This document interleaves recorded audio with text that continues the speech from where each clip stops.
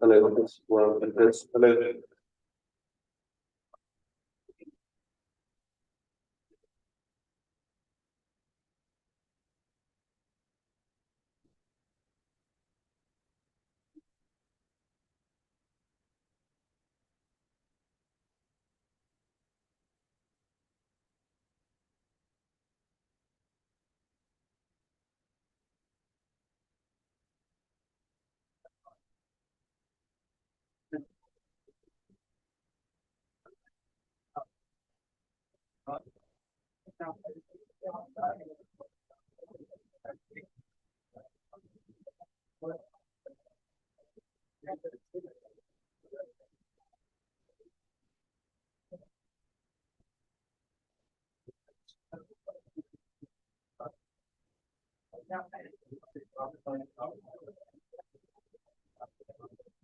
Hello, make it possible. Hello, hello, hello, hello, hello, make it. Hello, make it.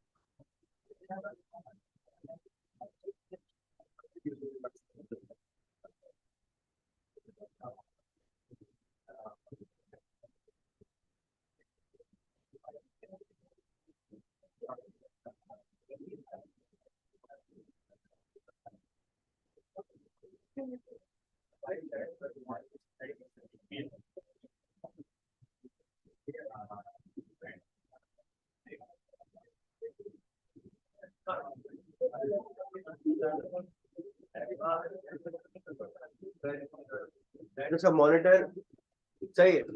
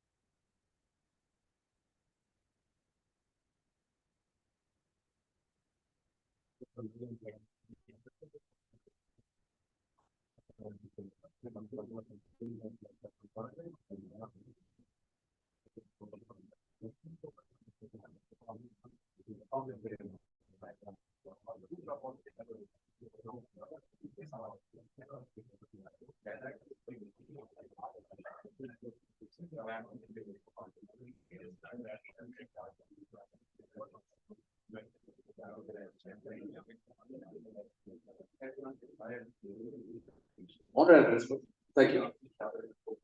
أعوذ بالله من الشيطان الرجيم بسم الله الرحمن الرحيم Assalamu alaikum wa rahmatullahi wa barakatuh. The audience, I know we are starting just about 5 minutes late. Last evening, issues with some lights and so on and so forth. I welcome you to Cyber Threat Intelligence 2023. This is not the first and hopefully not the last edition. It's been running for a few years now, and I've been a patron of this event for the last almost 5 years as well. I've obviously represented different entities, and this year and last year I've been here mainly to orchestrate the conversations, help with some of the content, but also make sure that we start on time, we finish on time, and that the content is relatively closely aligned with the agenda that's been laid out. मेरा personal तारुफ मैं थोड़ा सा करवा दूं, then I'll invite our guest of honor and our chief guest as well to come on stage for a few words. My name is Noman Abdul Qadir. I've been not necessarily only in cybersecurity space, but I've been working with different entities, Microsoft, Citrix, IBM, Computer Associates. And because of that leadership role across Middle East and Africa, I've had a lot of interactions with multiple other vendors, places like Cisco, HP, and I've seen the evolution of three main areas: cloud computing, cybersecurity, and then also around now on data and analytics, which is now evolving into big data, eventually to AI, and so on and so forth. So just to set the theme for the day, for those who attended the events in the past, I'm a bit, I wouldn't call it strict, but I'm very adamant on making sure that we stick to our timelines when it comes to both respecting the audience and also the speakers as well. So please don't mind, especially the speakers who are already in the room. If you see me or Tala, for example, walk around, for all the speakers, there are monitors over here, which will also play your time that you've taken up for the presentation. So hopefully, the day is very long. Mera khala is the lunch ke baad we have some sessions. So then it becomes a bit more tedious for people to listen to boring content and slide decks for a very long time. So my कोशिश ये करूँगा कि orchestrate both for the audience and the rest of the speakers के भी start and end each slot on time as well.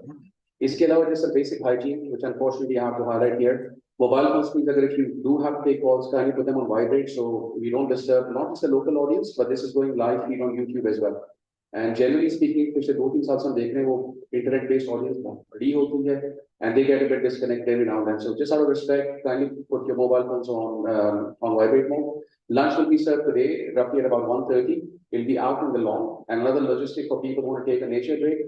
यहाँ से बाहर जाके towards the back of this lobby is there are 2 washrooms there for gents and ladies as well. इसके अलावा, I think my request to you would be, if you do feel that the content is not to your liking, do feel free to share it with the rest of the people who are walking around from the organizers, from Total Communications. I will make sure that I incorporate as much feedback as possible so that we don't deviate and also incorporate some of the things that you want to share with us or learn from us as well. We do have a very long list of international panelists over here, good speakers. I think the content this year is relatively even more focused on not just threat intelligence, but also in the afternoon, we talk a lot about artificial intelligence as well, something that's really hot, but we need to bring that know-how globally into the Pakistani context, right, where we are and where we want to be. If you allow me for one more minute, I want to highlight 3 more things which are relevant to, I think, the current state of affairs. Geopolitically, we are a bit challenged, and please take it with a pinch of salt what I tell you. It's with all humility and all patriotism that I do want to talk about things. There are challenges both from our country perspective and then also from the domain perspective with cybersecurity. Couple of things I have taken down. So, we've been told both on our scripture that everything we do should be done in a way. There's a word called ahsan that is used frequently in our scripture. Ahsan तरीके का मतलब ये होता है कि we do everything to the best of our ability, and then beyond that we leave things to the Almighty to judge us on. Cybersecurity is no different, or any knowledge-based endeavor is no different. I really feel sometimes that we have a tendency as a nation to shortcuts, and because of that, we might get to 80% of the recognition that we deserve. The last 20% lacks, and because of that, we don't get globally recognized for the skill set that we have in country and the work that happens in this country as well. So that's one thought I want to leave with you. There are enough scholars to talk about this. There are enough books in English. It would be probably, I think the closest would be excellence. So par excellence, so anything we do should be done based on excellence itself. Second thing that I wanted to talk about was knowledge and wisdom. We will share a lot of knowledge with you guys today, all the speakers, right? There's a lot of good content from both. Some of it goes into deep tech, and a lot of it is around programs, global trends, and so on and so forth. Wisdom will only come in practice. And our guest here actually asked me about, where we are and, relevance and career paths of individuals.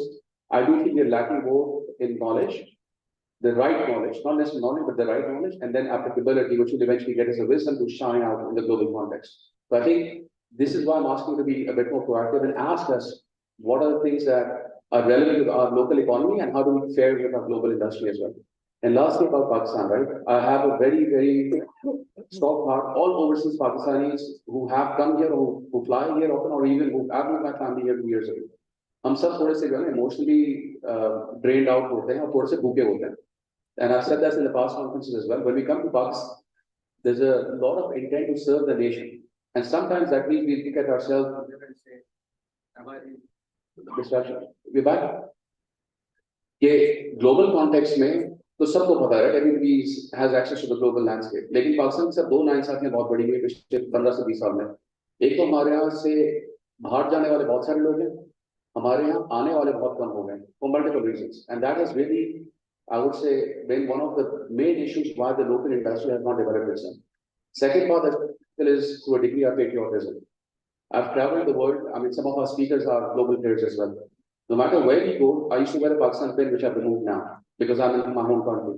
लेकिन जब हम बाहर जाते हैं तो हमें एहसास होता है कि ग्लोबल लैंडस्केप में हमारी स्टैंडिंग काफी वीक होती जा रही है continuously. We are on the back foot right now. And I'm not talking about the next door neighbors, both sides of Pakistan.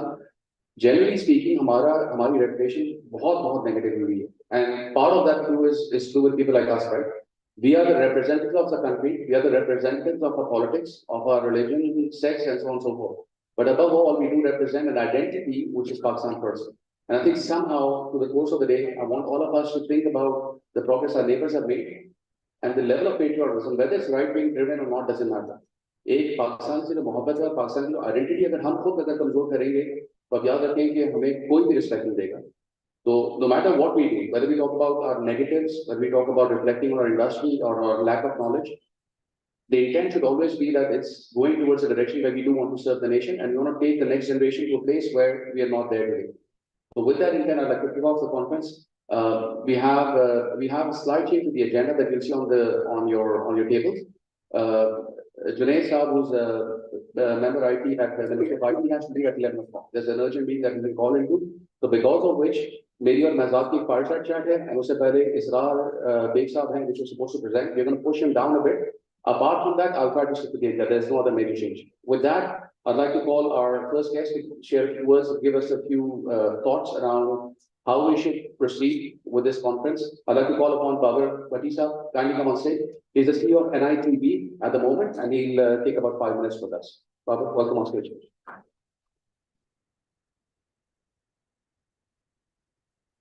Thank you very much.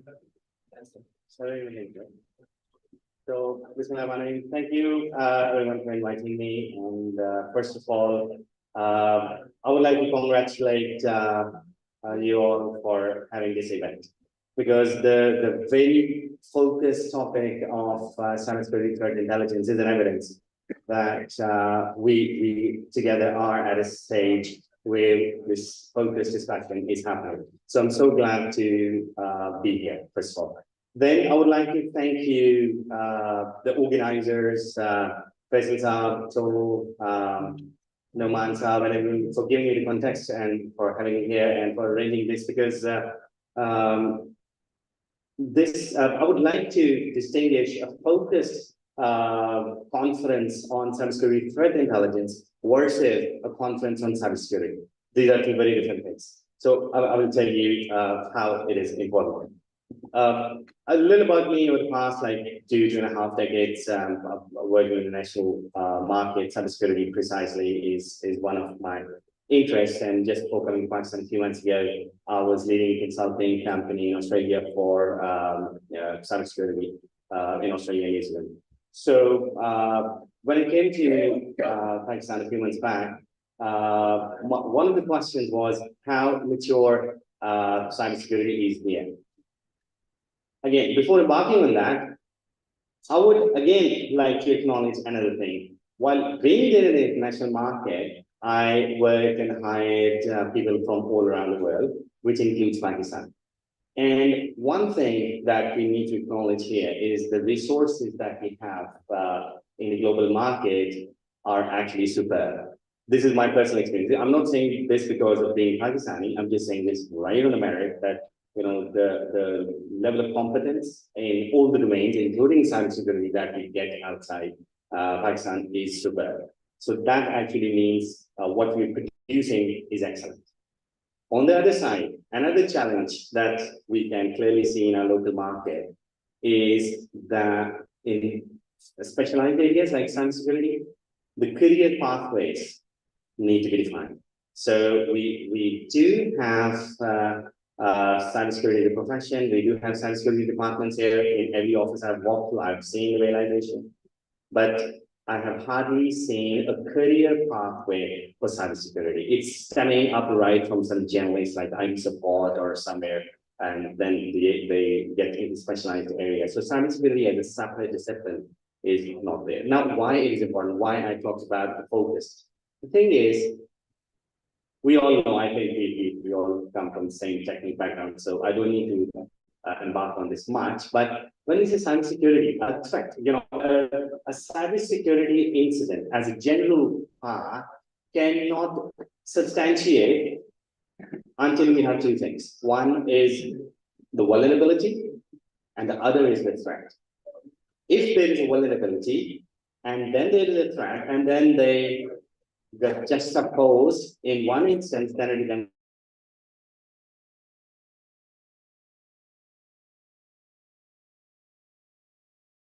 good. No, we're far ahead of time.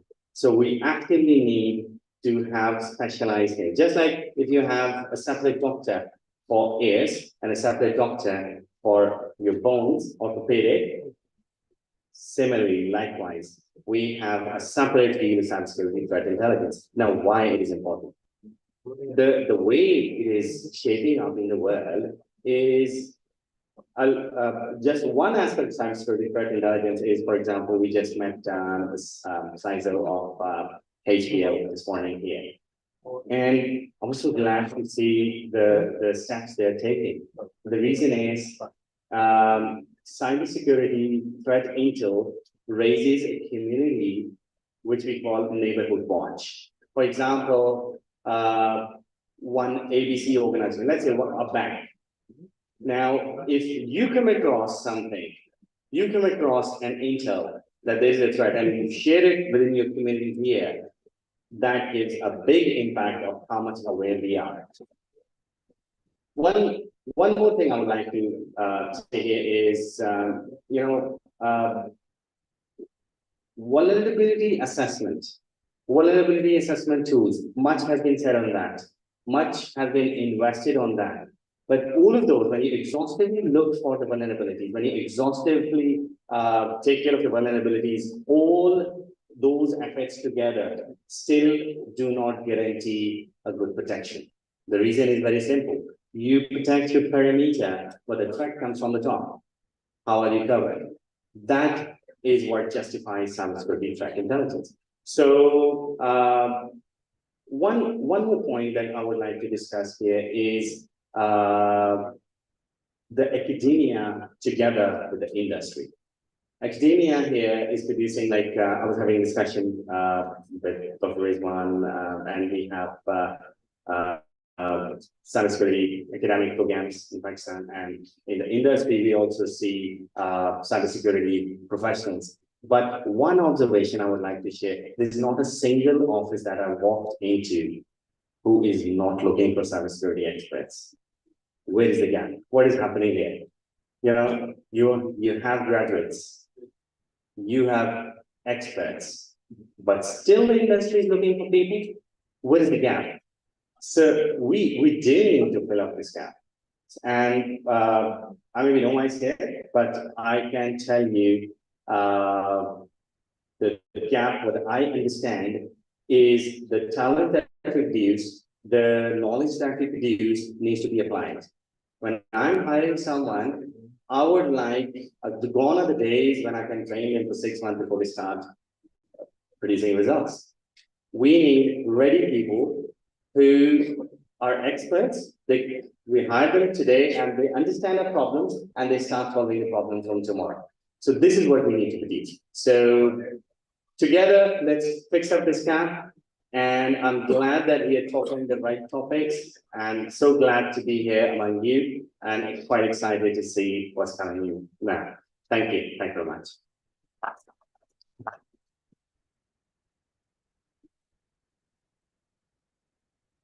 Thank you, Robert. Sir. We'll be talking about some of the things that you mentioned in the afternoon. I don't know how much time we'll have, but we'll talk about proactive versus reactive security. And we'll dwell deep into threat hunting, not just from a tools perspective, but also from an approach and program perspective as well. We've got some really good panelists as well coming up later today. Skills gap is up in the heart. Skills gap is a global shortage of cybersecurity professionals. But my humble opinion, we can have an offline conversation, is there's a lot of, I think, work to be done around the consumption of these resources that we're churning out from universities. Part of that is compensation, part of that is career pathing, like you said, so that they see a clear line of sight. And lastly, it's about the industry itself. When the industry matures, automatically, you get more and more jobs, people to come and fill that vacuum. So I think the overall posture needs to go up significantly in the country. With that, I think we move on to our keynote speaker. Dr. Rizwan is here. He's the co-rector for NUST. I'd like to welcome on stage, please, Dr. Rizwan, to share a few words with us.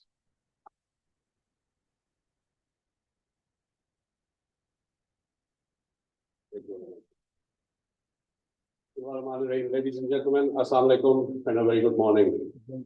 So, August of 1986, I bought my first computer, a Zenith Z286 with a whopping half a megabyte of memory and 2 floppy drives of half a megabyte each, again 512K to be exact, and was introduced to that amazing thing called DOS.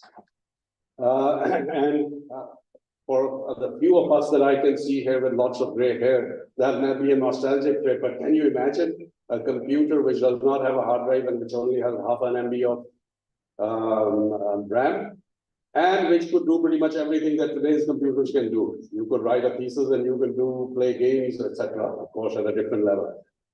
So a few years later, maybe about 2 or 3 years later, we had the first Windows, which was actually usable, and we were introduced to the point-and-click model, etc. But those of us who knew DOS still used the command prompt and still used those commands which were rapidly going out of fashion.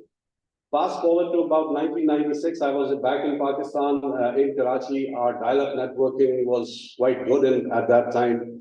And one day, sitting in Karachi at one of the Air Force bases, I telnetted into a few computers, and I found nobody knew about the ports and nobody had blocked the telnet access to their computers. And so you could sort of download the whole password and username directory of PTCL or whoever you wanted, because it was just lying there. Fast forward another 10 years, and then fast forward another 10 years, even today, I can use those dinosaur era commands and access a computer in NUST or access a computer in the Air Force, because somebody did not block those ports. As more Windows and more operating systems that come into play, users don't know about these things anymore. It's just gone more into an organizational mode or more on a systemic mode to block these kinds of things. When I started using the computer, I could block all my ports, I could stop my hard drive, I could have notifications for every read and write as a user. Norton Utilities was something amazing which would give you all, and I believe we have a speaker from Symantec today also. We could do everything that you could think of with a machine. And later on, all of that was taken away from the user and taken over by the large companies because they thought they could do it better and probably could from an average user. But what that means is our users do not now understand the concept of backdoors, ports, how somebody can access their computer without their knowledge. And as a result, when we try to make people understand how unsafe a computer or a network is, to them it's grief. I guess time of the times, changing times, this is necessary. So 2 challenges. One, how do you secure your networks or your computers, etc., with the best tools, with the best qualified people, etc. But I believe the much bigger challenge, how do you convince me as an administrator not to have administrative access on my computers, not to download software from wherever the hell I want, how to make my practices cyber secure. And as the pro-rector of a university, I actually have these 2 challenges going side by side. NUST has 7 campuses in 5 cities all around the country, which means we have a countrywide ICT network which we manage ourselves. And being NUST, a very lucrative target, so therefore a lot of different types of attacks all the time. On the other hand, I have students and teachers and experts who are trying to create the new next generation of experts that I was talking about. And we are trying to teach people how to be cyber secure, and on the other hand, trying to maintain the cybersecurity of our own network. And every second day that we run a forensic analysis of something that happened, we find it was a person who downloaded this, or a person who attached an unauthorized computer, or a person who taped his username and password to the screen, or a person, who told his PA all the access codes to his computer. You could put the best software and the best cybersecurity team in the world in that organization, you will still have people breaking through and trying to change their grades. So, having said that, the challenge, I believe, is we have to educate the common man.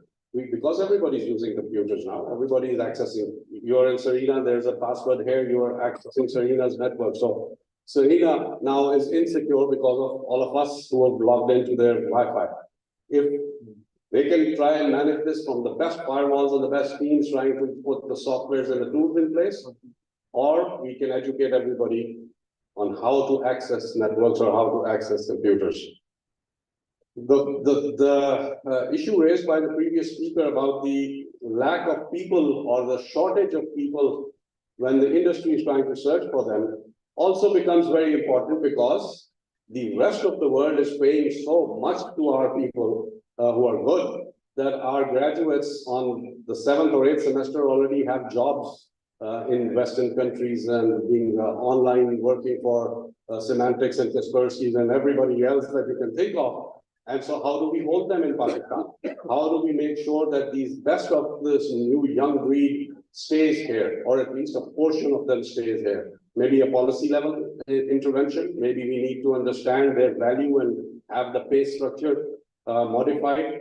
And I think the point raised was very valid, that cybersecurity has to become a completely different branch of every organization, rather than being part of the IT support as it runs pretty much everywhere. Even in NUS, I think we separated cybersecurity from generic IT only a year ago, and we made this a whole new section which is looking after it. But let me focus on the good news. The good news is, as I mentioned, our kids are bright enough. We are teaching them good enough that they are being picked up by the best companies in the world. Our labs are good enough. For example, I see Dr. Heather sitting here, who's heading the national cybersecurity effort right now, one of our faculty members. So luckily, the government realized that there is talent there somewhere in academia, and they reached out and found the right person, and now he's heading the national effort. We do have the people, we do have the skills, and we certainly have the young, bright minds who can do all the things that we need them to do.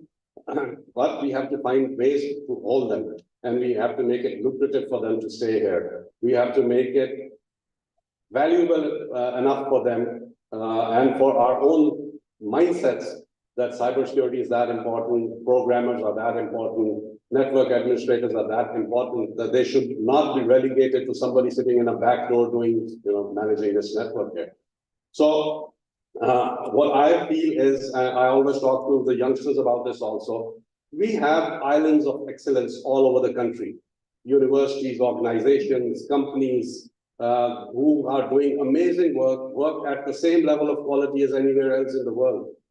Let's focus on them. Let's focus on the strengths that we have. We do have a lot.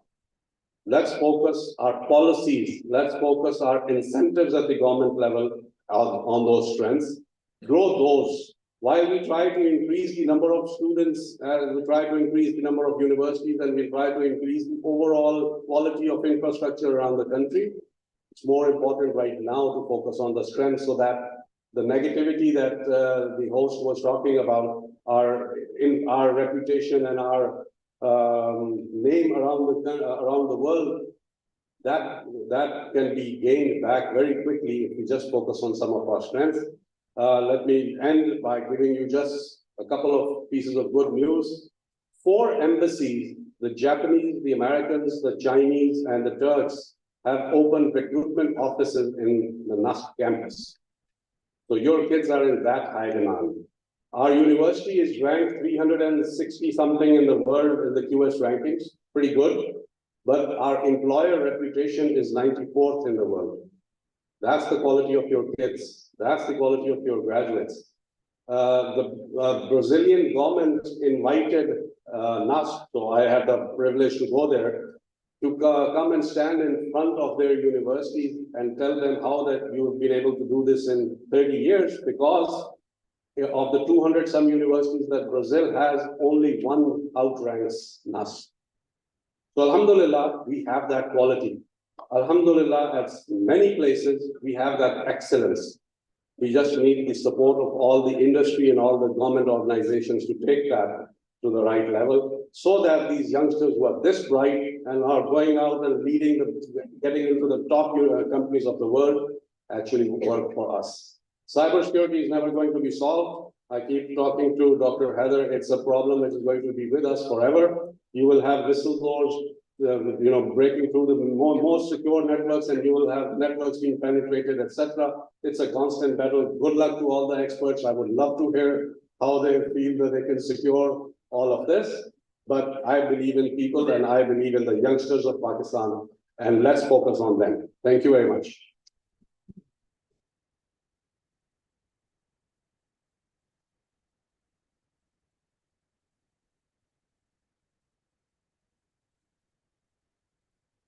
Dr. Thank you so much. I think, so after that gloomy, dark start, there's a positivity there. And I think that piece I want to acknowledge as well. If you look at the rankings, from anything with regards to the, let's say, the newer skill set, whether it's AI, data sciences, you look at cybersecurity, specifically around, the utilization of modern techniques to breach parameters and traditional tools, I think we are far ahead of that curve.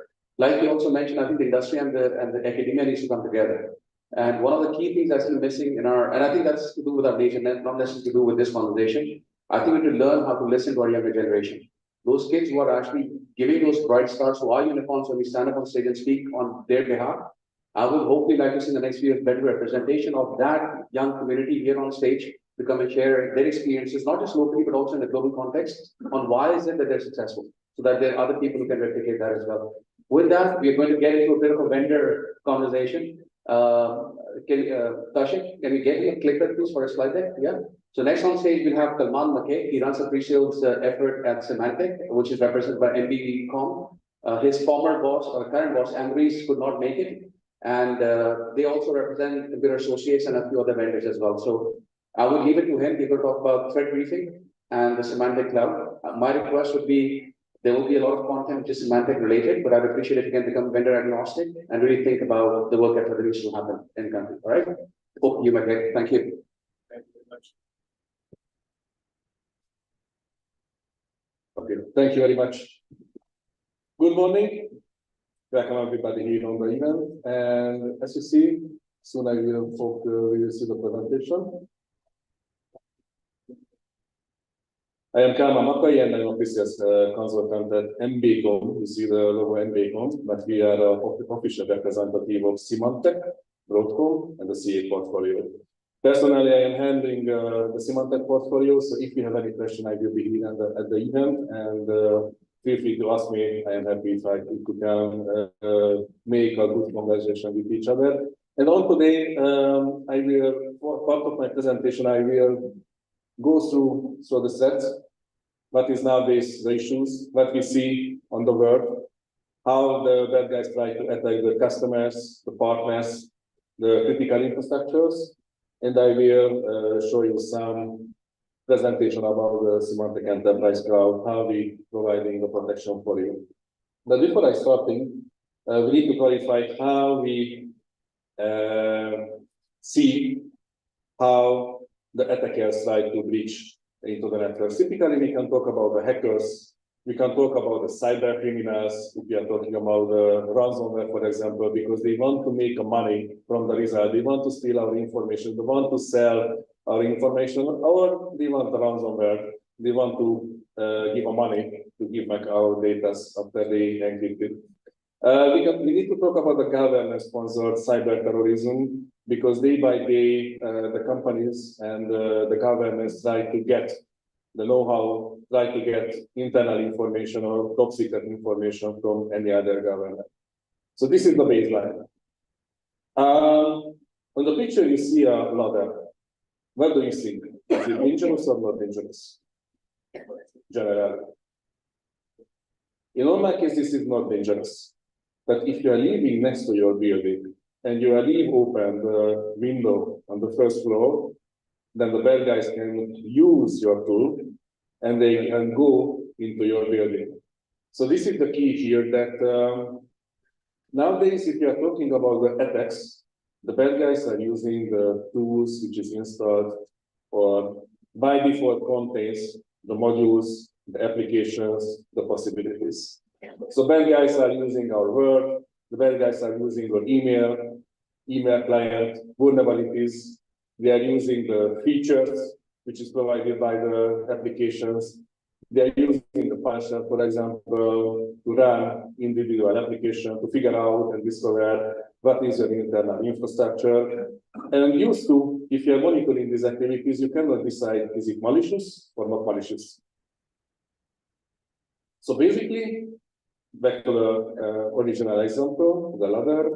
Basically, we need to change our thinking how the cyber attack is working. So in the past, we talk about the security holes, we talk about the vulnerabilities, but nowadays we need to expect that the bad guys, the hackers, we use our tools, and through that we will get the information how they can steal our internal top secret information, sensitive information, know-how, and all of the data which is handled by the employees. Let's see the threat landscape. It's very interesting. I worked for Symantec a long time ago, and I collected some slides from the past, and through that you will understand what is the issue here.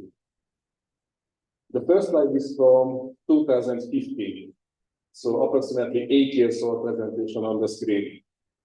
Email is the #1 incursion vector for targeted attacks. That was 8 years ago. I hide unnecessary information on the screen, but you see the second slide, 2018. Last year, 71% of all targeted attacks started with spear phishing, started with email attack. This happened approximately 5 years ago. 7 years ago. Next slide. 2020 FBI ICC report. So 3 years ago, we talked about the business email compromise. Business email compromise coming through the email. So we're still speaking about the email. And this happened 3 years ago. 2021, spear phishing, business email compromise. So we're still speaking about the emails. So that was the first and the primary attack vector, how the bad guys try to initiate the first attack vector, how they initiate the social engineering attack, how they try to confuse the employees and get the internal information, and sometimes just the username and the password is more than enough, because the webmail or any other system which is published on the internet, they can log in and they can build the next type of attacking vector, and they can get the internal information from the infrastructure. And this is a typical example that how it's working. The guys creating a new website. We are sharing some funny content, and you can be sure that you are not interested in the cat, or maybe you don't like the cat, but a lot of colleagues liking, and you can be sure that if they are receiving a funny link, if they are opening the link and the funny cat, for example, a cat is jumping on the screen, they will forward internally for the another colleagues who like the cat. And because at the delivery time, because when the email is arriving and delivered into the mailbox, this website is not malicious. Nobody will inform you through the security system that need to block this web page. But suddenly the bad guys replacing the funny content, and they put the Office 365 login page. You can be sure that more than 80% of the employees will give the internal username and the password just to access to the funny content. And at this stage, we need to protect them. We need to give an alert on the screen that please do not give any username or password or any internal information. A lot of technology is behind, so I won't go to the how we can resolve this issue, part of this presentation, but this is just a trend that the bad guys building to the people. So you can have a lot of proxy solution, you can have a lot of endpoint protection from a different vendor, or you can use a multiple solution in your environment. But on the opposite side, there is a human error. And this is what we need to focus. And as Mr. Rizwan Riaz mentioned, the enablement, to teaching the employees what can be the issue, what can be the attacking vector, is the most important nowadays, not just the technology. We need to continuously enable them, we need to continuously teach them, and internally, we need to be prepared as the IT security professionals and leaders to protect the employees against this type of attack. And we need to talk about the malicious employees or the victims. Mr. Rizvani has mentioned that a new generation is coming. So, who heard about the ChatGPT? I think everybody, yes. Some colleague raised his hand, her hand, but I know that everybody knows what is the AI, what is the ChatGPT, and what is the problem here. You are using the Edge. In the Edge, you type something into the search field, and you receive the result. Sometimes you receive answer with exact sentences and AI content, generated by AI content. And the issue nowadays is that if you are sharing any information, then ChatGPT will use this. If you share any source code for ChatGPT or any other AI, it will use in the future.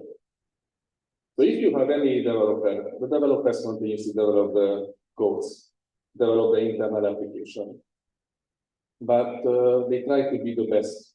They try to fine-tune the source code. And they see that this is a good idea to share the source code with the ChatGPT or any other AI solution. Then the issue will be that maybe ChatGPT in the future will use, and if any other developer will ask in this country, but in any other country from any other company, then maybe your code will be used, will be applied, and will be shared for another developers. So the copyright, the privacy, how you can share the code, how you can use the code which is coming from the AI is a critical question, even if we are talking about the officially subscribed solution, because ChatGPT is free. You can discuss with the ChatGPT. But sometimes the AI providers giving a subscription packages, you can pay for that, you can use officially, but in the background, nobody knows that how they will use it in the future, your question, the answers, the provided information. Or just another example, you would like to create a very nice presentation, and you ask ChatGPT that, okay, please give me your slides about this and this and these topics. But sometimes the employees are sharing sensitive internal information and asking ChatGPT that from this content, please create me a very nice and very good presentation. And as I mentioned, it can be a sensitive information, maybe just for internal purposes. Maybe the stock exchange information will be appeared on that before the announcement, for example. So a lot of issues there about the privacy and the copyright. So this is why we need to focus not just with the traditional attacks, not just the PSP phishing, not just about the network attacks. We need to focus about the new attacking vector, and this is the AI. And this is the employee will provide the information for the AI. Data privacy, this is a critical question. What will happen? How the AI will use this? Who will own the content? If you are using this content, are you permitted to use, or is belong to the ownership of this content to the AI provider. So a lot of open questions, and sometimes we are not reading the contract or the license agreement. We just speaking to the agree and we are just starting to use the solution. So this can be the huge issue. What will happen if the AI solution or the AI company is sharing the information with the third party? What will happen after that? If you want to delete your question or the answers or the provided information, is it possible? The company will delete or they can use later. So this is the private data part. Cybersecurity. If you initiate the discussion with the ChatGPT, this is just an easy example. You can ask to create me a script or create me a code, a source code to encrypt my data. And the ChatGPT will answer for you that, okay, here is the code, you just need to transfer it. You can ask that, please create me a script to discover my network in the PowerShell. Back to the original example, a lot of tool is a standard part of the operating system or the standard part of the company machines. So basically, you can ask a lot of things from the AI, and it will give you the solution. So without any technology knowledge, you can get the information. Your employees can get sensitive information from the infrastructure, and they can initiate internal attacks. Or we need to talk about deep fake. A lot of solution is can reproduce our voice. Just an example. The bad guys fake creating a call to the support, to the IT support. They are hiding the phone number or they are changing the phone number of the CEO of the company. They will use the CEO voice because the CEO used to presenting on the conferences and a lot of YouTube recorded session is available. So they can use the voice from the YouTube. So the bad guys initiating a call to the IT, faking the phone number, faking the voice, and they instruct the support to please change my password. And the IT will do. And then the bad guys can log in and they can initiate the next attacking vector against the company or the partners. So from the cybersecurity part, we see a lot of risk here from the attacker side and from the employee side also. So we need to be very careful and we need to control how the employees are using the AI solutions. Copyright issues, part of the data protection, I mentioned this, that is a big question for everybody, that how they can use the AI generated content, the pictures, the presentations, and everything which is generated by the AI. This is a huge open question.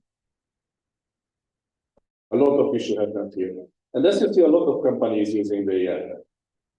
You can use for the good things, and you can use for the bad things. For example, Symantec.com is using the AI, but for the good things. So this is a new technology. This is a significantly growing technology. We need to be careful, but the AI is basically our friend. So we don't need to care, we don't need to fight against the AI, but we need to know that what is the security risk behind. And we need to learn continuously, and we need to follow what is happening about the AI technologies. Symantec doing. So you can be sure that if you are using the Symantec technology, we are giving the support that how you can use and how you can protect against the AI technologies. And as I mentioned, the new generation is absolutely a normal thing that they are downloading an application, creating a nice picture, creating a nice presentation. So day by day, more and more people, more and more employees will use this technology. Cloud. This is the next thing. A lot of companies going to the cloud, moving the services to the cloud. And I came from Hungary. I based in Dubai, but I came from Hungary. And in the European region, at the beginning, everybody refused the cloud. But slowly, everybody moved to the infrastructures, the Office 365, the emails, everything. Slowly, very slowly, they continuously improve, but slowly they move to the and taste the cloud and they liked it and they moved to the cloud. So I see the same or similar movement here in this region, in the Middle East region. And This is always the question that how we can move to the cloud, how we can move the data. But on the opposite side, if you are talking about the cloud providers, the goal always that they want to provide the service for everybody. And independent of the employees logging in from Pakistan or from Dubai or from Sydney or New Zealand, the service is always available.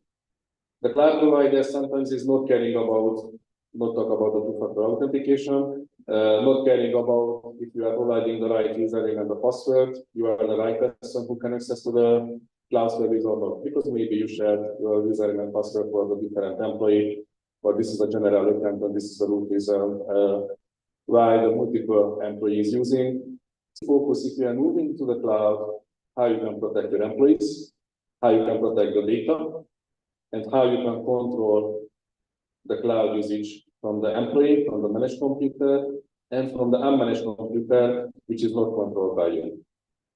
So you can save the costs, and a lot of IT security professionals is learning that if the company start to use the cloud, then the company will cut some role and they lay off, but this is not true. In the cloud, you need to focus that what is happening, how is happening, who is using, and through that, the IT professional needed at the company, must need it, and more needed than this before, if you are talking about and comparing to the on-premise technologies. So here you see the example. If you are talking typically about how the bad guys are attacking the cloud, if the employee is registering to the forum, or using the Amazon, using the eBay, or using any other cloud service, and they are using the company email address, official company email address, then sometimes they are using the same password. And if the attackers hacking any general system, it can be a Volvo forum, for example, to get information about the Volvo service or something like that. This is just a personal thing. But used to we want to figure out what is happening under the hood, or we have an issue with the car. We need to figure out that how we can resolve, maybe without involving the service. And if the bad guys hacking the system and they get the username and the password, and they will see that this is an official company email address, you can be sure that they will try to log into the PayPal, to the eBay, to the Amazon, to the Netflix, and to the webmail also. And any other service which is available and can be assigned or can be discovered through the internet that this is belong to the affected company. So if we are talking about the cloud, we need to always get the visibility or keep the visibility. Comparing to the on-premise network, in this case, more visibility needed. We need to protect the information which is stored in the cloud. We need to control how the employees are using. We need to control, can they access from the unmanaged computer or not? And the most important, next to the data security, is the threat protection. Because what will happen if the attacker is just injecting any malicious code to the cloud, and this will be detonated on the internal infrastructure. So if you are talking about the cloud, a lot of any other attacking vector appearing, more and more attacking vector appearing comparing to the on-premise solutions. And the game is hard because everything about the money, everything about attacking the companies to get the sensitive information, or sending back to the start field, to the ground field, destroying, for example, the infrastructure. Just imagine the following, that somebody deleting all of the Azure or GCP or the AWS infrastructure, no file server, no email server, no web server, and the company cannot operating after the over weeks, for example. So this is a loss for the company. Part of a lot of conferences, you can hear about the zero trust, you can hear about the digital transformation, work from anywhere, compliance and privacy, intellectual property. In the last few slides, this is what I want to share with you. Why is it important to don't trust if the employee is working from home, from the home device, or the developers are working from unknown infrastructure. Why is it important to keep the compliance and the privacy, and how you can protect the intellectual property in your environment, in your data store. What we are giving for you, without any technical information, we are giving you a bubble, a very strong bubble. Just imagine the following: you are sitting here, you have a small device, a laptop, a phone, and if you are connecting to the internet, you can be sure that under the hood, the agents are protecting you. If you are opening any malicious website, that the system will blocking you because you are using the cloud proxy solution or on-premise solution, depending on the technology that you apply from Symantec. You can access to the internal resources, and this will be continuously logged and monitored and controlled. How you can access, what did you use from the internal resources? Or if you are using the hybrid system, on-premise infrastructure or the cloud, you don't need to think about where you are, how you are. So basically, again, the easiest picture for you, we are giving a bubble for the cloud infrastructure, the on-premise infrastructure.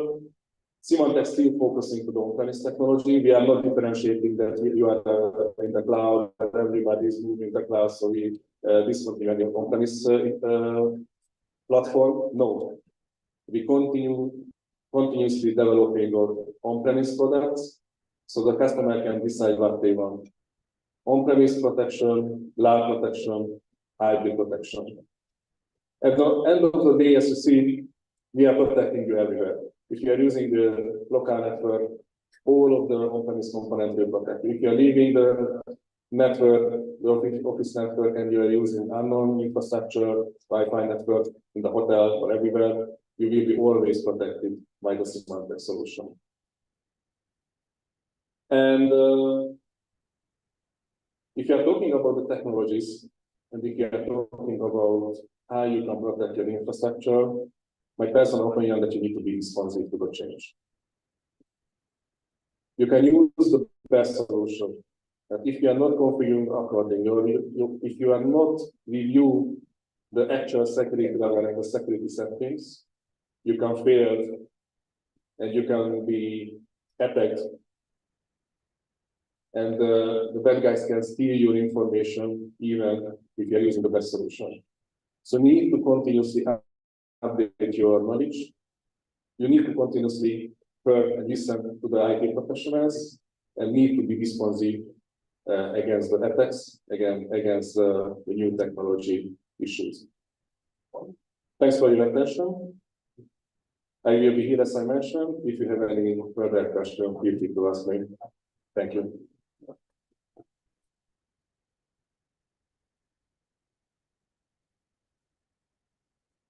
All right, so we're going to dig a bit deeper into the threat landscape.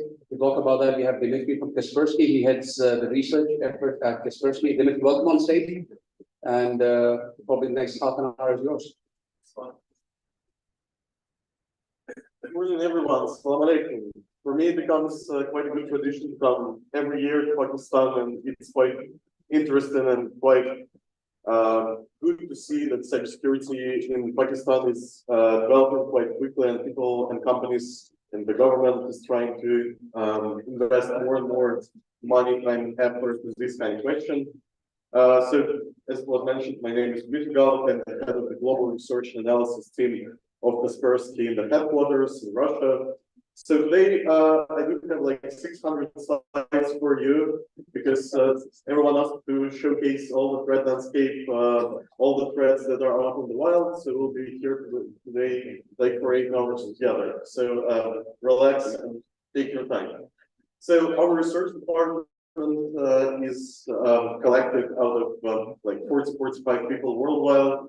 They are scattered in about 20 different countries.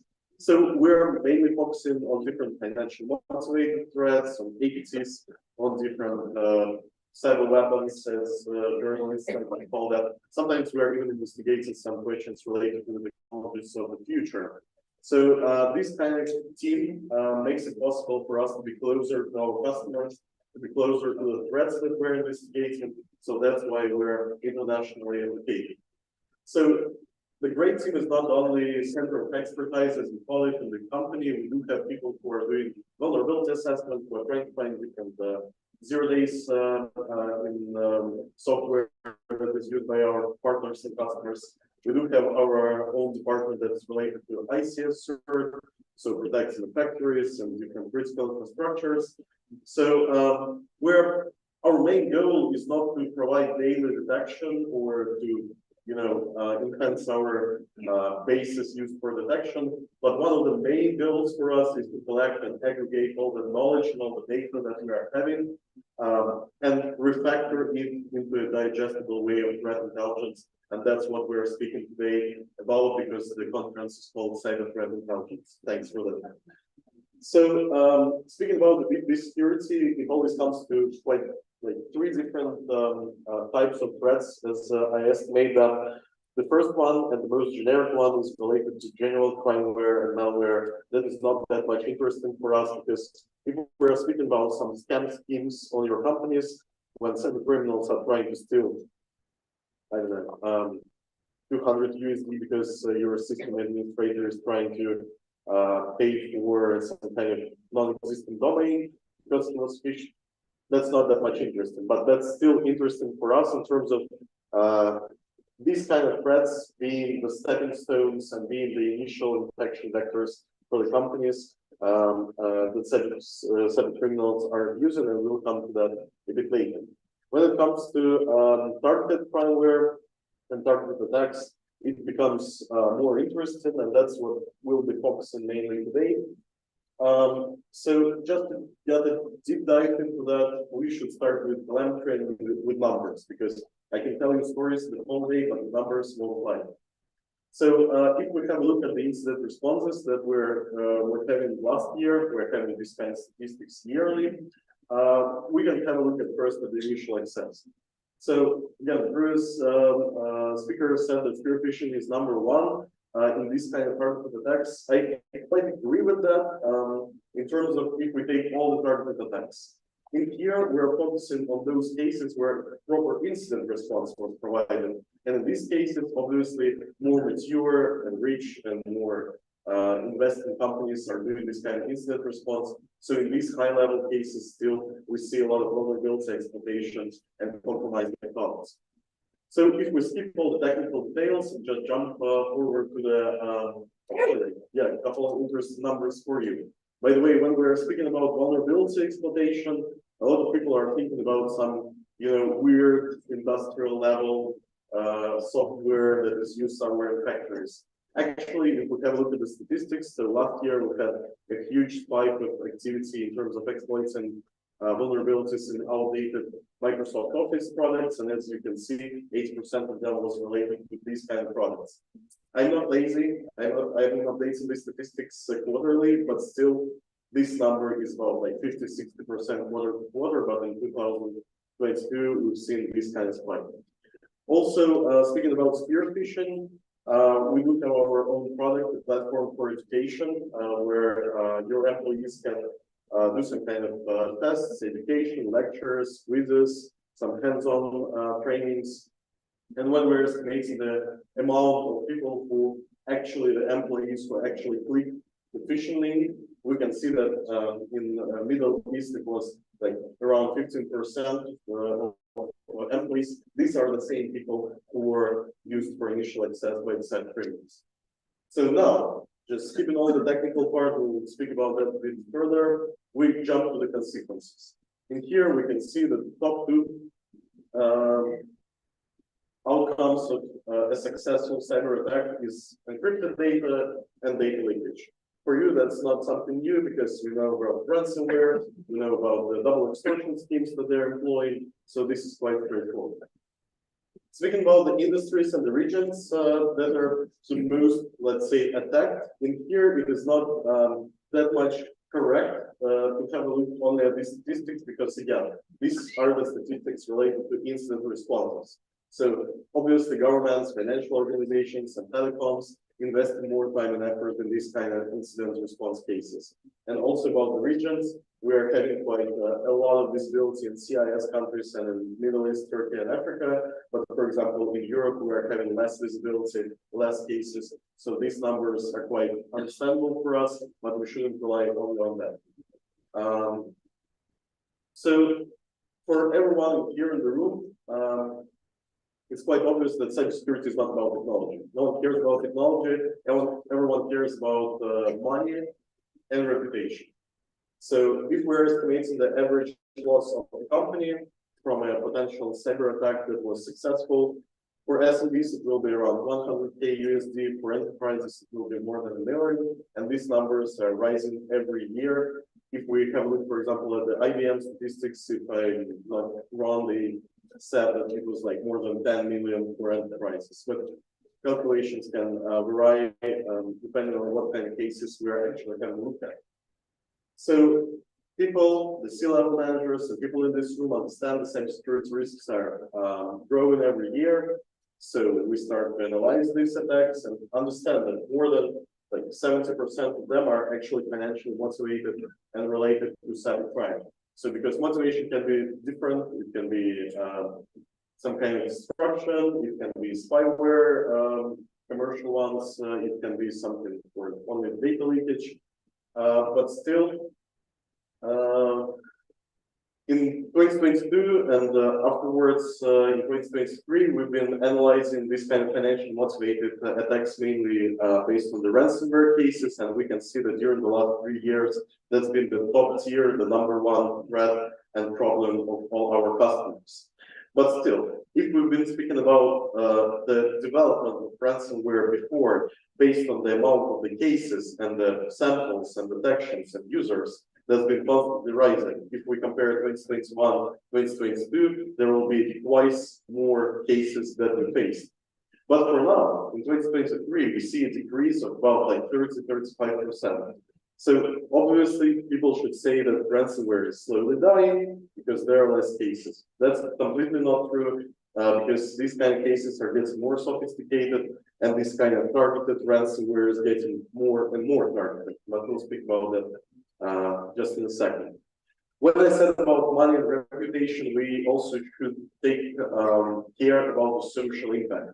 Here you see like 2 quite bad cases of ransomware affecting people's lives, not the companies, but average people, because in some cases, medical institutions are getting attacked and the patients can't get their proper surgery or some emergency healing, and even like indirectly they can die, as in the case when a woman had to be brought to another hospital because the one that was close to her home was attacked.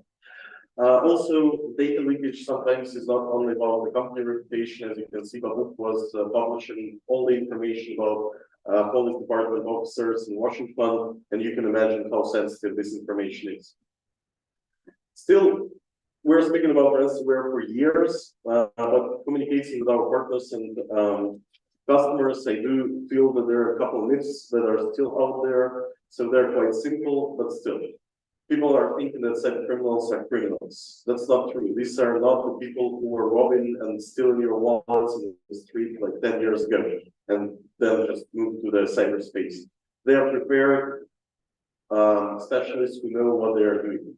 The second one, the targeted ransomware is targeted. That is not true as well, because these kind of guys, they are financially motivated, so they are not picking the target beforehand. They are trying to get as much initial access to different companies as possible, just hunting for the low-hanging fruit, and only after that cherry picking the targets that they like among them. So implementing even basic cybersecurity can help you a lot. And the last one, that's ransomware gangs are gangs. This is not true again, and this is quite a big business ecosystem that we can have a look if we analyze the pipeline and the timeline of an average attack. Everything starts with initial access, and then here that's what we've been speaking about: phishing, account compromises. They can buy it in bulk. Afterwards, they need to do the lateral movement, just to infect as many machines as possible. Again, they have to leak the data because they're employing a double extortion scheme. They have to analyze it. By the way, it's quite interesting. For what reason do they analyze it? In general, there are 2 main reasons. The first one, to understand whether they should attack this company or not. Probably it's governmental related and they don't want to do that. The second one is to estimate what is the ransom to ask for, just based on the financial documentation of the company. Even if everything was done and the data is leaked and encrypted, they have their negotiators, PR, IT support, just to tell your company how to buy Bitcoin. After that, all the money, all the ransoms have to be laundered and shared. Shared among who? Among all those parties, because they are separate groups, not knowing each other, just providing data and services among each other. And those people that we call ransomware operators, they are only the guys who are developing the initial platform and the implant and all the tool set around. There are some exclusions, for example, APT threat actors sometimes that are state-sponsored, they are doing this kind of financially motivated cybercrime. For example, some North Korean actors are doing that just to get money for the operations of the other part of the team. They can really sit around the table and do everything in house just because they can't rely on this kind of financially motivated affiliates. So, but now ransomware again, it's not dying, it is getting more and more sophisticated, and we can see that they are trying to employ different techniques. For a couple of last years, we are seeing cross-platform developments because they are trying to make their effort more, just like to spend less time and effort in developing tools that they can use in different environments. They're trying to employ different business schemes. For example, Lockbit supports 3 different branches of ransomware because they're taking away, for example, quantity source code in order to support it for those customers who are used for this product. And the last one that we're seeing that this industry, this ecosystem is getting more and more money and getting richer. So they're even buying some 0 days only for financial gain. One of the good examples is Nokoyawa that was using a real Windows 0 day only for financial operations for a very short period of time. Obviously, before that, we were mainly speaking about 0 days only in APT perspective. So, so here we do see some statistics and some cases that is related to ransomware gangs attacking companies in NITA. This year, as you can see, there's a lot of different examples of aerospace, governmentals, power suppliers, critical infrastructure, being really affected by these kind of cases. And you can say, hey, but Pakistan is not in here, it's not in the list. Actually, it isn't. But if we'll have a look at the general statistics and have a look at Pakistan, we will see that Pakistan is on the 6th place, in the world in terms of the percentage of users, the B2B users that have been affected by ransomware. What does this mean?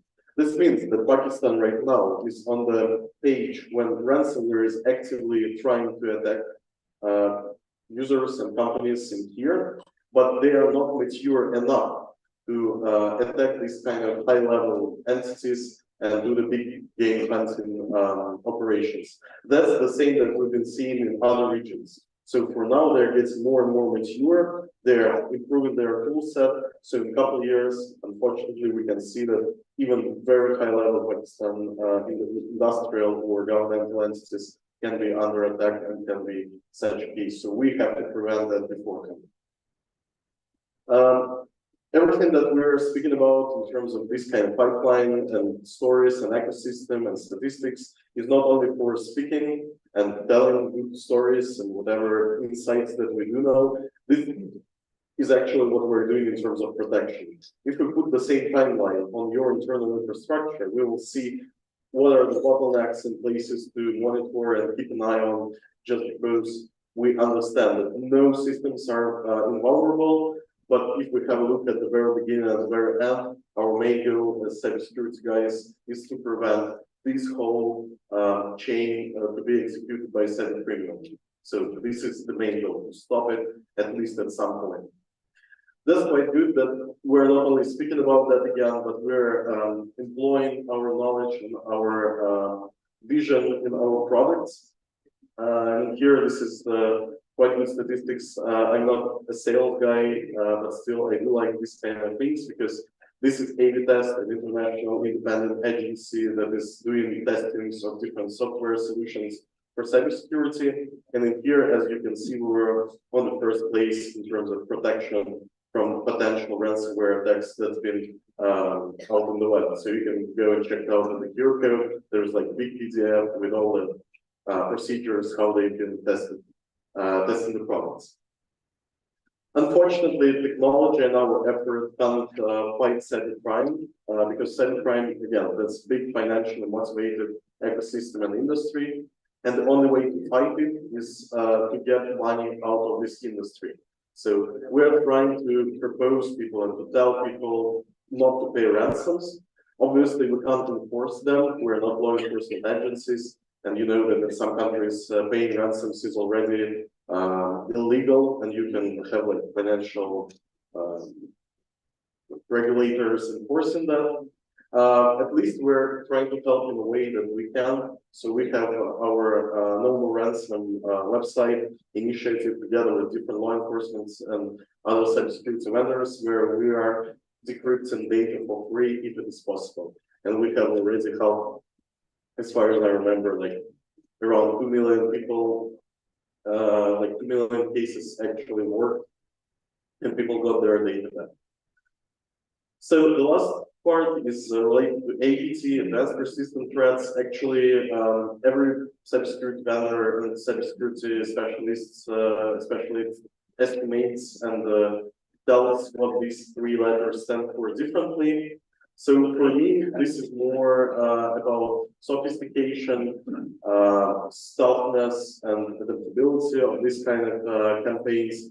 So they're very highly targeted. They can last for a long time, and they're very selective in terms of how covertly they are trying to do their operations and conduct them. So their main interests in terms of the industries are those that are more critical in terms of international collaborations and communications. These are governments, diplomatic entities, telecoms, and energetics. They can have different terms of, not terms, but types of motivation as well. They can be destructive. They can try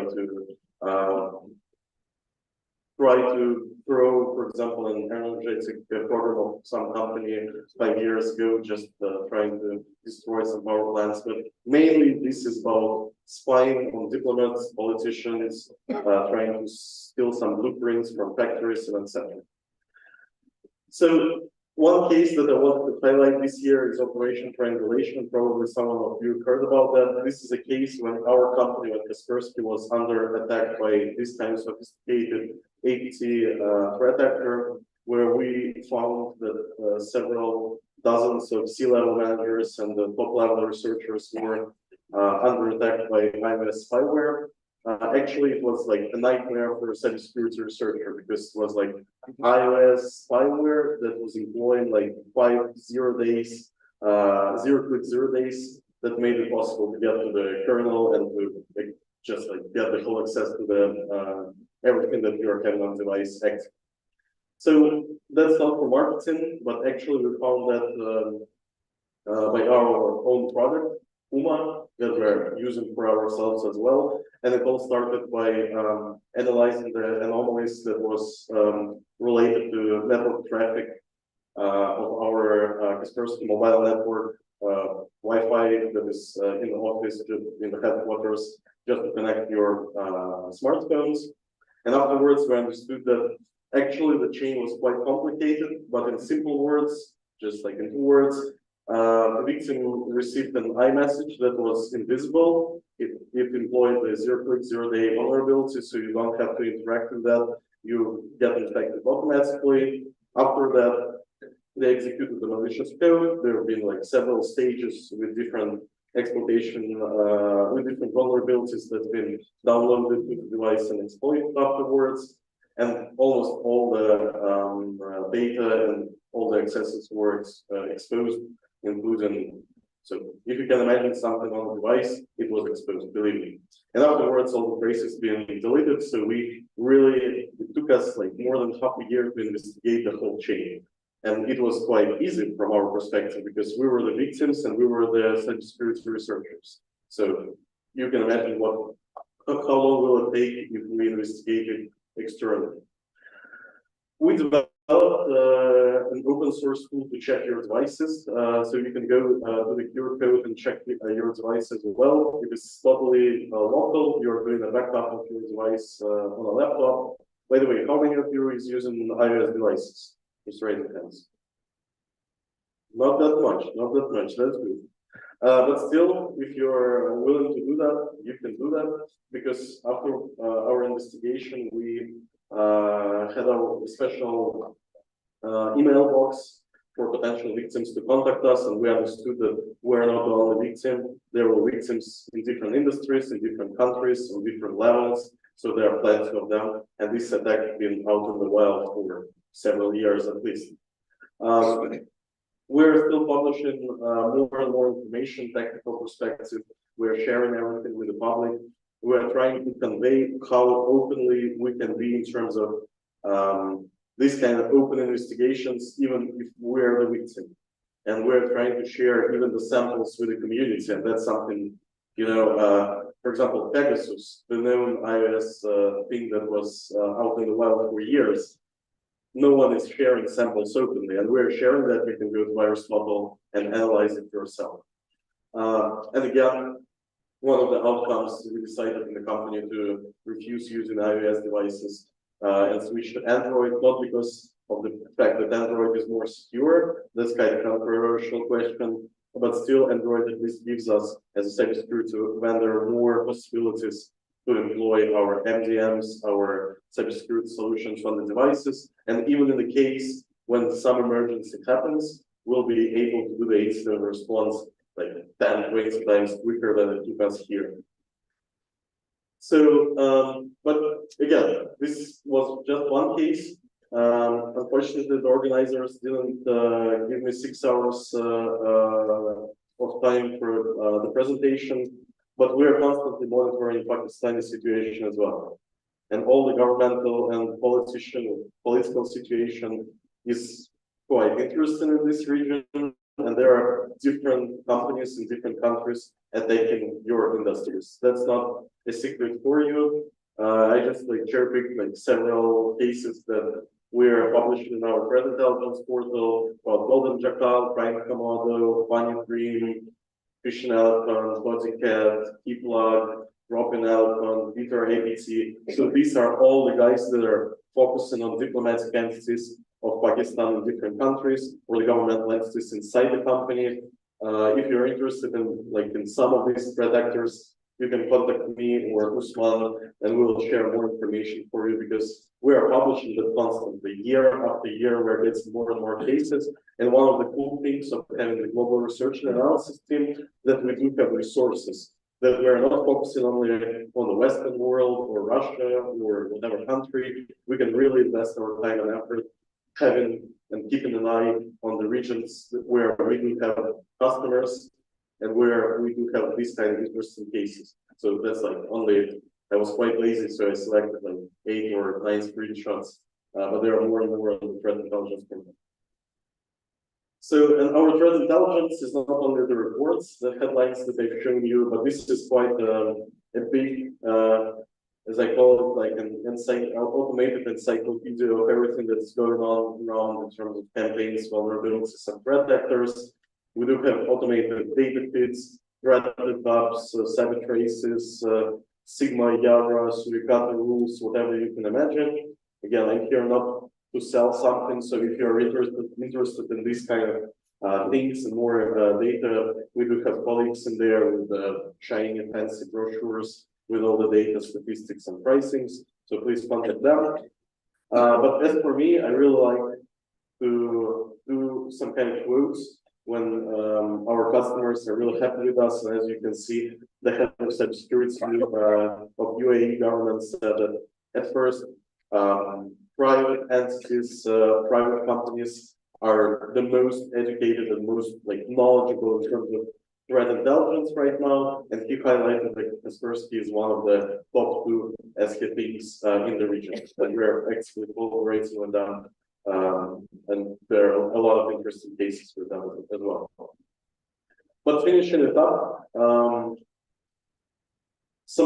lot of people are asking, so what is the outcome? So how can we protect our company using the knowledge that you're speaking about?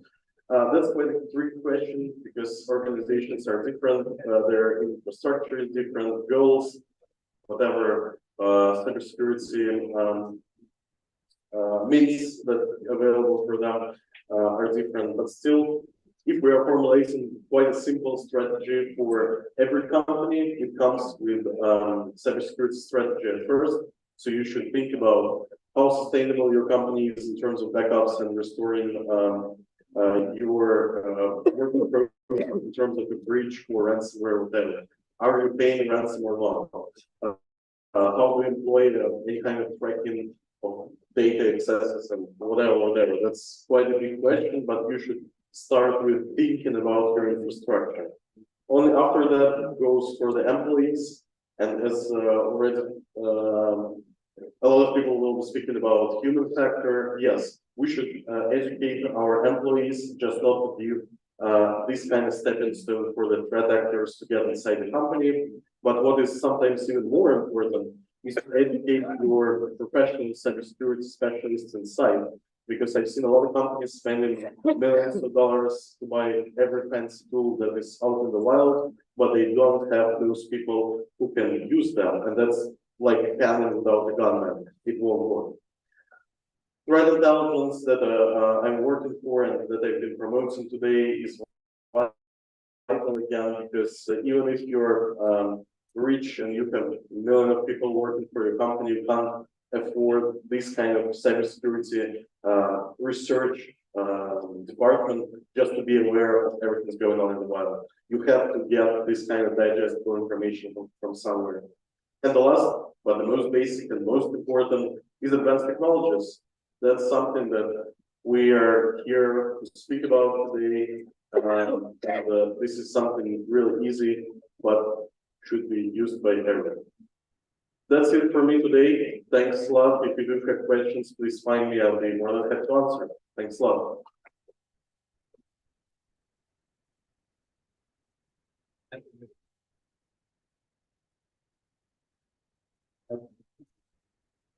So, Dimitri, thank you again. That was very insightful, especially the fact that we're monitoring the Pakistan landscape, and because we are not getting a lot of those spikes, is a time where we should be more concerned, because that means something is cooking in the background and it might just pop up all of a sudden.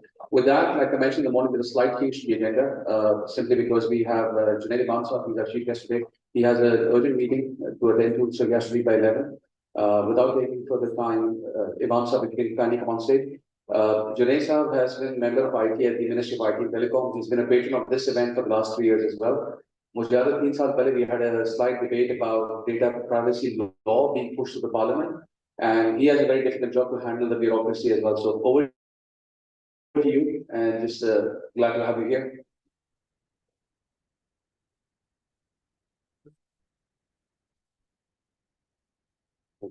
Thank you. So, Bismillahirrahmanirrahim. Distinguished guests, ladies and gentlemen, Assalamu alaikum and good morning. So, data privacy, cybersecurity, not very comfortable subjects to deal with these days. But I think Cyber Threat Intelligence 6th edition. So, a conference that I have found myself to be very closely associated, and I think this conference, from the government perspective, has brought multiple benefits to us. So, on one hand, we technical people learn about the latest development in this field, but at the same time, it also helps us in bringing awareness in government decision making and the overall hierarchy of the government. So, I would like to thank Total Communication, Faisal Saab, for making all this effort for us. And we realized that we lack in this area. And so our core department, the answer that we recently established, I think it should have been established maybe 10 to 20 years back, if you look at the global landscape. But fortunately, we are now building it. And I think there will be talks on this subject later in the day. But till the time we have a cybersecurity act in place, we have a cybersecurity commission or agency in place, this NSERT will be the focal entity that will be helping entities in Pakistan on providing cyber threat intelligence support. And we are fortunate we have Dr. Haider Abbas with us as the head of this organization. So we believe that in years to come, probably we will be overcoming a lot of gaps that are there that exist because of our delayed response to this challenge. So moving forward on this, I think now the world is also changing in the cyberspace. So till few years back, we used to talk about securing our own cyberspace. But the recent discussions in the UN, in the open-ended working groups, now they expect responsible state behavior in the cyberspace as well. And if you look at the 11 norms that the UN is formulating, 3 of the norms are related to don'ts. So that we do not have to do this related to other countries, other entities. And 3 items are related to collaboration. So again, cyber threat intelligence, once we build these capabilities and we have to collaborate with international players, other countries, and without building this capability, it will be difficult for us to respond to the request of other countries in this cyberspace. So building the capacity is a key. And in last year or so, we have undertaken many initiatives as far as capacity building is concerned. So we had now we are going through 3rd edition of our cybersecurity hackathon, where is hands-on training. Then we are also having competition. We also launched Train the Trainer program because we realized that there is not ample resource available as a trainer in the country. So we also run a boot camp for the trainers. Then we are also undertaking few programs for supporting certification in the cybersecurity area. But still, I think if I look at the demand, all these efforts are not sufficient. And the landscape, opening of the landscape that I'm foreseeing in the near future, because I think a couple of months back, we also got approved and CERT rules. And we are now in the process of nominating sectoral certs as well. So in the first stage, there are 9 sectoral certs that we are nominating. These are primarily related to critical infrastructures like telecom infrastructure. So there will be a banking cert as well. There will be an energy cert and education cert as well. And in the second phase, we will also be nominating government certs as well. So as this landscape is expanding, there will be immense need of skilled HR. All these sectoral certs, when they will be issuing the guidelines, when they will be requiring compliance from the organization. So we need to have requisite skill set in our ecosystem. And at this point in time, we see that as a challenge. So there are universities who are undertaking graduate and master's program in cybersecurity as well.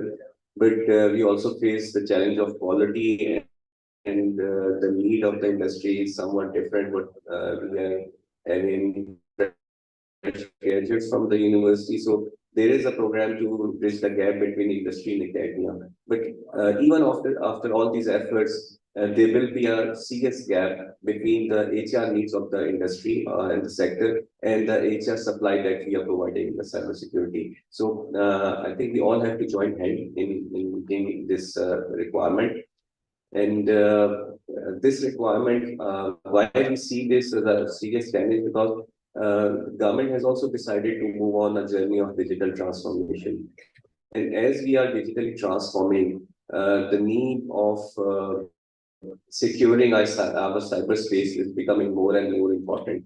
we now every next day we hear about some breach or some issue taking place in government entities as well. And so the digital transformation drive is not going to stop.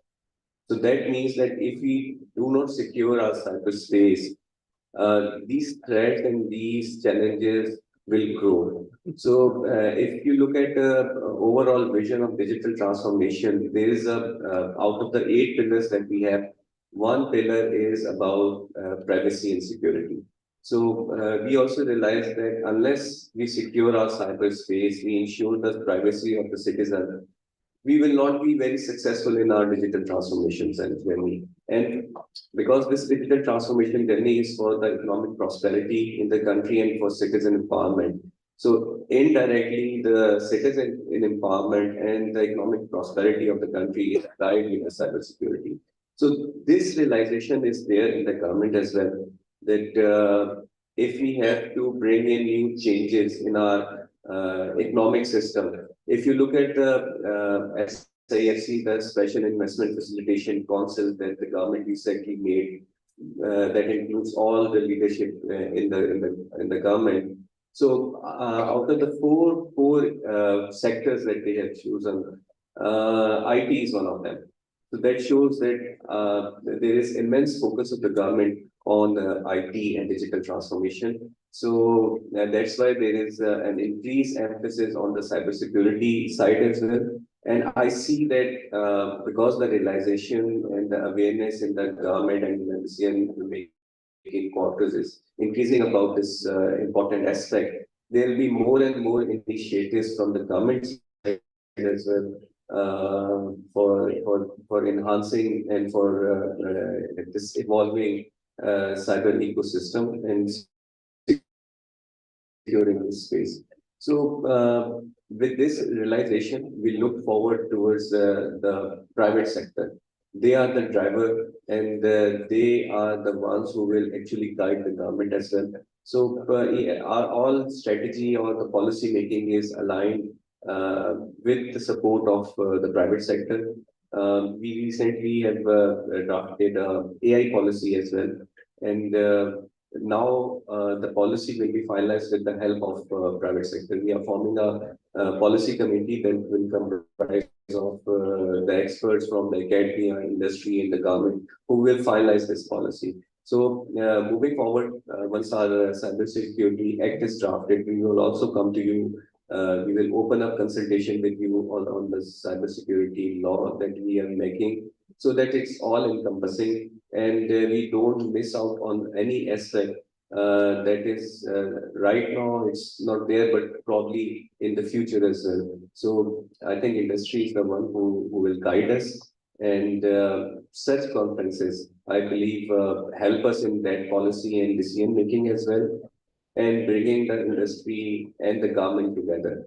So in the end, again, Sir, thank you very much for holding this event. And I look forward to future events of total communication, and your support in this ecosystem is really appreciated. Thank you very much.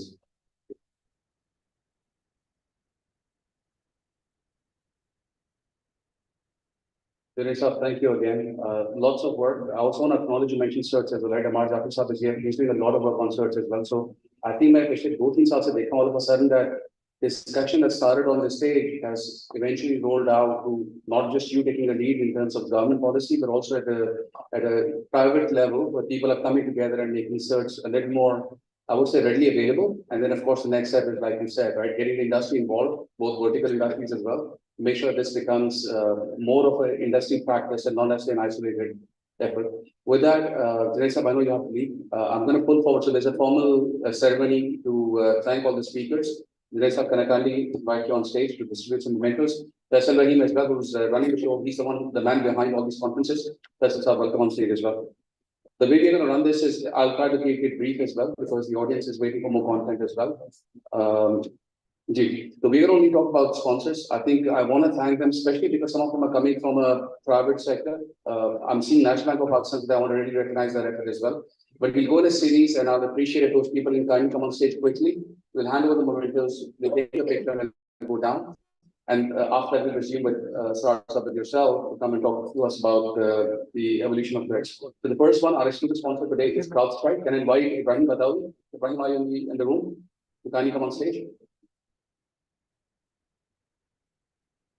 Thank you, Ibrahim.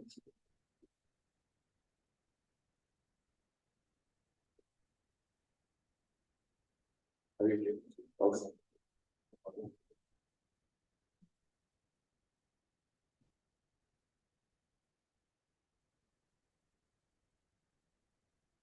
Next on stage, our exclusive technology partner, Secure Networks. They're a Pakistan-based company that offers managed services as well. Mr. Asad Effendi, could you kindly start walking towards the stage?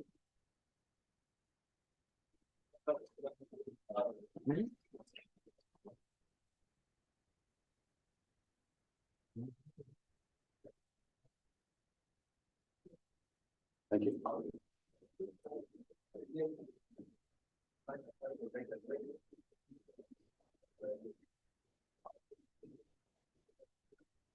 And I kindly also now start going to this board sponsor. Yes, firstly, Dimitri, could you kindly come on stage, collect the momentum? Dimitri is probably gone towards the back of the room. Right. S2, Safdar Saab, can you kindly make your way to the stage, please, to collect your momentum?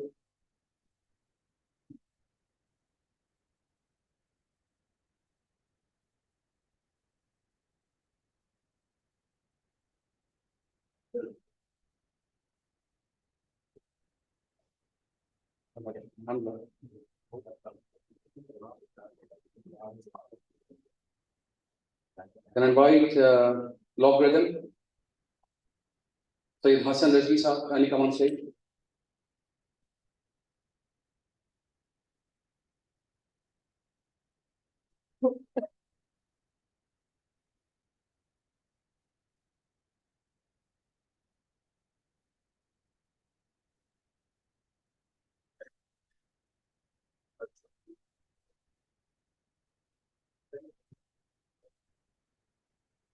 Salman, MBCom.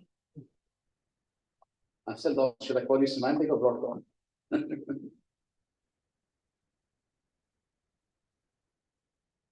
Thank you for flying over. Yes, please.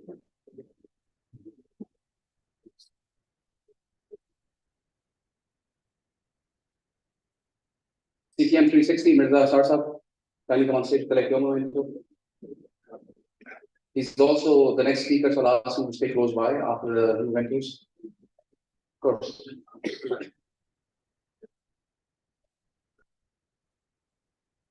National Bank of Pakistan, Khwaja Mohammad Ali Saab, kindly come on stage to collect your momentum. Lots of changes at National Bank recently, so looking forward to the next chapter. And last but not the least, GBM Sakib Ahmed.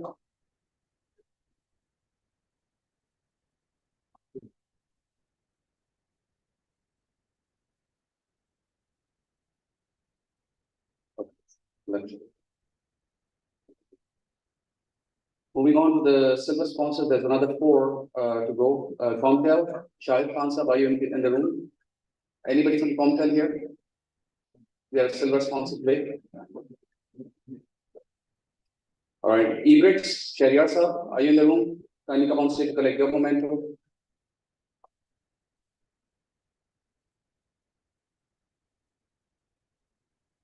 I saw Mahir walking in. Trillium, Mahir, are you in the room?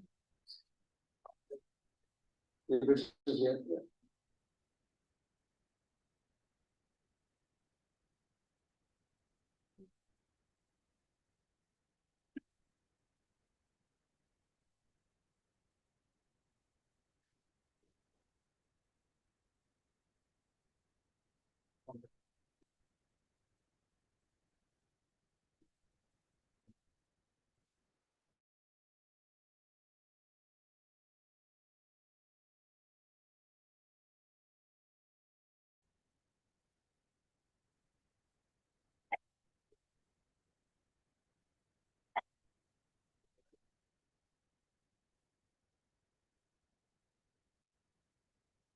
We have some from Comtel, please. 30%.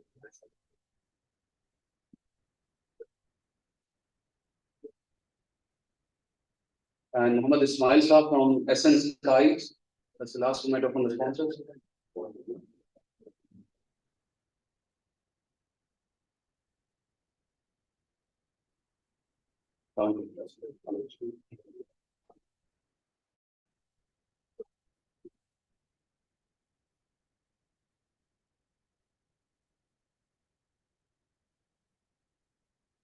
And last, we like Faisal Rahim to kindly give the moment to Ganesh up for explaining his plan today.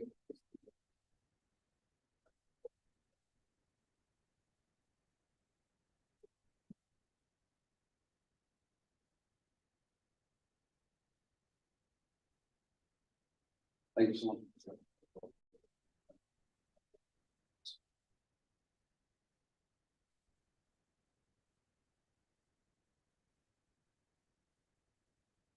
So now I know a lot of people are a bit agitated at the back. So there are two more sessions before we get into a tea or a coffee break. So just bear with us for a minute. Asrar Saab has the next deck around deliverables. Asrar Saab has 55, 60 slides, I think. I'm going to 45 slides, but he has about 30 minutes. So Asrar Saab, welcome on stage. And then followed by that, I and Azal will have a fireside chat before we break for a tea break as well. So just bear with us for another 45 minutes or so. Asrar Saab, welcome on stage.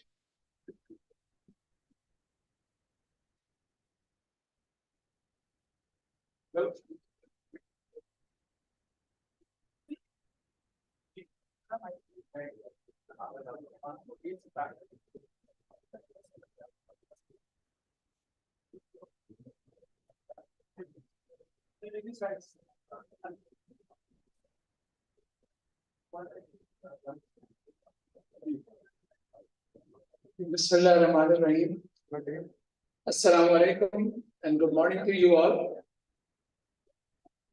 सबसे पहले तो रिजवान साहब ने एक बड़ी अच्छी खबर बताई है. It was a surprise for me as well. We have a cyber security agency getting together and we will be having sectorial search very soon. MashaAllah, it's an excellent news.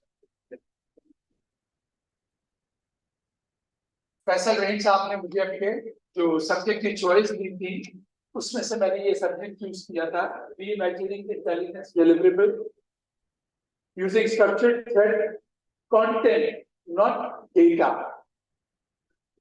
This is a very specific reason why the subject line is with content, not data. The cybersecurity is more about data, but it's all working now. Good, thanks. Cybersecurity has a big challenge. The challenge is that we as an industry are not able to communicate well how cybersecurity should be with all the stakeholders across. Hence, somebody came up with this idea where they said rather than just data, we should talk about content, which brings in more context. I'll give you more on this subject when I go through my slides. Where in my talk, I also want to touch in 3 more areas, not just this aspect of reimagining the cyber threat intelligence. You can also say that's a reimagining of cyber threat intelligence, then external attack surface management, as well as digital risk protection. So, as I was being introduced, my name is Asrar Beg. I'm the CEO and founder of CTM 360. This morning, before coming for this talk, I was thinking, how many years has it been that I've been in information technology business? It has been nearly 40 years. I started my first business back in 1984 as provider of personal computers, PCs. My company name was PC World. And I used to be selling personal computers comparable to IBM, bringing components from Far East and assembling them in Saudi Arabia and selling it there, opening a completely new market. So from then to now, a lot has changed. For me personally, I started working on information security in 1997. And from 1997 to now, it's only information security that I work on. And the difference is that initially I used to be a system integrator, where I used to sell everything and anything from the firewall to endpoint security. It was always mostly to the banking sector. Still today it is the banking sector. Why? Because they're at the forefront of the security threat. They are being hit the most. So, but 2014, I changed from being a system integrator to a technology vendor. My view is that our part of the world, we need to build more cybersecurity technologies, and we're lacking in it. So this is attempt from my side of building CPM 360, which as of now, the good news which I want to share with you all is earlier this year, Frost and Sullivan, which is a research company out of the US, has put us as CPM 360, my team, as globally leading on innovation when it comes to digital risk protection. The other aspect which we have is that Gartner reports, which are very well respected in the industry for security or information technology. Overall, our technology is mentioned in multiple reports in Gartner. So alhamdulillah, we made history from that aspect, that from our part of the world, a technology company is showing up in Gartner reports. So a typical cybersecurity talk starts with something like this, that you're always talking about what is happening.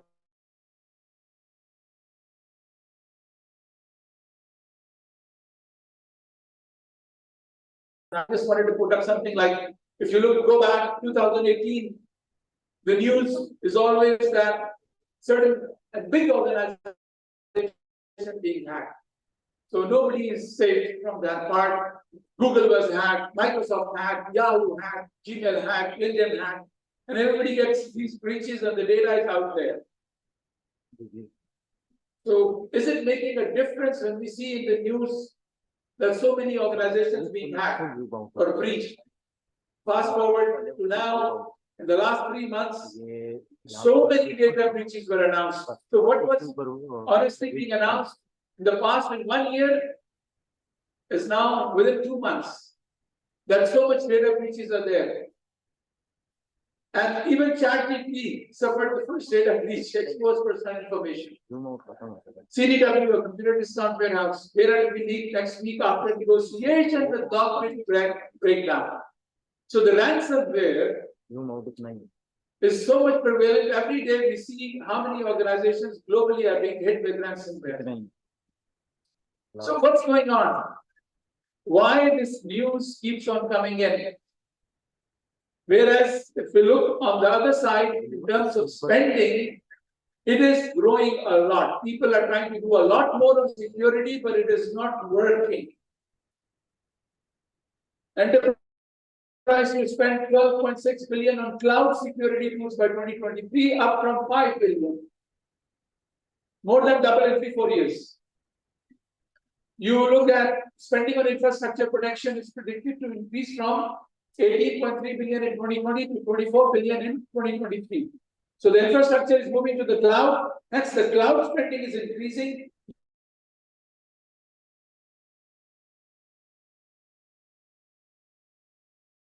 Exponentially. 2021, it was estimated to be 6 trillion.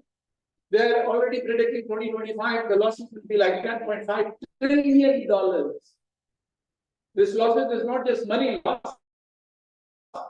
It includes all the manpower and business loss, business impact. So the numbers keep on growing.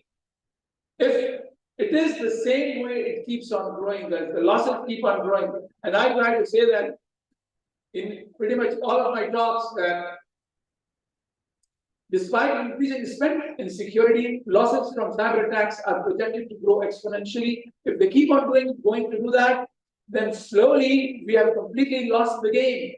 The gap between the losses and what we are managing keeps on increasing. If it keeps on, then after a few years, we practically would not be really managing anything. The losses will be so high in comparison. So something needs to change. A change has to happen. We can't be doing the same of what we are doing. And in trying to say that, in my humble view, I've been trying to promote one thing, which is to get our definitions right. Our definitions about what is IT security, what is information security, what is cyber security. And since the time I started doing these definitions, a lot more has already changed. So there are more aspects of security where they should be taken out from this scheme and being given to a new terminology. But let me just repeat on this one first. IT security. What is IT security? IT security has to do more with service delivery with end user. It's all about enabling the end user, similar to the police. The police, their job is to provide the citizens secure room to go around anytime, anywhere. Similarly, IT security mission is on end users. When it comes to information security, it's not about the end user, it's more about the information assets. Similar to the military, where in military's mission, people may die, but they need to secure the assets.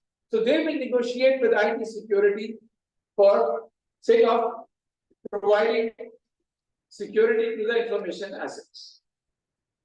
Then comes cyber security, which is not about people, it's not about assets, it's all about attacks and the attacker. Now, that is the intelligence agency whose job is primarily that they need to identify the threat before it lands on your soil. Now, these three missions are conflicting missions. What happens is normally we end up making one person in charge of all of these conflicting missions, and then he's not able to deliver what you are expecting and is always in a confusion. So this needs to be differentiated. Now, this is what we talk about in this subject, where we are saying reimagine intelligence deliverable using structured threat content. It's about storytelling. It's about how you communicate. So this gentleman, good, he actually has given a lot of talk about it. And he's trying to say that one of the reasons why we are failing in doing security is that we are not able to communicate well. We need to change something in the communication. In that case, the challenge that we have, if we look from the CISO side, is that he's overloaded. He's overloaded with a lot of information.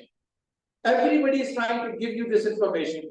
He's overloaded with cyber threat intelligence feeds, which comes from all the different vendors. Everybody wants to tell you in the morning, hey, this is going on. And then he gets the same feeds by tech vendors, not only the threat intelligence vendors. So if I'm Microsoft, I'm also providing you some feed about what's going on security or threats as of today. CTI alerts by certs. CTI alerts by industry, CTI alerts by authorities. So there is so much information. The other challenge with now the CISO has is that you have woken up to this realization that cyber security is not about only your organization, it's all about your third parties, your partners, your vendors. You may have done all what you could in your organization. The organization provided you enough budget, you did all what you could, yet you get breached. So you are as secure as your vendors and partners. So this is a new challenge for the CISO, which was already there, but now it's surfacing so much because we see every second day a technology vendor or a cloud vendor or a security or a provider who gets breached, or a vendor who has, for any reason, your customer data gets breached and you get impacted. You didn't do anything wrong. It is because of the third party. Now, this is another big challenge which can be realized by this one statement. I've used that statement over the last 15 years many times in doing security. Why do we have brakes in the car? And I used to think that when I ask this question, I'll be able to change the mindset of the people. But I think anybody who does that, we are failing in that. I normally used to use this question in front of the boards, because I give a lot of board briefings. I go and tell them about cyber security. So in those board briefings, I'm asking them this question, and normally the answer is to stop the car, and I'm trying to tell them, no, it is not to stop the car. Brakes are there to enable you to drive fast. This is a risk mitigation. This is a risk control. If you do it right, you can drive business better. And this is what cyber security, information security is all about. Completely failed. In the business world, cyber security is an afterthought. It's only reactive. Still today, it's very reactive. And CISO is challenged with this to manage, because their job is to do a lot of preventive stuff, which they can't, because business is always thinking later, and it's only the regulator really which can bring in that change.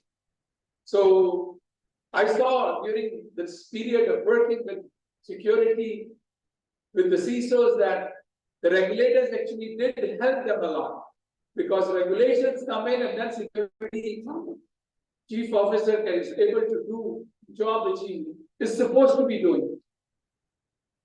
Now, it doesn't matter how much you do, because you are a CISO or because you are a regulator, you don't try to say what needs to be done. You are looked upon as a bad guy, because you are like a person who comes in and says, no, don't do that, no, don't do that. They're not looking at what you are doing.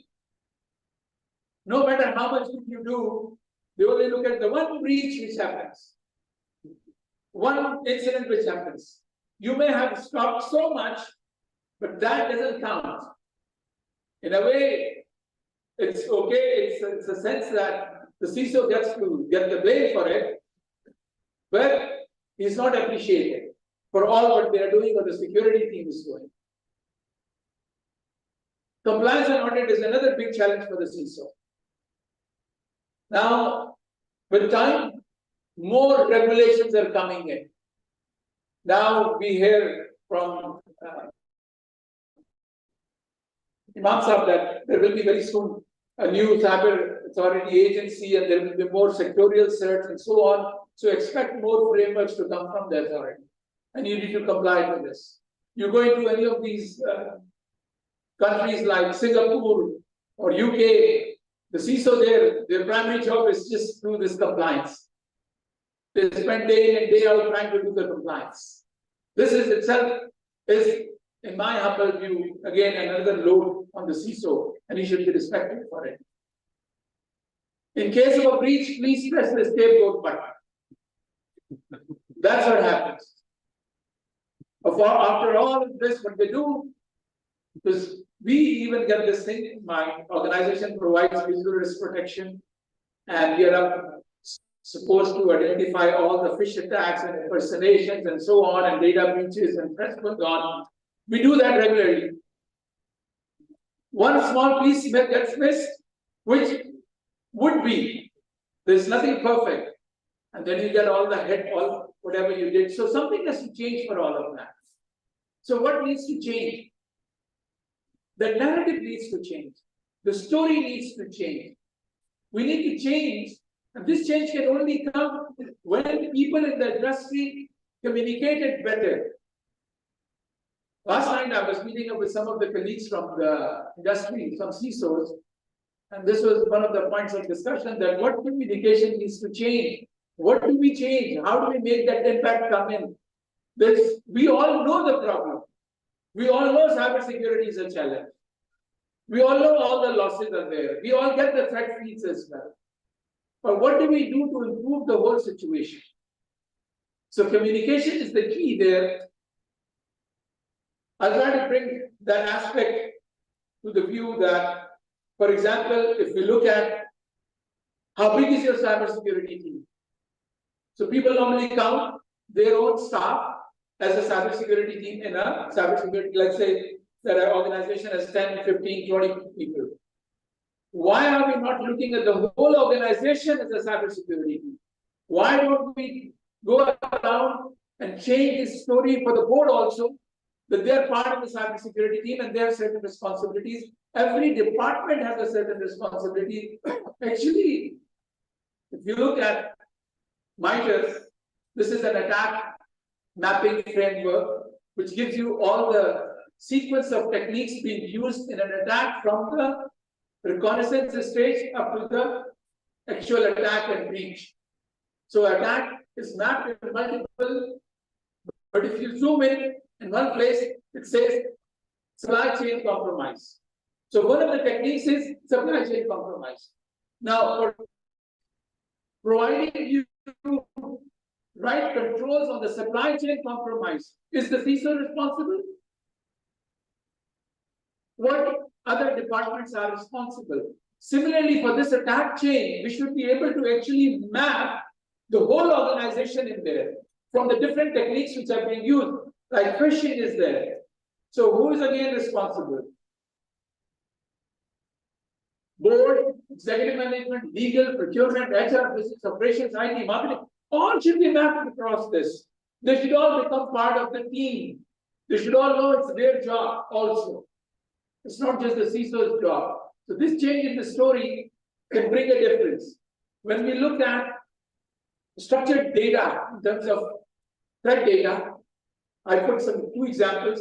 SIEM is one of the most important pieces you have to have in your organization. Security, information, and event management. The job of this is to bring in all the event logs from all your system inside, convert it to something manageable, solving the puzzle to identify a threat.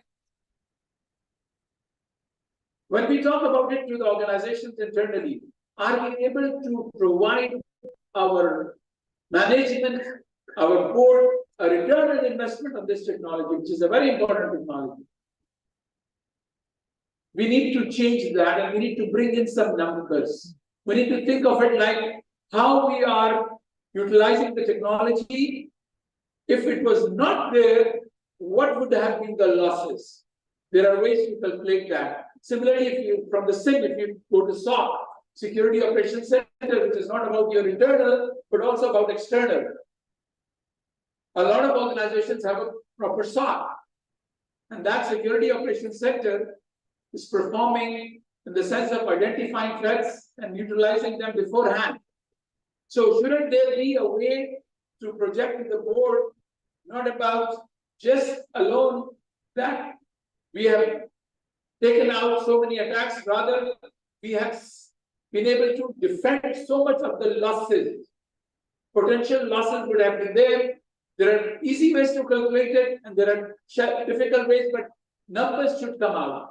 If you change that, the story may change. You don't look like this. You are the person who is responsible for the breach happening in the organization. One of the ways, and I believe some of you may be doing it, is to look at cyber threat rather than attacks. Don't focus on attacks in the communication, focus on the threats. So what are the threats for which organizations should be concerned about? Ransomware, being held hostage to a ransomware attack. This is one of the biggest, low probability, but very high impact.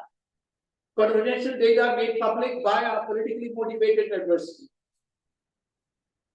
It does happen, and this is what is a concern. Then you change to business impact by a politically motivated adversary. There are a lot of these nations sponsored as well, who are trying to give an impact to the organization. It doesn't even happen in terms of real war, it's always happening. Right now, the political situation globally, regionally, especially in the Middle East, that would have an impact on the organizations if it escalates. Data breach and business impact cost of a vendor breach, a third party. Because of a vendor breach, you can get an impact. Now, this loss of funds due to bank fraud, business email compromise fraud. And then finally, a sophisticated APT attack on banking or payment systems. I'm more focused on banking and payment systems, although when you talk about the national level adversaries. They're trying to get into any organization, and these kind of attacks last or are in progress for more than 6 or 8 months or a year or more, where they are very persistent and they need to get into your organization to do some great espionage. Finally, online scams have fraud impacting customers and business, which is more to the banking as well. So these are the concerned threats, and how do we communicate to our internal teams, our executive managements, to tell them how we should be taking care of our internal security and how much are we saving ourselves from these, and what still is the balance we need to do more if we want to reduce the probability of these attacks. Now let me touch on the bigger picture. I want to also introduce more terminologies. I've done that in the past also. Some of you may know about these, but thing is that not yet being in use in that manner. I think in the future will change. We'll be able to reimagine the way we look at threat, and it will be with more context. In that sense, if you look at a cyber kill chain, these are the steps of an attack. This was done by Lockheed Martin. They initially started a long time back saying there are these 7 steps, starting from reconnaissance to the actions on objectives. And each of the steps, we need to realize that the first one, which is reconnaissance, is really about indicators of exposure. Are we using these terminologies today? Indicators of exposure. The next one is weaponization, which is in fact indicators of warning. They have not yet done any attack. This is pre-compromise. Finally, we come to indicators of attack, which is the delivery time. Then the rest of the phases is really indicators of compromise. It's after the breach. So there is a pre-compromise phase, compromise phase, and then a post-compromise. So how are we supposed to respond, or how are we supposed to look at it? Important thing is first, how much time takes for each of the stage. So how much time do you think attackers have to do reconnaissance? Forever. So what are we doing from that sense? Why are we just being reactive and we are not being proactive to see what type of reconnaissance or a threat actor may be doing on us? So I put up this pyramid. It talks about the techniques in the sense that the IOCs, which was the last part, indicators of compromise. Why? Because I see the whole industry mostly working on indicators of compromise. Like if I have an antivirus endpoint security, it's being updated with the latest hash. If I have a firewall, I'm supposed to update it with IOCs. If a vendor provides me cyber threat intelligence, the main piece is indicators of compromise, and I'm updating my firewall to endpoint, all gadgets, whichever required to buy those indicators of compromise. Now, indicators of compromise change 10 times in a day, whereas the techniques in an attack don't change. They have not changed over the last 10 years. The MITRE framework, which I showed you, all those techniques, there are a finite number of techniques. So what we need to realize is that in the indicators of compromise, it's so easy. At the lowest, you can see hash values. Just add a space in a malware and the hash value will change. So the vendors are very focused on providing you the new hash value so you can block them. But the attacker will change it from one to another organization. How do you block them? The IP they're using in an attack, the domain they're using in an attack, all of that can be changed very easily. But you come to the top of the pyramid, that is the techniques which they're using there, does not change. So the focus on the techniques is missing. These techniques which I earlier showed you from the other aspect, these techniques are the same. So my first thing when I talk about cyber threat intelligence is always about, in the threat intelligence, why are we not looking at the technique area and trying to harden our environment for those techniques What do I mean?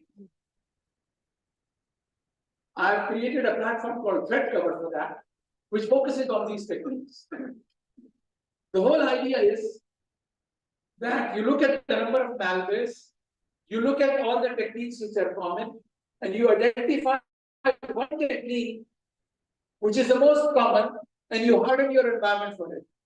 Rather than trying to do anything and everything all the time, then it becomes risk-based hardening. This is a threat cover dashboard. A lot of reports, a lot of information is there. Every day we are updating it with the new threat reports. It's all fluff. In my humble view, it's all fluff. A lot of information. It looks very nice. You can see all the graphs.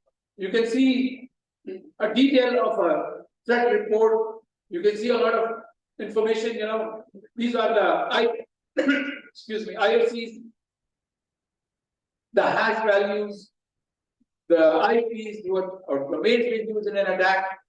But what we focus on is that we map each attack to the techniques. What we want to do is pull out what techniques are being used, and for those techniques, in that aspect, in my system, we also provide you what are the most trending malwares or APTs currently. So you can look for the techniques across them. You can do a search, you can say, you know what, give me the most used techniques for the banking sector for ATM fraud. So a technique will pop up. And for each of those techniques, there is a hardening guideline. Specifically with the shield, which is a kill switch. The concept of kill switch. Now, Black Cat, Clock, 8-base, Lockbit, Akira, these are all ransomwares. You see this command and scripting interpreted common with everybody. So if we harden for that one technique, so we are taking the cyber threat intelligence, reimagining it, changing it to this aspect that rather than focusing on the IOCs, we'll focus on the techniques and harden for one technique, we'll be able to take out multiple malwares with it. Break the attack chain by technique hardening. If I was able to bring up my notebook, which I'm using in my computer today, I would have shown you that I use Chrome book. Chrome book, meaning that I don't use Microsoft. No, nothing bad about Microsoft. I'm not against a Pro or Microsoft, but if I use a Chromebook, which will be used as a terminal for me and everything is already there in the cloud, which I'm using, then I've been able to harden my endpoint with such a security where majority of the malware which are exploiting Microsoft services are all eliminated. So this was the idea.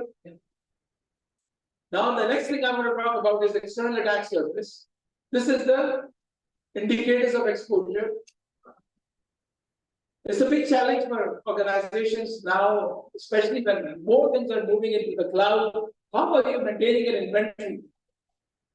Although this is a service that we also provide, we have a platform for it, but it's not really being used the way it should be. External attack surface management brings about all your threat data points, which are exposed faster. Yes.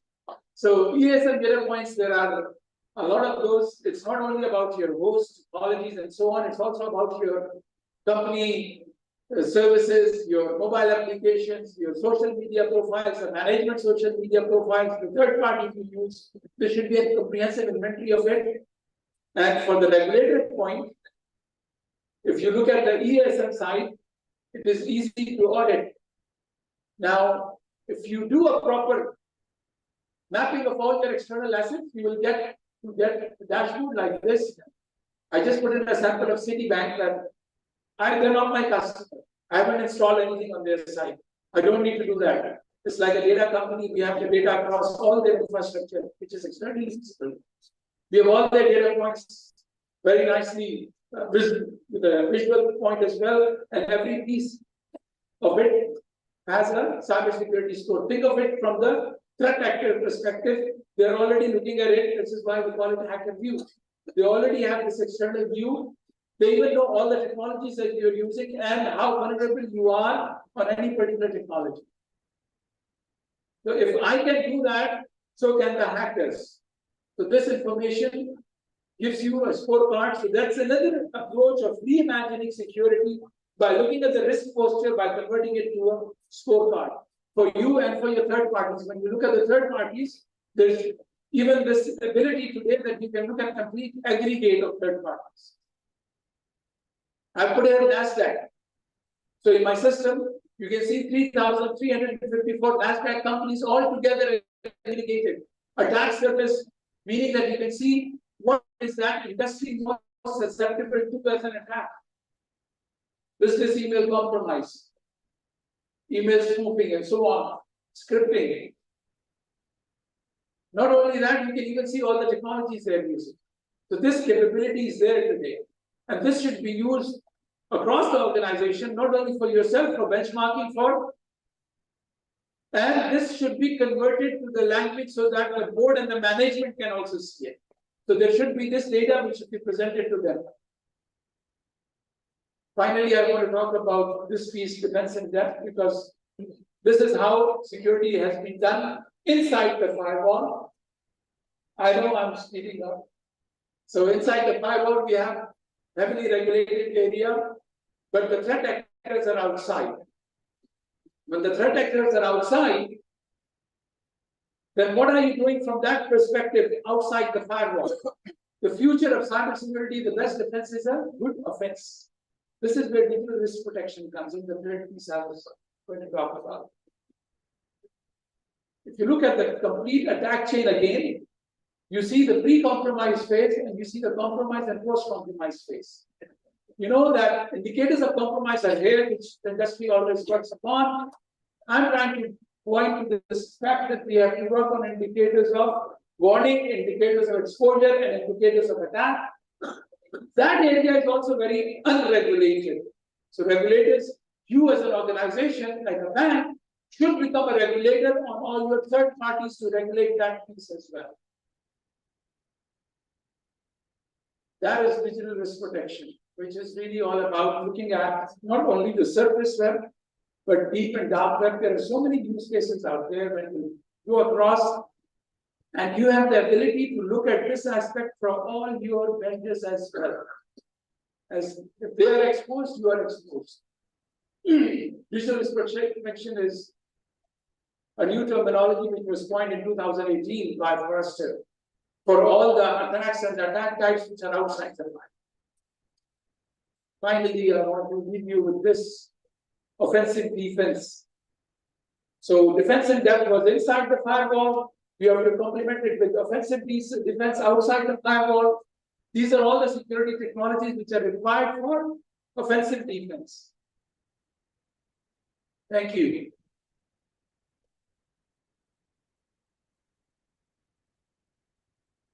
Sorry, I think that is very fast.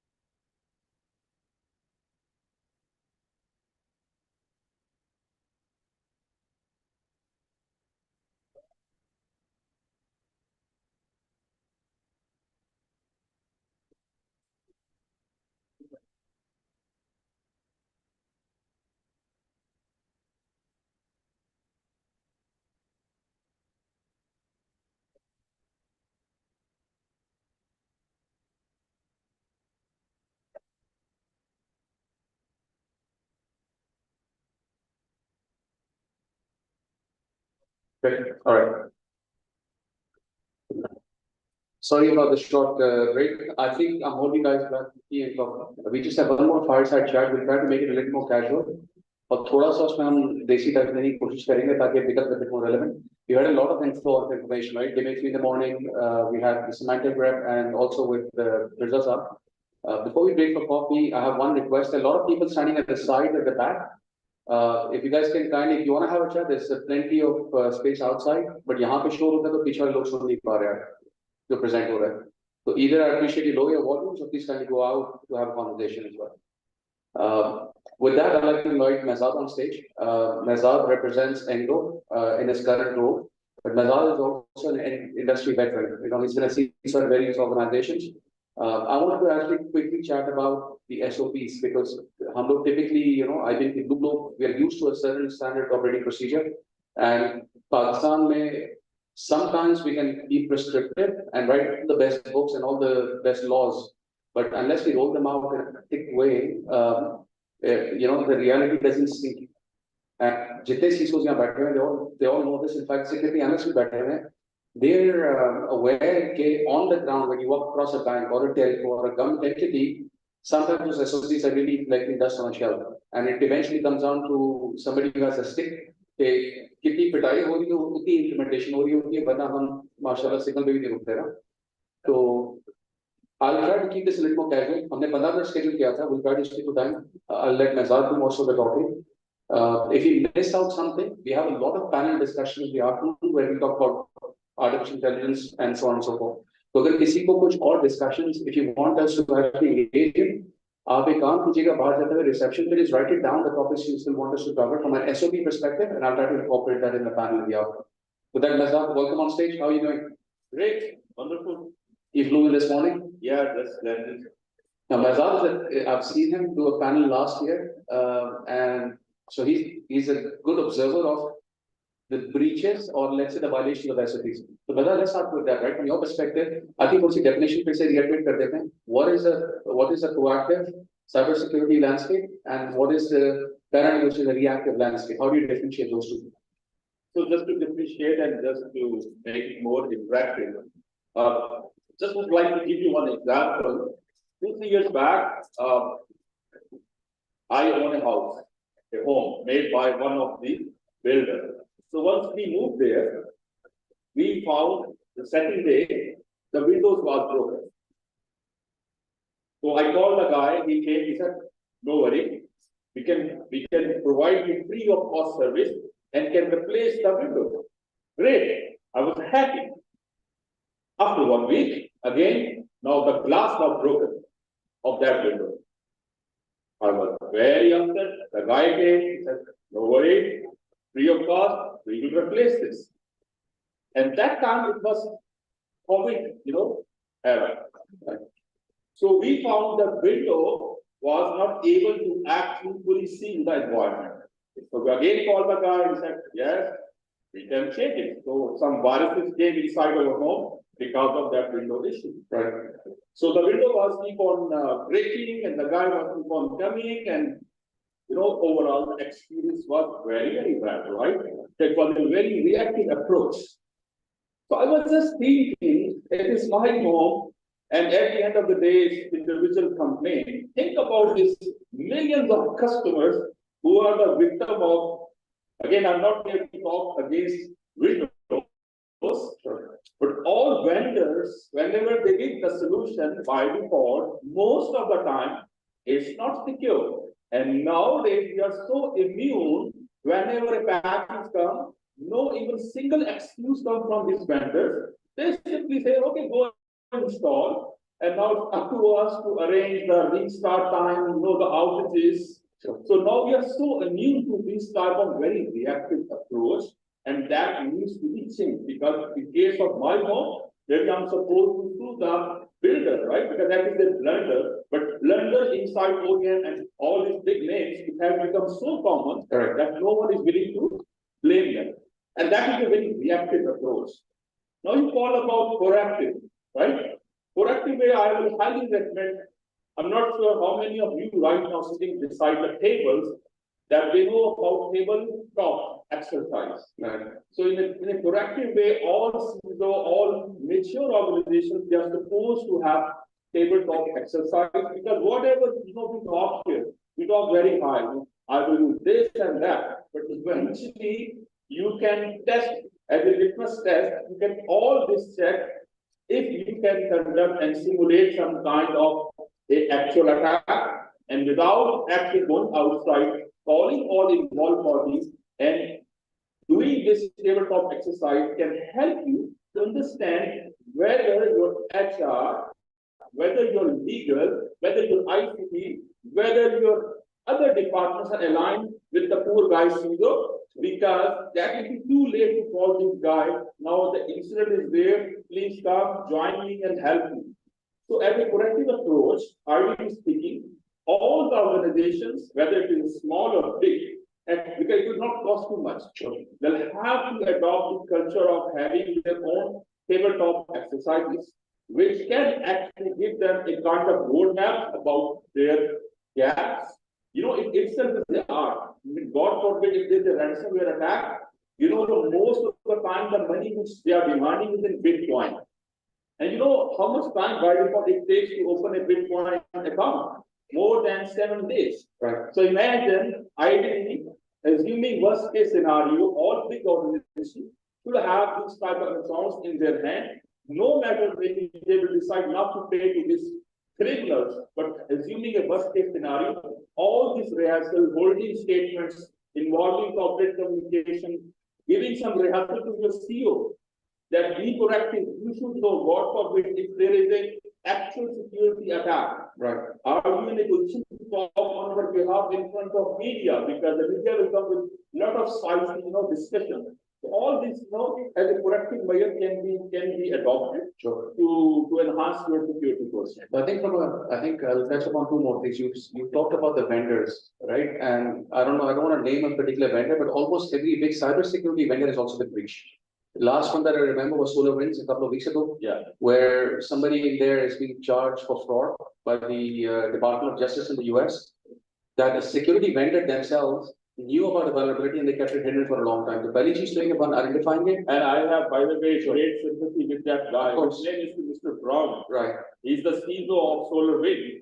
Really, my face become more reddish once I came to know that the guy is they're gonna put that guy maybe in the prison and also some financial charges. Yes. They're also gonna say that he may no more join any other organization. And I was just thinking, maybe if we could go and sit with that guy, he will be having a very better story that he was putting all possible measures. There might be budget, not available, might be board not actually, listening to him. Sure. So eventually, this type of things comes after the successful incident, and which is a very bad thing. And it is a very alarming situation, I will say, for all CISO, because this wave has started.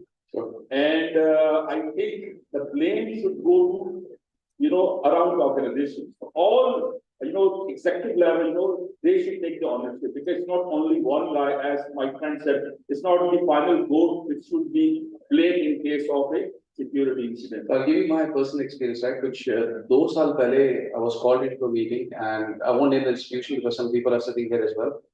And I was an outsider, right? I'm a guy who's always been a technology vendor. So one of the institutions here called me in and said, we've had a breach. It's been about 2 weeks. We're trying to revive the systems. DRSA did not come up as expected. Can you come and help us recover this? And by the way, and this is a Pakistani context I'm trying to put in with no criticism, I was asked to do daily briefings to our intelligence firms as well, because that institution was an institution of national interest. So I'm not a hardcore technical guy, and you want me to do a daily briefing for 2 hours to our intelligence that rolled up all the way to the Prime Minister's office. So one of the things I said on a remote call was, I said, I'm not putting my hands in this because you're on fire, right? The house is on fire. You want me to go put my hands into it? I'm going to get burned. And there's already a CISO. I want to go meet with him. So the person who invited me was on the top-notch position in that institution. He said, you want to meet the CISO? It's fine, but I think we're going to get rid of him anyway. So I did go meet the CISO. And it is pretty close in Karachi, by the way, the head office. Okay. And when I went to this guy's office, I opened the door. He's not amongst the top user group that we have here, right? And the poor guy was just saying, well, he was expecting to be fired. And then I actually spoke to him Karachi based there, the guy had serious issues with the way he was supported. He had all the tools, but nobody was helping him from the infrastructure side. He had issues with the management because they had to go through a massive, complex procurement cycle. So while I respect the fact that CISOs become the scapegoat, generally speaking, I think it's a responsibility of the overall corporation to make sure that one, you don't put one guy and then get a consultant like me to come and then become the face of it. And that conversation went to the fact that they wanted to give me a 3-year contract, by the way. Okay, you come in and develop a program for us. So remember, I'm already the bad cop in the institution, right? Everybody's saying, who's this idiot who's come from Dubai and who's going to take our jobs? I think that's what I refer to proactive SOP. So my question is what technologies can you use on the reactive side, but proactive side, okay, how do you monitor your assets? How do you maintain hygiene? So from your perspective, Mazhar, knowing the Pakistani industry, you work for several institutions, right? What are the key things that we actually overlook, which are the basic hygiene stuff within the CISO's domain, where SOPs either are not defined, yes, but not implemented, or the management and leadership don't recognize that that's important or critical. So what are those SOPs? So for this type of SOP, again, give you real life example. You know, whenever let's say the Toyota launched their new car, they never expect the customer is supposed to drive this car with 200 kilometers per hour and then let them know whether brakes are really working or not. Isn't it? Right? It is the sole responsibility of the vendor. So in one of my previous organizations, I was really surprised. Like I did my whole pen test, I did the full security assurance of all of our websites, everything, got thumbs up. We eliminated all possible, security bugs. But at the end of the day, it was given to some, I will say, kind of marketing agency company to upload these websites and keep on updating, normal stuff like icon changes or the color change, right? Typical cosmetic stuff. You know what happened? One day I got a call that our website, the previous organization, our website is fully compromised. Say what? He said, Mr. Fizo, you are responsible, please, because you have already given us a quite good assurance. So finally we came to know, no matter your clearance is great, at the end of the day, you are at the mercy of some third party. And if they are not even having a simple antivirus solution on a so-called simple laptop from where he was uploading all marketing material, that is totally beyond my control, isn't it? Sure. And we ended up actually, passing statement on the media. It is not us, other fault, but who will actually, rely on this type of blame, because ultimately we are responsible. So the lesson learned is, you can't actually, this is the new area, you can't leave external entities at their own. You'll have to also make sure that in Masti, they are coming back and they are really have the same control which you were preaching within your organization. They are running your big assets, big, corporate assets in the form of digital footprint, your website using the same control, you are gonna hit the failure. Sure. And this actually, it's not like a Bible. We really need to make sure they are flexible enough. I'll give you an example, the idea of if there is a fire, then you would like to put some mechanism to break the mirror, to break the glass. So break glass phenomena. So what happened in this field of all this digital transformation recently happened in Japan. Okay, so they made sure the whole digital transformation mechanism is totally priceless. Means no test, no currency being utilized. Right. So one day there was a big earthquake and all of their ATM machines, they were down or they were demolished. So no matter if you are a very rich guy and you are not owning currency in your pocket, you will have to actually beg in front of the utility store, please rely on me. I can return money, but right now I don't have access to my ATM machine. Sure. So these type of manual SOP and automated SOP, they should remain there, keeping in mind the break glass mechanism. I said, let's see, here I'm just conscious of time, right? The where we talk a lot more about AI and machine learning and so on and so forth. Yeah. We see a huge influx. Generative AI is becoming now a little more rampant. All vendors who are in AI space, like conversational AI wale ho, ya cybersecurity wale, they're saying, no, we are getting ready for generative AI. I don't think we've even digested today the current state of AI that's available, right? So ChatGPT being a classic case and so on and so forth. Individuals, just like a mobile phone, started uploading data, not realizing the implications. People like Elon Musk are warning us about how the dangers this could be in the long term. Two questions on that front. One, how is AI and machine learning impacting threat hunting in the first place? And second, as the hunting gears up, of course, the attacks will also get smarter, and AI will be plugged into that zone as well. Pakistani context, we talked about the fact that hygiene nahi hai, thode se basic SOPs need to be flexible, but still we have a long way to go. Immediately, we have a storm coming our way, which is around AI and machine learning, right? How do we, one, tackle threat hunting with the AI and machine learning today in Pakistan? And second, how do we actually leverage whatever history we have, the minimal history we have, to make sure that we are aware of the threats as well? If hunting ho gayi and reaction ho gaya, दूसरी side ho gayi, how when machines started attacking us, and it's happening now, by the way, in certain countries, it's a matter of time. It's not about, if, it's a matter of when. So how do you actually cater to those two things? Naman, to be honest, in the interest of time, I'm really afraid of what's happening in the name of AI and machine learning. Right now, my movie is being made, which is more than 20 minutes, with high definition. My voice is being recorded. To be honest, that is the simple demand of someone sitting in darknet to create my avatar.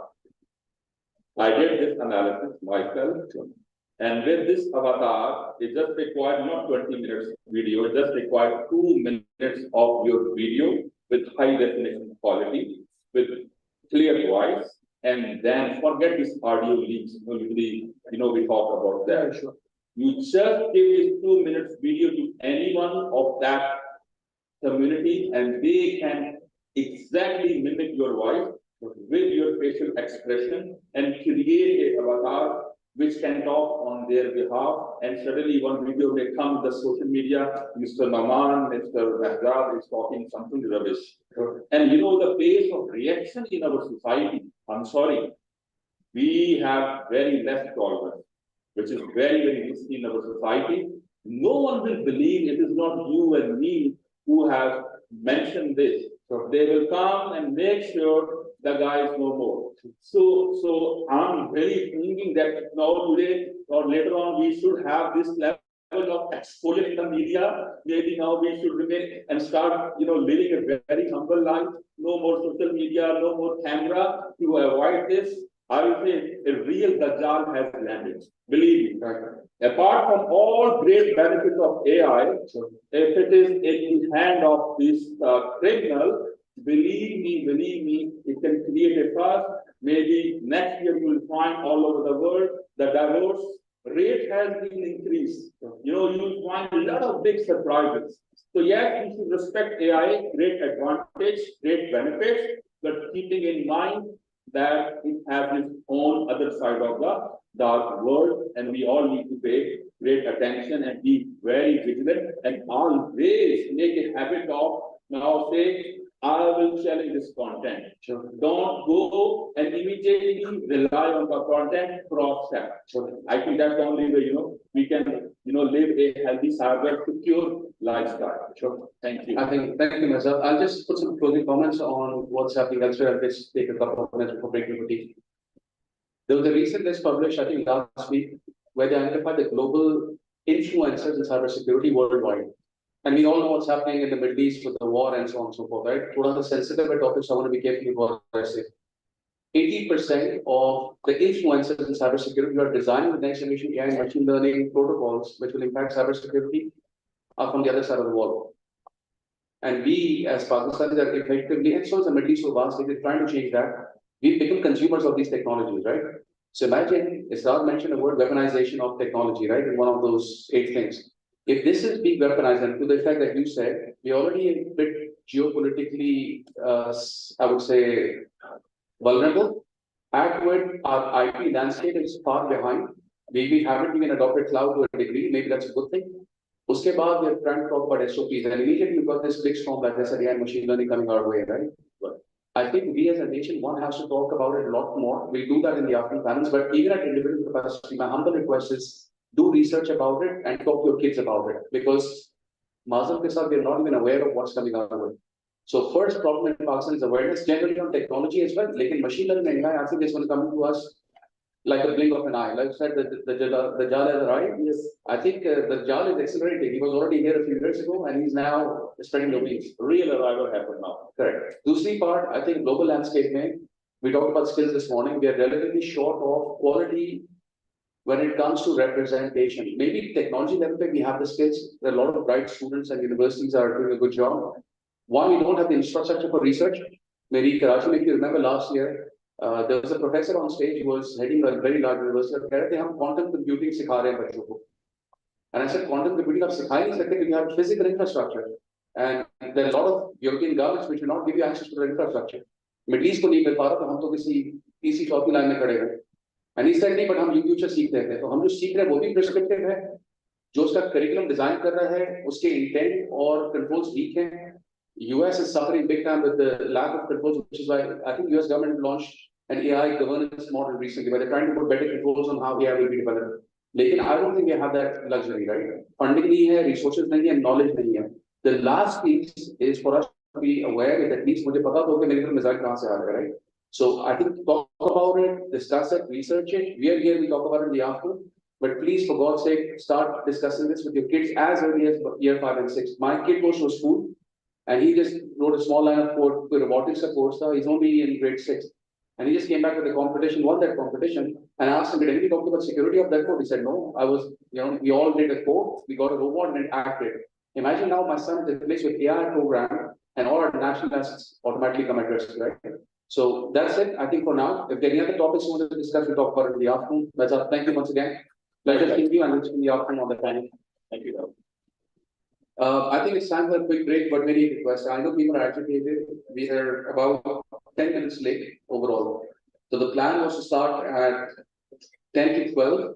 UK, I think it's a big crowd. So I think please, whatever time is showing on your watch, kindly do come at sharp 15 minutes for now. ताकि दोपहर का panel और lunch भी लेना हो, and then we catch up some other time as well. So with that, enjoy the break and see you in 15 minutes. Thank you.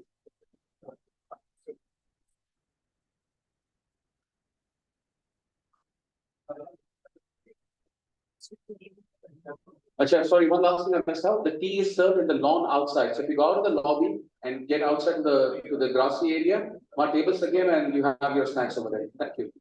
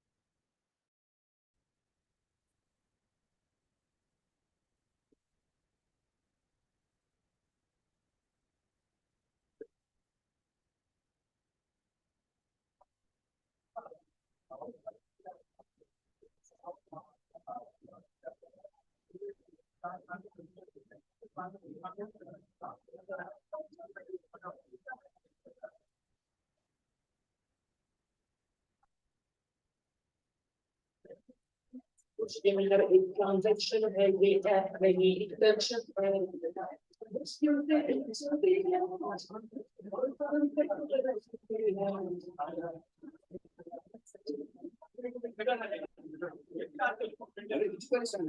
Download करो MBP digital app.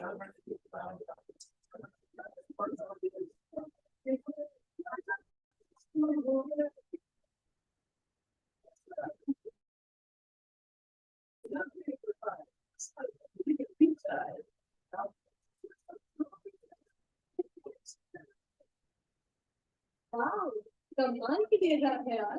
सिर्फ एक साल में 1 मिलियन यूजर्स ऐसे ही नहीं बन जाते थे। तो आज भी नेशनल बैंक का नया अकाउंट है, पाकिस्तान की तेज तरीन और आसान तरीन मोबाइल बैंकिंग ऐप से पाया। तो अभी एनबीबी डिजिटल का नेशनल बैंक और पाकिस्तान।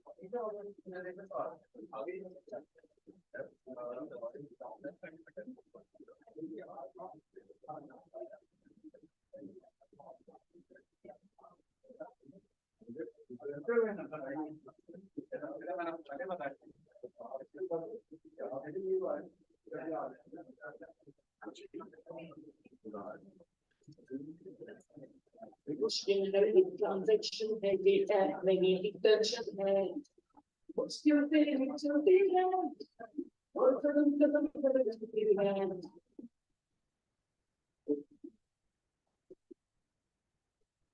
परेशान है तो अभी डाउनलोड करो एमबीपी डिजिटल ऐप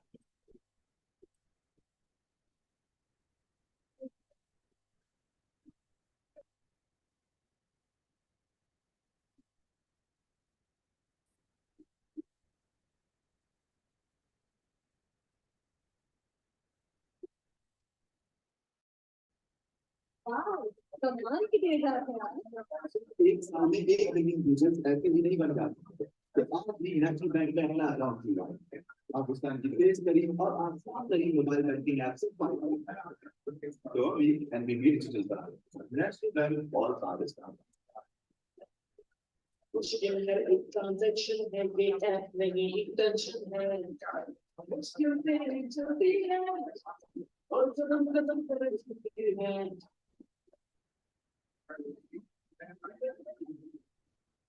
अरे परेशान है तो अभी डाउनलोड करो एमबीपी डिजिटल ऐप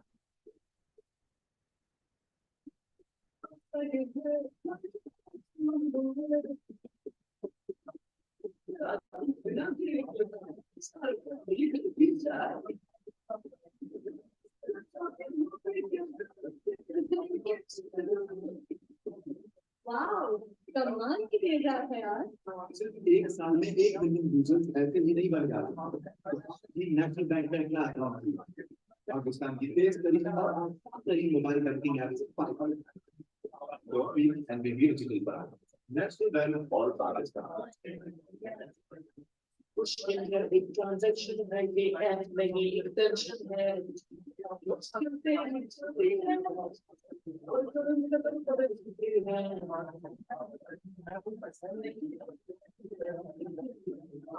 अरे परेशान है तो अभी डाउनलोड करो एमबीपी डिजिटल ऐप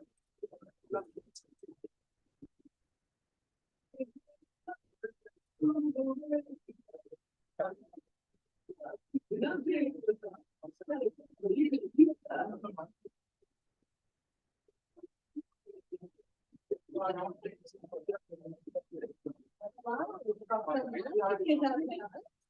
एक साल में 1 मिलियन यूजर्स ऐसे ही नहीं बन जाते तो नेशनल बैंक में अपना अकाउंट खुलवाएं पाकिस्तान की तेज तरीन मोबाइल बैंकिंग ऐप से फायदा उठाएं तो अभी NBB digital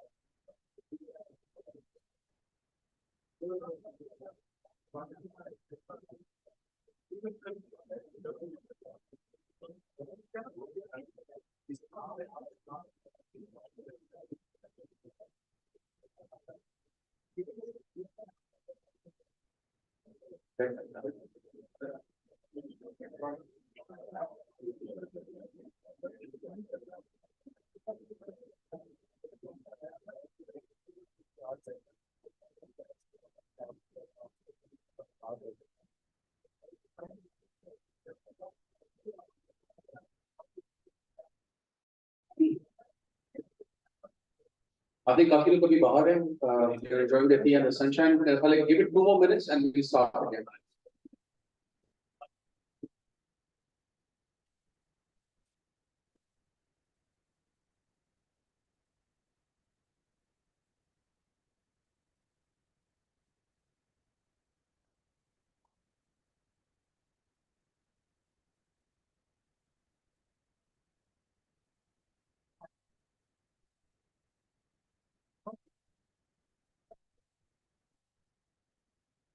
Is Asad here from Asad Effendi sir? Are you here?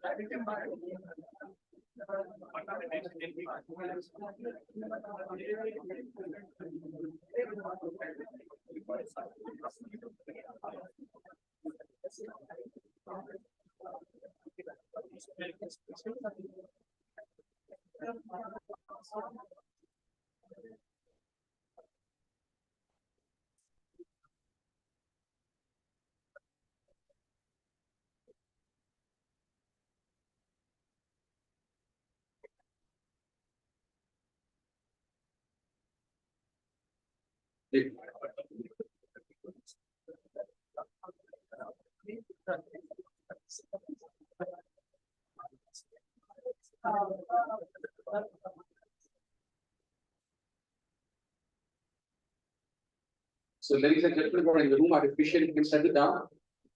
Ji.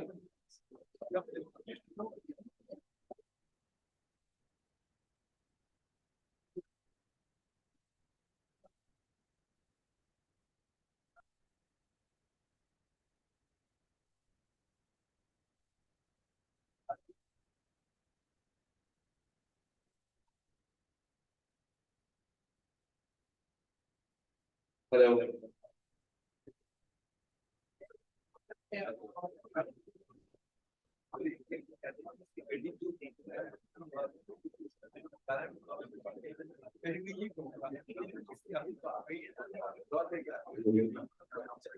Hello.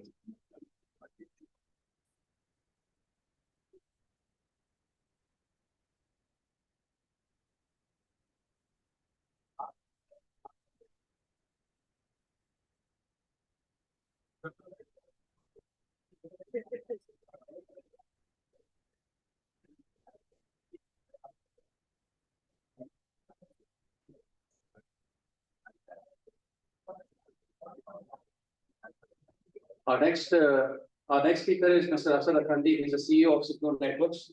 Asad has a hybrid mode, so he has a slide deck, 5 minutes. There's opportunity to have question answers with the audience. Asad, are you ready?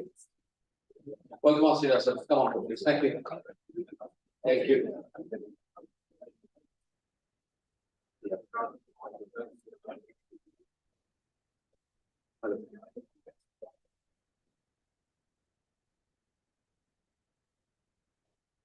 We are just waiting for some people to settle down at the back, and inshallah we will start.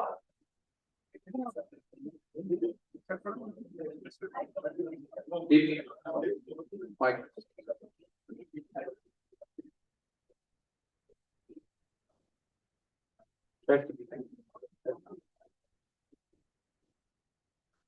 So guys, ladies and gents, towards the back of the room, especially to the right side, किसी को please बात करिए, मैंने पहले भी कहा है, I request you kindly go outside the place outside.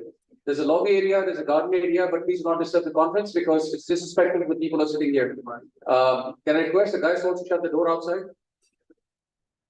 Asad, over here. Thank you very much, Umar. So, which protocol is being used in 91% of cyber attacks, which is not protected by 42% of organizations?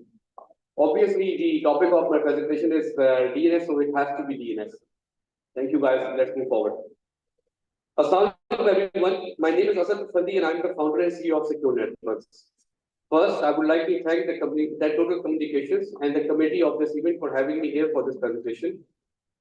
Many people present today at this conference know that Secure Networks need DNS, and I feel great pleasure and honored that after 6 years of hard work, the cybersecurity industry in Pakistan has paved the way for strengthening DNS security both on the enterprise and national level. Today, after thorough research, awareness, and technical deep dive, my friends, colleagues, and customers are aware that it is impossible for any organization to prevent a DNS-based cyber attack without having this firewall. I can talk about DNS and its security and its implications for the whole day, but I have 15 minutes and I will try to keep my discussion and this presentation very brief. If my audience will learn one new thing today, my purpose of being here will be served. Before I take you to this presentation, I would like to highlight the fact that DNS is the first hub between you and the internet. Without DNS, neither can you reach your destination nor you can access your applications over the internet. There is no communication possible without DNS in today's digital world. That is why we call DNS as a dial-tone of the network. It is as common as the phone book on your mobile phone. Let's suppose the gentleman sitting at the back, he wants to pick up his mobile phone and needs to maybe dial his girlfriend. He doesn't need to remember the phone number. That is how the phone book works. DNS works the same as a phone book. We can reach any web server application, URL, etc., without having to remember or even knowing the IP address of. Thanks to Paul, the founder of DNS protocol. It is indeed a huge blessing. However, it comes with a lot of vulnerabilities and requires precise configuration and security to avoid compromise. Imagine, I am a DNS server, either sitting in your organization as your internal DNS, or I am a DNS server sitting outside your organization, either at your ISP or a third party. And I am a dumb machine whose only job is to answer all your queries without even knowing who you are and where I am taking you. Now, let's call the gentleman's girlfriend again. Only this time, the phone number was poisoned. Rather than reaching his girlfriend, he will be reaching his wife. This becomes very serious if you look at what happened here. Many internal DNS servers today, sitting in our data centers, cannot protect themselves from fast-growing sophisticated DNS attacks, nor they can help us mitigate the DNS-based cyber threat landscape that is evolving day by day. The only way to secure our infrastructure from this threat landscape is to replace these dumb DNS machines with intelligent and secure DNS servers. The DNS server, which can help us with the threat intelligence of known and bad domains, URLs, IP addresses, and can also protect us from zero-day, newly observed, and emergent domains. This can only be achieved with the help of behavior analysis and machine learning algorithms applied to your DNS traffic in real time. Now, let's look at how the DNS works and some of the common cyber attacks using the DNS protocol. Thank you. Hassan, if you can please join me. Hassan is our CTO, and he will help us understand how the DNS protocol works and what kind of attacks can leverage, what kind of cyber attacks can leverage your DNS infrastructure to compromise. Hassan.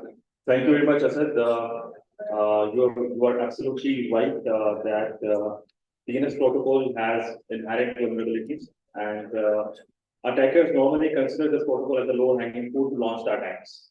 So before going into the types of attacks that attacker can basically do or launch, and which specific layer of DNS is prone to which specific type of attack, let me quickly brief you about that how DNS protocol works. So it's obvious that everybody knows about this, but I just want to build the scenario to explain you about the attacks. So for example, this is the host who is basically trying to access this example.com, and consider that example.com is basically a newly registered domain, right? So nobody knows about example.com. So what will happen? Your host machine will query to your DNS server, and that will land on the DNS server. And if you're running the proxy, for example, then that will land on the proxy server. So based on the configuration asset and audience, the proxy server or your local resolver, based on the configuration, will forward that query towards service provider DNS or any third party DNS, right? So now query has at this DNS server, recursive DNS server.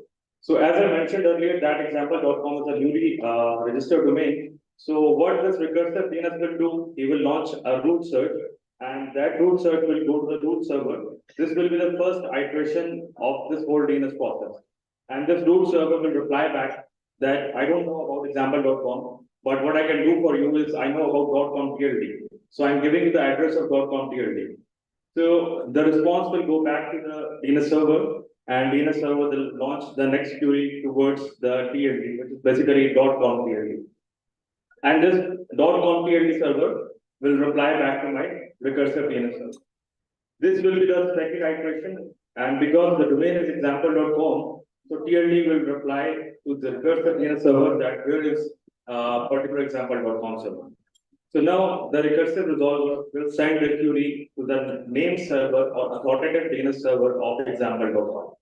So this will give the IP address, and as a behavior of this local resolver, this will cache this particular record. This will cache example.com IP addresses 1.2.3.4, and then it will send back to the host. So this is how basically DNS protocol works. So you can see that what is the importance of this IP address. For example, if this IP address is spoofed, or there's a man-in-the-middle attack, or the IP given to the host is basically the wrong IP address, what can happen? So regarding attacks, Yes, yeah, go ahead. thank you so much, Hassan, for giving us a detailed overview of how the DNS works. I'm sure many of our audience here, they are aware of this. But what we are, yes, absolutely, this is what we are interested to know, that because what we expect, what we know from today's cybersecurity landscape, that many of our customers have next generation XDR platforms, next generation firewalls. The DNS server is sitting behind the data center firewall. A lot of this architecture has been already put in place. But still, how can malicious activists can leverage this DNS protocol to compromise an environment which has all of these security in place? This is what I want to do. Yes, exactly. Thank you. Before answering this question, I would like to basically give an overview that how these attacks are categorized, right? So basically, if we talk about DNS security, so as you know that on architectural level, you can deploy DNS at internal. You can deploy DNS at recursive layer. You can deploy DNS at external authoritative DNS. So from attacker's perspective, there are different challenges with each layer, right? So if I categorize broadly, basically you have two types of attacks. One is basically the attacks on DNS server itself. Okay. Or you can say that attack on the DNS infrastructure. So if you talk about from the attacker's perspective, you can also see that the enterprise challenges are different. Like meaning of DNS security for enterprise and financial sector is different. Meaning of DNS security for service provider is different. So basically, the DNS or DNS security for the enterprise revolves on this part, and the ISPs on that part, right? On that. Okay. So, for example, if I give you an example of the DDoS attack and volumetric attack, so because service providers are more concerned about performance, about availability of the server.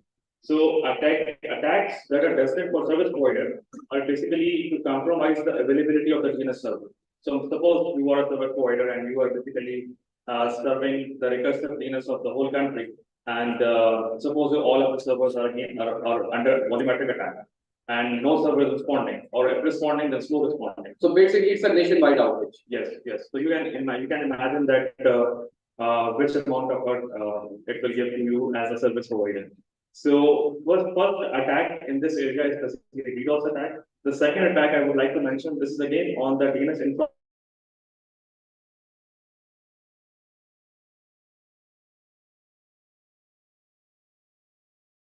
IP address. Suppose this is the attacker, and attacker will spoof the IP address and will request the DNS server to give me the response. But the DNS server will see that Mr. X wants the response.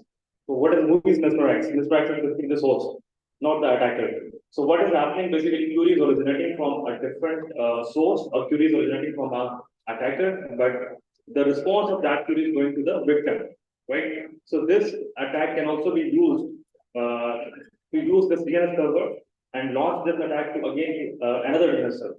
Suppose this attacker is saying that I am Mr. X DNS and I want a zone file of a particular XYZ zone, right? So zone transfer is a very huge amount of file, right? So attacker will basically create multiple bots, and attacker will reflect, and attacker will send the amplified response towards the victim. So this is again a big attack, or very amazing. See how these dumb machines sitting in an environment can be used to compromise the own environment, the availability, the security of the whole network. As I said during my presentation, DNS is the heart of any organization, whether it is to be a ISP, a government institute, a bank, an enterprise organization. DNS is everywhere. And if we are not having a secure, a reliable, a very, would say, next generation aware with the good threat intelligence on top of it, it always becomes a challenge for the IT guys, for the network guys to manage their environment. Most of the time, all of this is happening in our environment, but we are not aware of it because we don't have any visibility on our DNS traffic. Thank you, sir. So third attack which I want to mention is basically the cache poisoning attack. And in cache poisoning attack, the girlfriend one, yes, this is the girlfriend one. So with this attack, your girlfriend numbers can be swapped to the wife. So in cache poisoning attack, normally what happens is basically the attacker sends the query to the DNS server, and before replying, as in our previous when we talked about the DNS workflow, so we saw that this NS name server responded to the recursive DNS server with IP address. So before responding that actual server response, the attacker server sent a spoof response. So basically, this dumb machine or this DNS server now has example.com in cache, but not with 123.4. It's with 4.32.2.1. So basically, the IP address will be changed and the cache will be poisoned. So this endpoint, rather going to example.com, will be going to the fake example.com, which the hacker has purposely, created to compromise the user. Absolutely right. Absolutely right. So, gentlemen, these three attacks which I mentioned are basically related with DNS infrastructure. So, what we are doing is basically the attacker is launching the attack against DNS infrastructure. The last attack which I want to mention is basically another domain. So that domain is basically external DNS queries. So as earlier I mentioned that we have two attacks in a broader category. One is basically on DNS infrastructure, and other is basically on the DNS queries in the form of external DNS queries. So what happens in this attack is basically, for example, your endpoint is infected with the malware, and this malware do have some precompiled domains. This malware do have all the precompiled domain lists, and this malware can also have a DGA domain generation algorithm. So what this malware will do? Malware will find some sensitive file inside the system, and then divide that particular file into chunks, and then encrypt those chunks, and then send it to the attacker controlled DNS server. Yeah, and how it will happen is, let me give a little bit brief about this. How does this work? There is no data being transmitted from your DNS traffic. It's not about data. It's about the DNS query itself. So here, if you see, you have example.com. What if I change it to mail.example.com? Or my name is Asad Afandi, and I'm I'm presenting this DNS security, discussing this DNS security in this conference, .example.com. I write all of this in my browser, and then send enter. What will happen? Exactly same what happened with the example.com. The query will reach from the endpoint to the DNS server. This DNS server is a dumb DNS server, doesn't know anything, we just have to answer it. He will send it to the root server. The root server replies, goes to the example.com CLD, comes back, gets to the attacker's authoritative DNS, which the malware has generated, responds back with the either a TXT record, IP record, or maybe a PGR record. And all of this DNS server doesn't know what is happening there. This endpoint doesn't know what is happening here. And eventually the data in the form of these DNS queries can be extracted out of your organization. We can do a live data exfiltration and infiltration out of your network. We can prove it to you. And since it's a shortage of time, we would like to cut it down here and see if you guys have any questions. We are here, present here today. The team is here. Our certified technical engineers or DNS security is here. So if you have any questions, please feel free to come to us. But any questions from the audience now for Hassan or myself?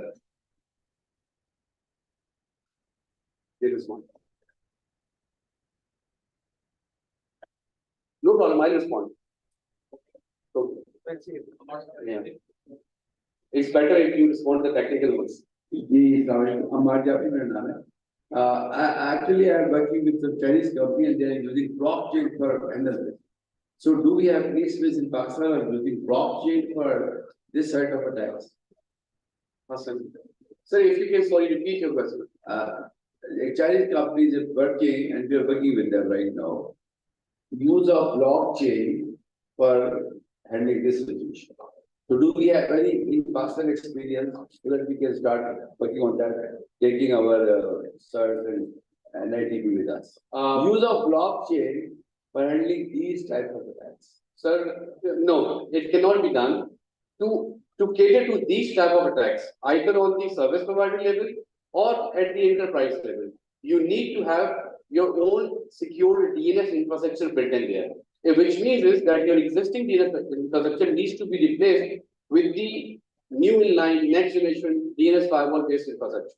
Okay, in the break we'll talk about it. We are already working with them. I've been to China for 3 times and they are very successful and they are controlling this situation. So we can discuss it. Sir, we would love to collaborate. Thank you so much for the love. Thank you. Any other question?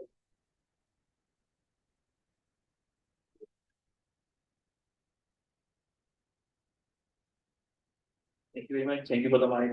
My name is Aditya Iyer. I'm representing Fatma Group. I have a question for Fendi sir. What if we send all the DNS release to the service providers and rely on the service providers for the protection? Thank you so much. This is an excellent question. See, as of today, the infrastructure in Pakistan with the service providers, it is very robust and in terms of availability.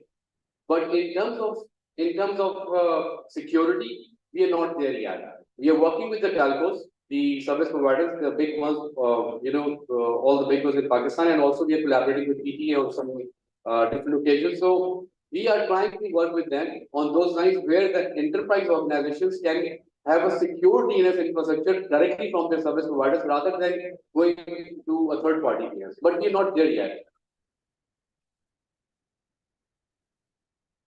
Any other questions?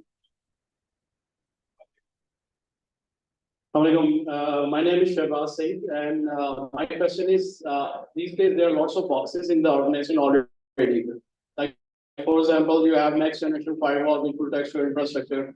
Similarly, there are user behavior analytics tool and SIEM solution which claim to provide, and even threat intel tools which claim to provide such functionalities already. So how does this box fit in this situation? Excellent question. I love this question because this is the myth. This is exactly what we came here to talk about today. See, you have a lot of layers of security built into your corporate infrastructure, your enterprise infrastructure. You have next generation firewalls, you have SIEM solutions, endpoint, EDR, XDR platform, email security gateway. All of that is not looking at the DNS traffic, your DNS traffic, as the way it should, because they are not DNS. To have a secure DNS infrastructure in your organization, as I said, you have to replace some DNS servers within your organization and put in intelligent ones. And again, do not forget, the first line of communication is DNS. So if you want to stop something, stop it at the first line. Any other questions? My name is Sakib. I have a question. We have threat intelligence platform from the firewall vendors and other TI platforms that share the threat intelligence. Why I need DNS solution? Again, an excellent question.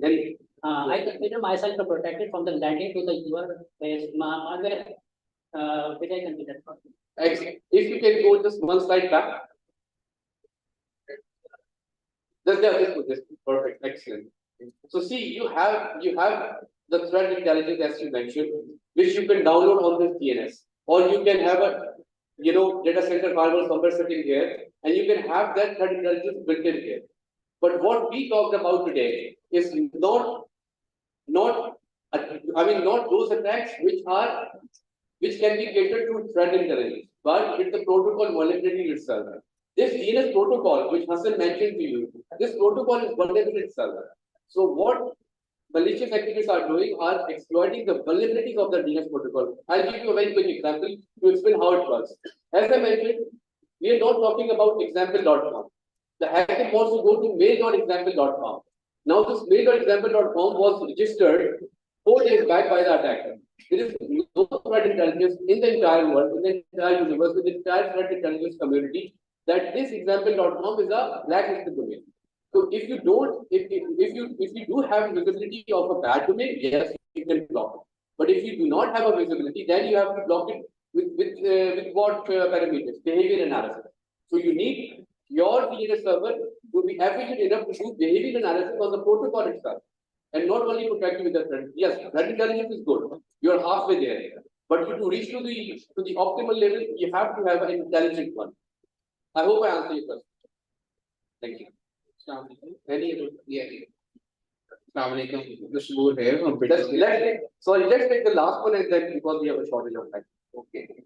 Thank you for the session. Mr. I have a question that I'm actually from PTCL, so being a service provider.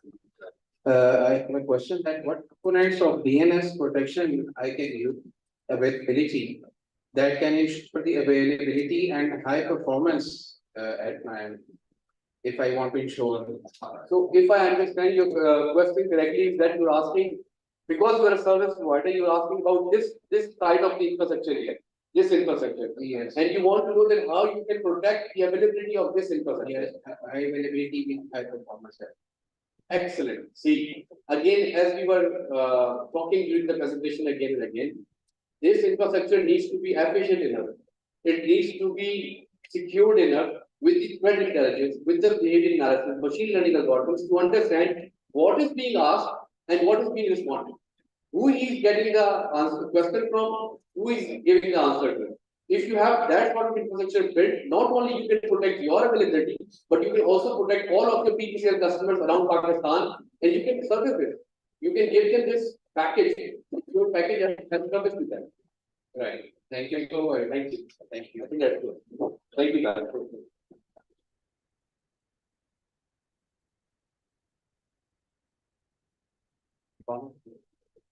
So we're running about 30 minutes late. I know there are a lot of questions. Azhar has done a great job at answering some of those, but make sure that we cover up some of that half an hour delay that we have.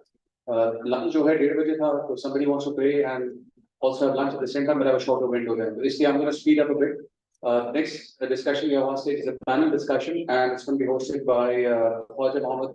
Khwaja is currently now, it's a big change. I've known him from his National Bank endeavor. But it says here that Khwaja is also serving now as a cyber warfare expert at Department of Defense and Strategic Studies, so it's a very critical role as well. And then, of course, he's the head of technology strategy, risk and governance at National Bank of Pakistan.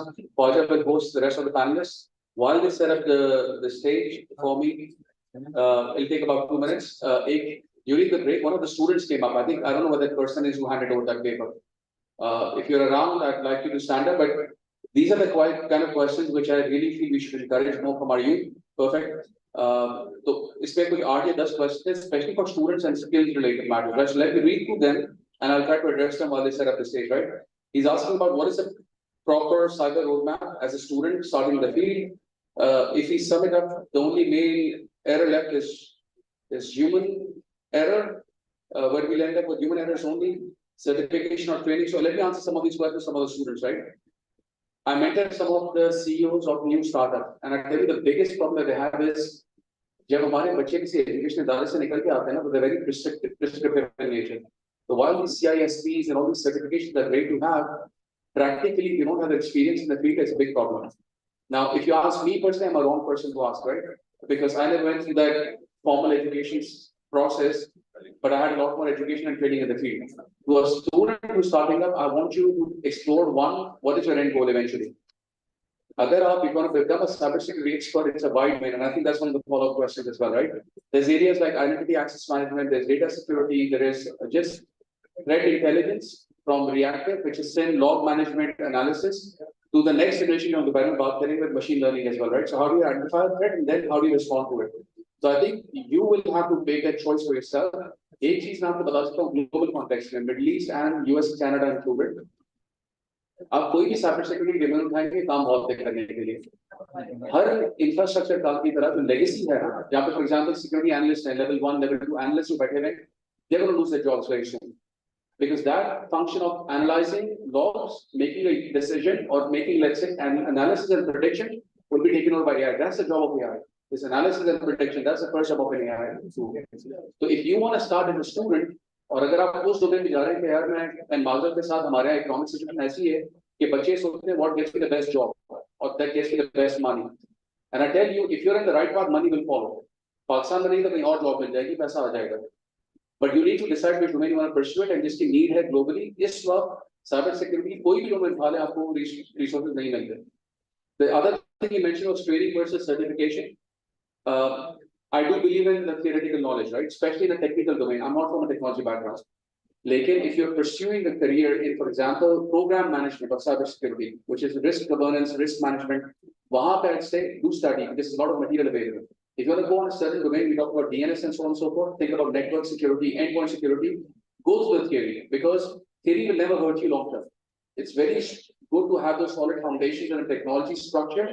NAS pe bahut sare courses hote hain, so on and so forth. Because that give you, when you go to the practical field, it's like driving a car in a driving school. So अगर आप theory ही पढ़ेंगे जिस दिन आप सीखेंगे तो you'll have problems. And दूसरा element is also risk. अगर आप सीधा गाड़ी चलाने में बैठ जाएगा तो ये नहीं पता क्लच कैसे दबता है क्योंकि आपकी एक साथ गाड़ियाँ ऑटोमेटिक हैं. छोटी सी मिसाल देता हूँ ना, right hand drive to left hand drive जब आप इंटरनेशनल ट्रैवल करते हैं the brain takes some time to getting used to. Cyber security is the same. So I don't think one replaces the other. Do your training, do your education, but decide your endpoint and goal upfront. And career path के बारे में भी, that guy has asked for career path. I think हमारे यहाँ जो सबसे बड़ा फुकदान है, इससे टेक्नोलॉजी की बात नहीं कर रहा हूँ, साइबर सिक्योरिटी के लिए. We as a nation lack soft skills. जो मैं सुबह से एक चीज, I'm trying to drill that in. You may be the best guy out there, but when you reach a global stage, और जब आप इंटरव्यू के लिए जाते हैं, and you have probably a better qualified Pakistani guy, a kid versus a guy who's not so qualified. हम बहुत सारी जगहों पे कम्युनिकेशन में मार खाते हैं. It's as simple as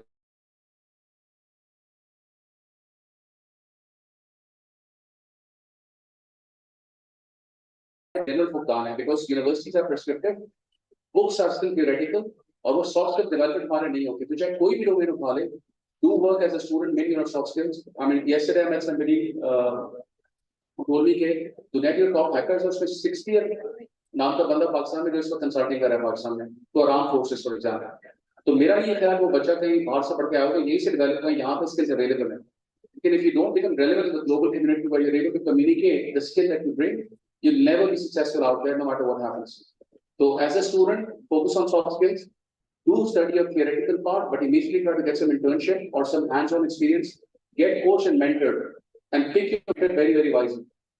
Because हम कहते हैं सब उलमाए कराम के साथ बैठना चाहिए, तो किसी वजह से कहा जाता है कि सोबत का असर होता है. इसी तरह किसी भी नॉलेज एक्विजिशन फील्ड में अच्छे लोगों से मिले, सीनियर लोगों से मिले, जिनका वेस्टेड इंटरेस्ट सेल्फ डिफेंस नहीं है, जिनका वेस्टेड इंटरेस्ट आपकी डेवलपमेंट हो, और दूसरा जो आपको डायरेक्टली कन्फ्रंट कर सके. तो ये नई जनरेशन के जितने मसले मसाले हम जैसे बाबों ने इतनी जिंदगी मुश्किल की है माजरत के साथ, बिकॉज हम उनको एक्सपोजर भी नहीं दे रहे, एनवायरमेंट भी क्रिएट कर रहे कि बच्चे आप सवाल कर सकें और हम उनको कैंडिडेटली बता सकें बेटा एक चीज आपका डिवीजन गलत है. So with that, I think we'll wrap it up. If you need more help with regards to some of these questions, I'm available during lunch, and hopefully I'll ask Faisal as well and put some students as well in the next event so that we have representation on the stage as well. With that, I'll welcome Faja on stage. Come on board and invite the panelists as well. And we are running, like I said, about 35 minutes now, mate. So we have 30 minutes now for this panel, and there's another session for 30 minutes before we break for lunch. With that, Roger, over to you. मुश्किल हर एक transaction है ये app नहीं intention है मुश्किल से ही चलती है और कदम कदम पर रुकती है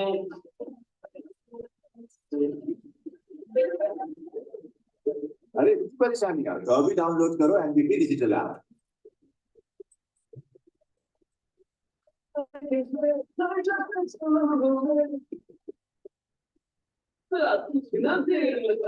सारे काम लेकर दिन जाए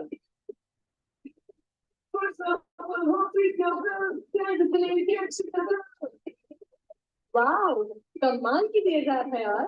सिर्फ एक साल में 1 मिलियन यूजर्स ऐसे ही नहीं बन जाते तो आज ही नेशनल बैंक में अपना अकाउंट खुलवाएं पाकिस्तान की तेज तरीन और आसान तरीन मोबाइल बैंकिंग ऐप से फायदा उठाएं तो अभी एनबीपी डिजिटल पर national bank for Pakistan Man behind this app is sitting right in front of us. So Numan, don't worry, I won't take much time. I have my phone with my boss, so I have to get it back timely. So without further ado, I'll firstly invite all the panelists on the stage. Mr. Zakir Syed, he's head of Internet Governance. He'll be representing Junaid Imam, member Ministry of IT. Junaid had to leave for some urgency. Brigadier Rana Farooq, Secretary NDISB, National IT Security Board. Dr. Haider Abbas, Director General National Institute of Pakistan, Government of Pakistan. Last but not least, Mr. Ammar Jafri, former Additional Director General FIA, former founding head of National Response Center for Cybercrime, founding president and currently chairman Pakistan Information Security Association, sir. It's a non-governmental sir. Thank you for being with us. To quickly set the tone of the session, Numan kept us busy with great speeches and awareness on latest trends and threats in the cyberspace since morning, and followed by Mazar and other people, Mirza Shah Beg.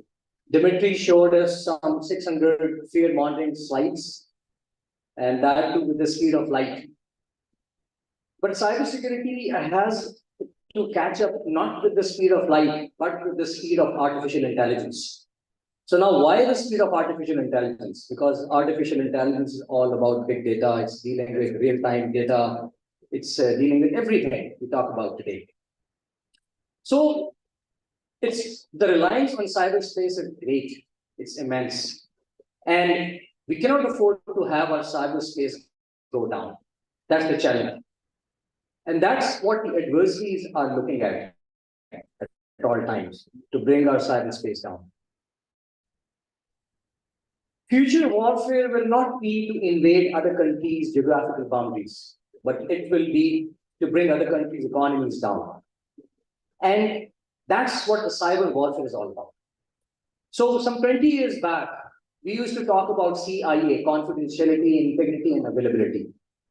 Today, cybersecurity has changed that trend. The priority from CIA has changed to AIC. It's availability, integrity, and confidentiality.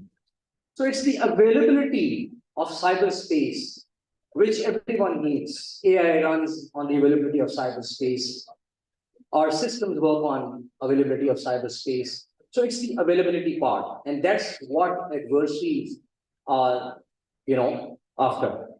So nexus of cybersecurity is a national issue having international implications. And it has to be holistically accordingly. That's what this panel is all about.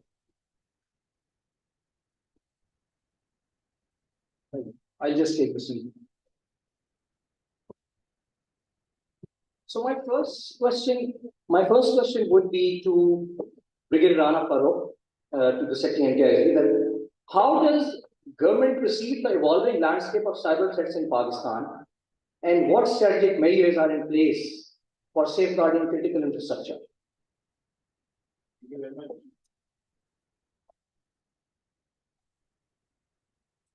Thank you very much, Parison. First of all, I would like to thank you for inviting me here on behalf of the Pakistan government. I will not take much of the time. In fact, within advancement of technology, the dependence of all the major sectors in Pakistan is on the ICT networks. So, where this ICT network provides us the opportunities, at the same time, we have some challenges and vulnerabilities as well. So, the non-state actors, the cyber actors, the bad guys, they tend to exploit these vulnerabilities, and it can be from individual organization and even at government level. So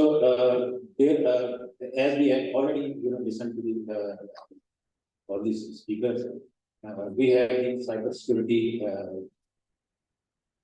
policy in place. And now we have the Pakistan security standards that has also been approved. The national CERT is Alhamdulillah also working perfectly. CERT rules, they have been approved. And the National Security Act is also, inshallah, going to be approved very soon. So there are many union legislative level initiatives which have been taken.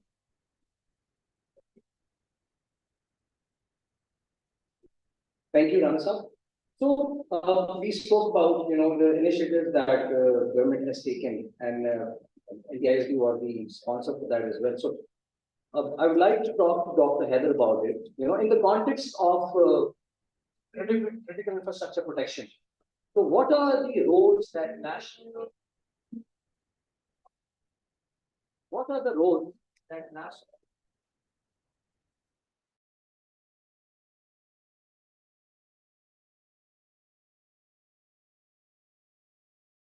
That have evolved that you've experienced so far? All right, thank you very much. First of all, thank you very much, Total Communication, for inviting all the wonderful people under one roof. I could see many glorious faces who have actually contributed practically in terms of cybersecurity in Pakistan. So we as a national CERT, you can say the National Cyber Emergency Response Team, or the PK-CERT, is currently in the process of establishing a comprehensive ecosystem in Pakistan. Main contour of that is that National CERT has recently been established, and the CERT rules has recently been approved by the government of Pakistan. Now we are in the process of notifying sectoral CERT, as mentioned by Junaid Imam also. So there will be 9 main sectors in Pakistan, mainly the NEPRA, PTA, SCCP, State Bank of Pakistan. And then underneath of that specific sectoral CERT, there will be all organizations of that specific area or specific sector. For example, for the telecom, there will be all the telecom sectors in Pakistan, NEPRA, the ISO, MEPCO, and all the organizations. Specifically talking about the critical infrastructure and how the National CERT could play the role. So what I would say, I should divide the main initiatives of the CERT or the security organization or the security measures in 2 main categories. One category is that the organization has to deal itself, the continuous monitoring, right? The vulnerability management, the patch management, you can say the local regulations, following international kind of standards. For example, the NIST guideline is also available for the critical infrastructure protection. And the other side is that threat sharing, collaboration, coordination, and for example, building rules and regulations and empowering them. We as a national CERT plan to help these organizations in both of the mechanisms. For example, we are also going, this is not something, I don't believe on enforcing something like, okay, do this, but we have to actually build them, we have to empower them. We are in the process of performing the gap analysis.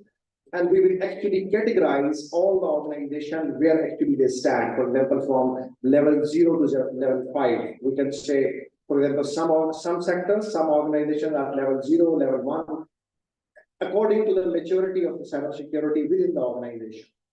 And we are developing the specific guidelines and specific, you can say, framework for all types of organization. How we have to build and how we have to achieve the whole comprehensive ecosystem of Pakistan. Let's take example of PTA. For example, PTA have their own cybersecurity policy. They have very well organized cybersecurity mechanism also. They also have established their own telecom sector CERT, right? And their cybersecurity controls are, as compared to other organizations, they're very mature, right? So we developed some kind of guidelines for them that how they should actually collaborate with other organizations, how they should replicate what they have done and what the lessons they have learned. We as a national CERT will be serving as a collaborator, as a mediator to actually replicate their measures to other sectors in the country. Also, I would like to give example of NADRA. NADRA is also the custodian of our, you can say, the data that actually they are managing from since long time. In terms of usability, they have the marvelous measure. In terms of security, they have also taken many of the measures. We are also, as a national CERT, helping them to actually build up their comprehensive ecosystem of cybersecurity. And my opinion is, and my objective is that we will make NADRA, PT, and these organizations as a role model for all the other sectors. We can replicate the same security mechanism into that. So this is how, I mean, this is a challenge because we know let's speak the truth. We have the problem of coordination in Pakistan. We have the problem of attitude in Pakistan. We have other many challenges. And we will, inshallah, with the help of Almighty, address these all challenges. And we will build a whole comprehensive ecosystem for Pakistan. Thank you, Heather, and very happy to see you taking charge of this challenge with a unified and standardized approach, which is indeed probably the key to the success of the CERT and a national CERT. So thank you very much. Moving on to Guruji Amar Jafri Sahab. So what role does a non-governmental CERT play, specifically in ensuring the security and resilience of critical infrastructure? And how is PISA CERT helping to keep pace with the rapidly changing threat landscape? It's all made different age group or different skill sets के लोग बैठे हैं। मैं अब हम देखिए job से पहले एक छोटी सी मिसाल दूंगा ताकि अपनी बात कर सकूं। वाईफाई हम इस्तेमाल करते हैं। इसकी एक डिजाइनर लेवल है जिसने डिजाइन किया हो, हमें से किसी ने डिजाइन किया। एक उसकी ऑपरेशनल लेवल है जो नया ये पीटीसी और ये सब चला रहे हैं। एक इसकी यूजेज लेवल है जो हम लोग इस्तेमाल कर रहे हैं।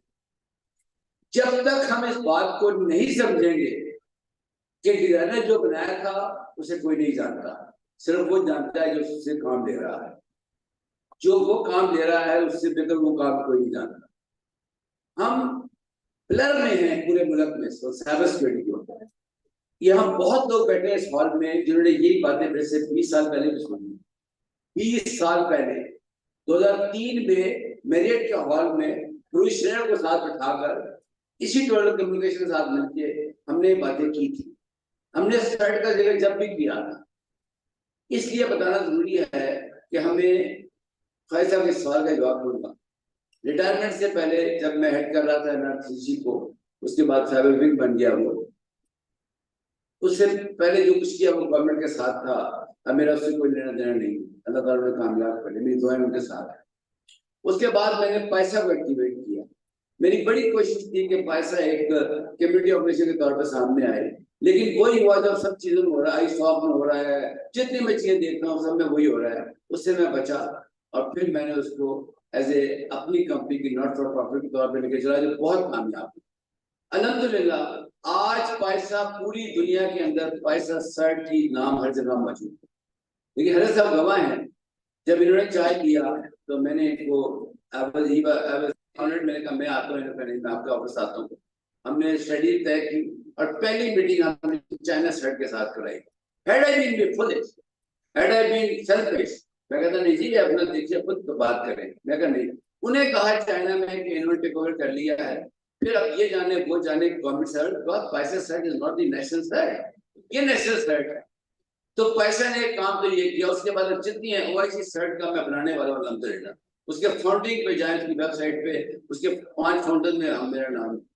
लेकिन दुख की बात यह है इस वक्त कि चाहे मैं नाम लूंगा किसी का, क्योंकि मैं हर जगह रहा हूँ, ये जितने डायरेक्ट इस वक्त स्टेक होल्डर्स हैं इनको सबको टेबल पे बैठना चाहिए। मैं जितनी भी मेरे पास अकल है, कॉन्टेक्ट्स हैं, वो सबको देने को तैयार हूँ और विदाउट एनी कंपनसेशन मुझे नहीं चाहिए किसी से, क्योंकि आप बल्कि मैं पाकिस्तान राइट नहीं हूँ। मैं टीआईएसपी से रिक्वेस्ट करूंगा, मैं मिनिस्टर से रिक्वेस्ट करूंगा कि हैदर साहब को सपोर्ट किया जाए इस वक्त, क्योंकि he is the point of contact now. सीधी सी बात है, अब जो मर्जी कर लें। हमारे जितने दुनिया में कॉन्टेक्ट्स हैं, मैं सर्ट की बात करूंगा सिर्फ, अब वो चीजें तय हो चुकी है, national CERT, sectoral CERT, operational CERT, सबके इकोसिस्टम, कवानीन वगैरह बनना उनका काम है। आखिरी बात अपने सवाल के जवाब में करूंगा कि साइबर क्राइम और साइबर सिक्योरिटी और चीज, साइबर मैं पिटता रहा 15 साल से कि ये और चीज है, जो दो डिफरेंट चीजें हैं। किसने मेरी बात नहीं सुनी। आई एम थैंकफुल कि आज जुनेद साहब बता गए कि अब साइबर सिक्योरिटी लॉस बन रहे हैं ये, और ये 10 साल पहले बन जाने चाहिए थे, लेकिन बजाय इसके उन पे अफसोस करें कि जी वो नहीं बने, वो नहीं बने, छोड़ दें। अभी जो मेरे से पहले बात हो रही थी डीएनएस की, मैं चाहूंगा कि मुझे नहीं पता, अजहर साहब से बात करूंगा, डीएसपी से करूंगा। मैं तकरीबन 5 साल से किराए के साथ काम करता चाइना के अंदर, और वो इसी पे काम कर रहे थे डीएनएस की सिक्योरिटी के ऊपर। अल्हम्दुलिल्लाह जो पहला सर्वर आउट हुआ बस उसका नाम पीके सर्वर। अल्हम्दुलिल्लाह मेरी कोई मर्जी की इदारों ने, मैं सबको बता रहा हूँ, उनके पास गया कि आप होस्ट कर लें इसको, आप होस्ट कर लें। कहीं अब कोई कहीं कल आना परसों आना, मैं कहा सॉरी इतना टाइम नहीं है मेरे पास। फिर मैंने किसी प्राइवेट सेक्टर में रिक्वेस्ट की, होस्टिंग हो चुकी है, पाकिस्तान में है। मैं सारी मालूमात शेयर करने को तैयार हूँ आप लोगों के साथ। कैसे किया, 5 साल लगाए। इस हॉल में लोग बैठे जिनके चाइना गए थे, मेरे अपनी कंपनी के लोग हैं। हमें सबको चाहिए कि पाकिस्तान के लिए काम करें। हम सब जीत जाएंगे, पाकिस्तान हार जाएगा। मैं रिपीट कर रहा हूँ यहाँ पे, बड़ी इंपॉर्टेंट बात। हम सब कंपनियां चला लेंगे, दफ्तर बना लेंगे, करोड़ों अरबों रुपए कमा लेंगे, पाकिस्तान हार जाएगा। ये मतलब हमें दोबारा नहीं मिलेगा। मैं जज्बाती नहीं हो रहा, मैं बड़ा पैशनेट आदमी हूँ। हमें सबको मिलकर मिनिस्ट्री की, पीटीए की, जितने लोग बैठे हैं यहाँ पे, इनमें भी कलेक्टिव विजडम है कि अब गलती नहीं है। Thank you, Jafi Saab. Thank you. Jafi Saab has his own way of, speaking and convincing the public. And the right way. And the right way. And so we're missing Junaid Imam, but we have Minister of IT represented by Mr. Zakir Sayyid. Junaid spoke very well and he explained, and it was actually very pleasant listening to him today, and the progress he showed where the government is going in the right direction. And Zakir, if you could just specifically tell about some what initiative at government level, specifically Ministry of IT Telecom has taken to promote continuous skill development within the cybersecurity workforce, and particularly in the context of evolving cyber threats and techniques used by the enforcement. Thank you, Khwaja Saab. Before getting into the question directly, I'd like to, connect the dots with one of our overarching documents that is called the National Cybersecurity Policy 2021. It basically is the National Cybersecurity Policy that is setting our directions, and it's giving us direction to be able to come up with something that is in line with international, norms as well as international best practices. So, building onto the deliverables that were idealized in the national cybersecurity, alhamdulillah, the ministry as well as other stakeholders have been, putting up initiatives, from different perspectives, be it coming up, with regulations, formulating new legislations in line with the emerging technologies, and then, setting up programs of skill development and capacity building across the country. And apart from that, close coordination among stakeholders. As you earlier mentioned that, cybersecurity is a national phenomenon. I would like to add to it, it's basically a global phenomenon. It's more of a global phenomenon, and the world is facing challenges when it comes to, threat intelligence and cybersecurity challenges popping up with the passage of time. And, we hear, countries and, regions coming up with new and new legislations and regulations to be able to address this challenge. And so, as the chief guest earlier mentioned, the United Nations, 11 norms regarding cybersecurity. So the world is working closely together, and Jafri Saab mentioned that there are different age groups, and in this hall. But I'd like to add to that as well. There are different stakeholders in this hall. We've got people from academia, from government, from the industry, from civil society organizations. So cybersecurity is something that is not the job of a single stakeholder, and it's being debated across the globe. Only government, only academia, only the industry cannot single-handedly take the challenge of cybersecurity. And that's why we at the ministry have been very closely working with all these stakeholders at the capacity building initiatives, as well as in the formulation of regulations and drafting the legislation. So coming directly to the point about capacity building initiatives, in the recent past, post the national cybersecurity policy, it was one of the main objectives of the national cybersecurity policies, capacity building and awareness as well as skill development when it comes to cybersecurity and cyber challenges that we've been facing. So the ministry itself conducted a training, skill assessment together with the industry, and we came up with a number of areas. For example, cyber security, machine learning, artificial intelligence, cloud, and IoT. These 5 were the areas that were shortlisted together with the industry, and then we ran a program called the High Impact Skills Bootcamp at the ministry, which Junaid Saab mentioned in his talk. We actually developed a number of trainers, and those trainers are now in the process of delivering those trainings in different cities across the globe. Along with that, Pakistan Software Export Board and another of our organization, Ignite, which is the National Technology Fund, we've been running hackathons and cybersecurity trainings across the country in different cities, whereby students and from these universities and from the private sector that participate in these trainings. And then additionally, we've run a number of different capacity building initiatives with Higher Education Commission, the National Vocational Technical Education Commission as well. And then we've been working with the industry because globally, if you see, cybersecurity is almost $1 trillion industry globally, if you say. And then the emerging technologies, for example, cloud, and somebody was talking about artificial intelligence, machine learning. So all these things are very closely linked to the cyber landscape across the globe. And the ministry is putting all its efforts in different directions, working with all the stakeholders, enabling the different institutions wherever possible at the ministry, and to be able to, idealize an ecosystem, a cyber ecosystem in Pakistan that is safe, that is secure, and that is resilient, as well as in line with the best practices across the globe. So yes, with respect to capacity building, which is the core of the national cybersecurity policy, we've been working very closely and coming up with very innovative and very rigorous capacity building and training initiatives at the ministry. Thank you, Zafir, for the elaborate response. I also had another question from Junaid and rather from the ministry, but I think Dr. Heather has already addressed it about how government is contributing towards setting up standards and best practices in this area. So it's glad to know Junaid also mentioned that there are, notified rules for setting up certs and the other best practices that the ministry is saying, and internet governance on its own is setting up different policies, procedures. So good to know that. Good to know that. So yeah, the CERT rules 2021, which Junaid Saab mentioned earlier, those CERT rules, are going to be the basis of the cyber emergency response team.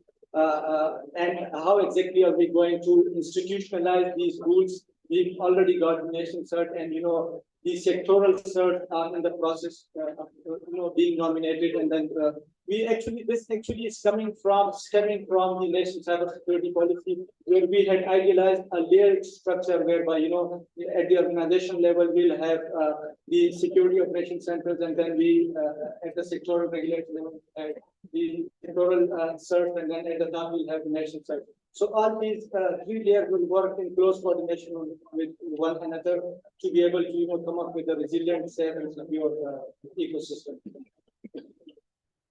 Excellent, thank you. So taking this forward, and Zakir also mentioned that it's a national issue, which has international implications, which I also say. So moving on to Brigadier Rana again, to the Sector NTISB. So could you elaborate on the coordination efforts between different national agencies, as well as private sector entities, to enhance the collaborative resilience approach for addressing this critical infrastructure threats? Okay, so short on time, so we need to be specific. Very short, hardly 1 to 2 minutes, small each. One of the mandate of NTISB is to support all the public sector and government organizations in assessment of their ICT network, security of their ICT network. So we send them the expert teams. They do their cyber audit. We share those reports with them and highlight the vulnerabilities. And so far, 16 ministries in Islamabad and important organizations like National Bank and NADRA, CPEC, PEPRA, there are many organizations which have, and their boards have been given to them. So we have highlighted the vulnerabilities like outdated firewall, etc. Besides that, we are also mandated to share the cybersecurity advisories. So far, 368 till now we have shared advisories with everyone. And besides that, we are also after the approval of Pakistan security standards, we do the security evaluation of the cyber devices, or we call the firewall, any security device, ICT security device. So far, 68 devices in government level, and even 10 devices from the private sector. Those have been evaluated by our laboratories. So a lot is being done at government level to collaborate and and there are few MOUs also been signed to devise mechanism for cyber threat intelligence sharing. So there is a lot. Thank you, Brigadier. Thank you. It's always enlightening to know when Pakistan is progressing on the government side. So Dr. Heather, another round of questions for you. So how does the national CERT collaborate with international counterparts to share the threat intelligence and best practices? And how does this collaboration contribute to overall cybersecurity for the critical infrastructure protection? Okay, let me just wrap up all the stuff in a few seconds. First of all the private sectors in Pakistan and the government sector in Pakistan will be taken on board by threat sharing and coordination mechanism. First, this will be the ecosystem nationally we will build, and on the international level, we are actually signing different. Thank you to Sir Ahmad Jafri, as he mentioned, he has connected us to the China CERT. We are in collaboration with the Malaysia CERT, with the UAE CERT, with the Iran CERT, Russia CERT. We're in the process of that. And after that, we will go for the AP CERT, Asia Pacific CERT, and the first forum of international incident response is also our target. Probably in next 5 or 6 months, inshallah, we will achieve these all targets. On the other hand, as a national CERT, we are in the process of launching various programs where industry, academia, and government sector will be on the same platform. We have already launched the national internship program for the students. We are also going to launch the research fellowship program for the researchers in the country. The PhD students, the master students, the UG students do their project there. Even the postdocs, we will give you the problems. For example, the PTA or the NADRA or the NAPRA is facing this kind of problem. This is the university, this is the government sector. Go ahead and solve your own indigenous problems. Enough for the sake of the research, for the sake of research.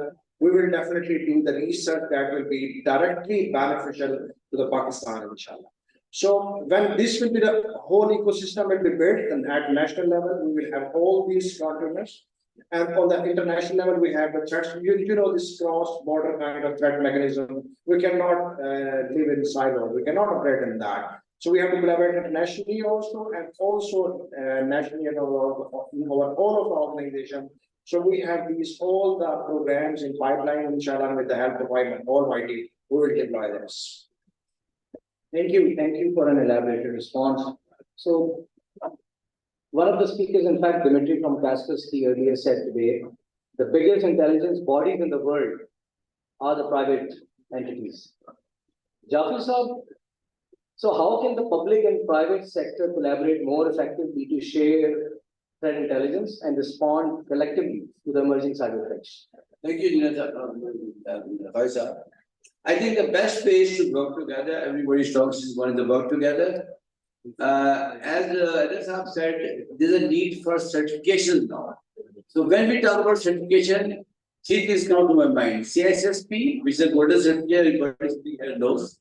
And interestingly, ISACA, CISM, CISS certs. So I am the president of ISACA, I'm the founding head of ISACA Islamabad. So tomorrow we have a board meeting, anybody can meet us, anybody from Islamabad can join Islamabad ISACA. And you know, huge amount is in America in ISACA account Islamabad. And I've talked to them that actually I know the problem of CISSP. There's a huge fund required for the paying the fees and the trainings. So we can talk to the industry about it. I can put my money from the ISACA side, you can put your money into it. You know, there's an alarming low level ISACA certified people in Pakistan. Let me repeat again. If you go to the neighboring countryside, you will see thousands, and we don't have in the hundreds. So there's a need for that, and private sector can play and do it, because I don't need any approval. I can just walk in your office, need your sport cup of tea, and we'll decide about it. So this is my humble submission. There are so many opportunities in different countries. I am very happy to have talked about internship. This is required now. Our students they are looking for direction. So our program, University Plus, aiming the same. So I will go in detail later on. A lot of university people sitting here, we will talk about it. Thank you. Thank you very much, Jafar Saab. So I have like a couple of minutes left. So if so shall we take some questions, one or two questions from the audience? Sure. I think Mubin Ashraf. The cyber security enthusiast. Yes.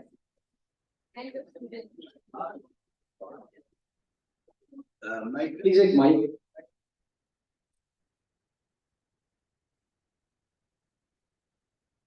Question has to be very small, but that answer can be responded accordingly. I'll try, sir.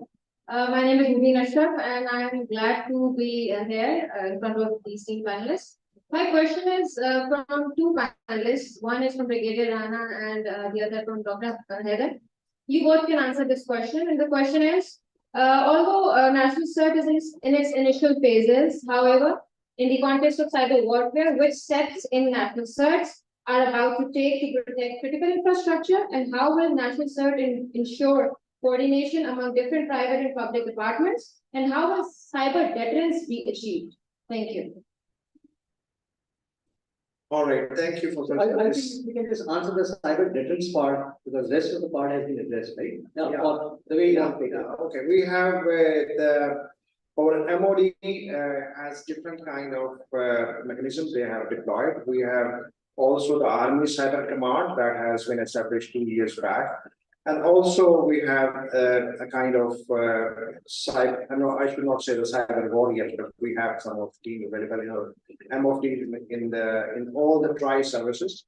And also on the other hand, on the critical infrastructure side, we can see the NAPRA and all the other stuff. We are actually helping them to actually deploy first international best practices, transform into the national cybersecurity policy plus the guidelines by the CERT rules that how they can build a resilient kind of infrastructure in the country, right? And then on the basis of that, when we'll have this is a challenge, right? When we'll have this kind of infrastructure, then we can see that we can say that we'll be sure that we have something that we have achieved to some level. But since the different you can say efforts has been done in silos, still is being done in silos. There are many wonderful organizations in Pakistan doing wonderful job in cybersecurity, but now this is the time, as Sir has said, this is the time that we have to build the other organization now. So because one bad node into your whole ecosystem will sabotage all the security mechanisms. So this is the strategy that we are going to adopt, inshallah, and with the help of Almighty, we will be able to do this. I hope this answers the concern. One more question, that hand I see.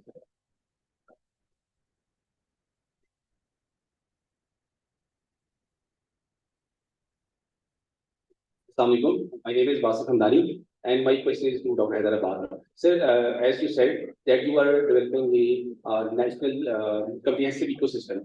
So my question is straight that how soon will it be sustainable at grassroots level in coordination with provincial and divisional level and so on?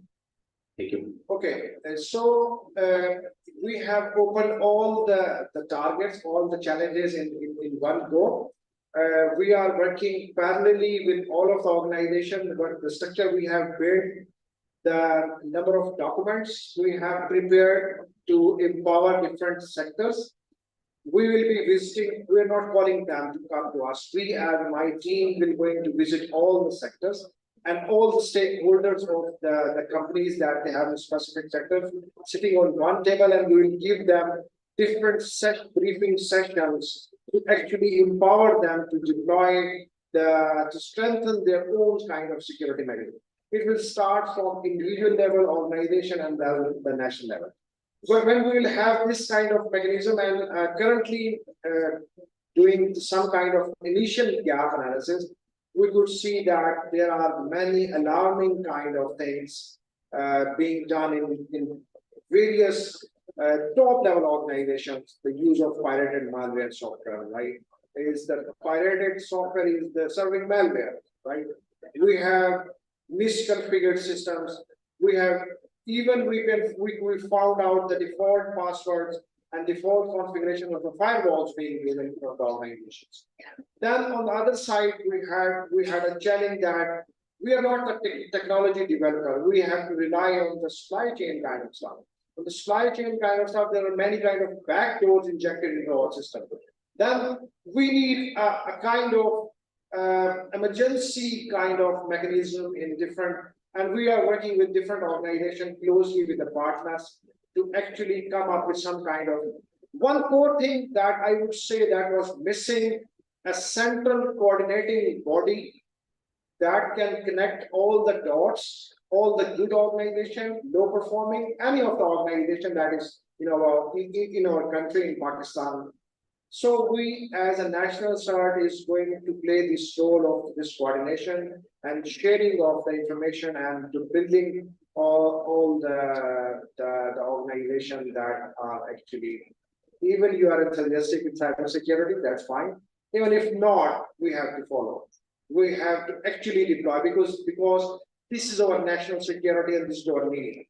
We cannot, I mean, I'm not being offensive, but we cannot leave anyone on their own.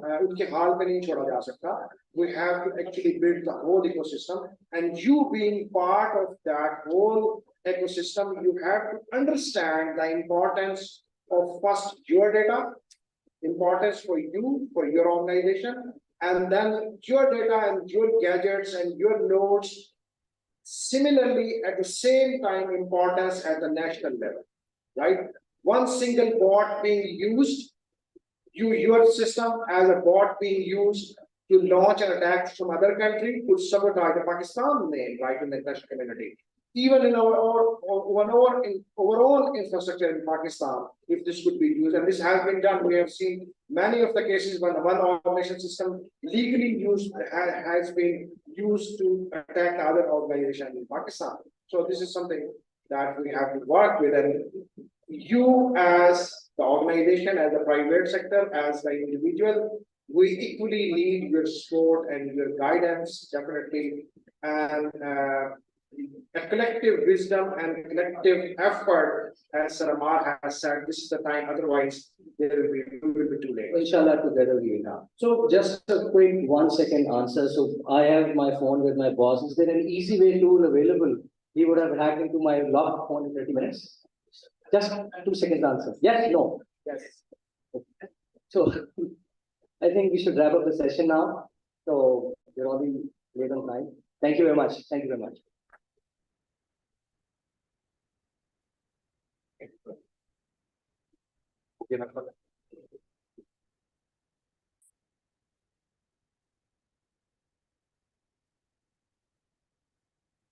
Awesome. Thank you.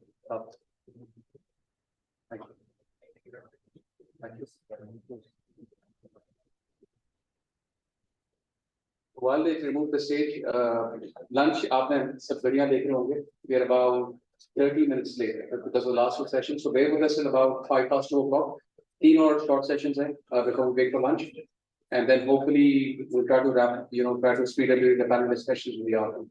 With that, I want to call Saad John. I don't know where he is. Saad, are you in the room for CrowdStrike? Saad is a pre-sales team leader for CrowdStrike. He's going to talk about machine-based attacks, right? We discussed it, not in too much detail, but what are the new modern types of attacks that are happening based on the machine itself?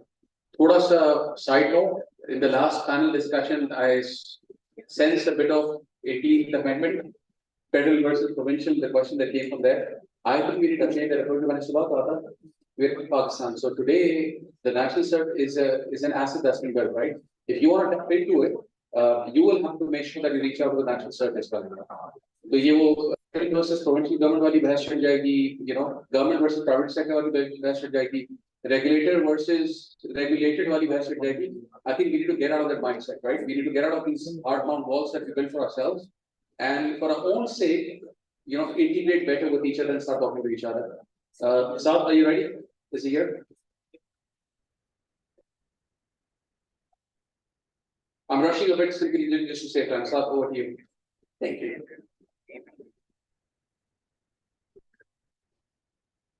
Good afternoon, everyone. I know we are late on time, so I will try to play with my presentation in a way to be fast. So I will try to wrap up the major part, which is related to the challenges that we are facing. So there is a second part of the presentation where I will talk how CrowdStrike is handling things, what we are introducing for AI. But first, I want to talk about some general terms. Up till today, what we have been all discussing, even today in our sessions, is the threat adversaries. We all have identified the issues that we are facing are no longer about, like, do you have the best technology? Yes, I have the best EDR, I have the best firewall. It's nice. But what are we trying to achieve? I want to patch. Correct, yes, patching is a good thing. But what is the main issue that we are facing today?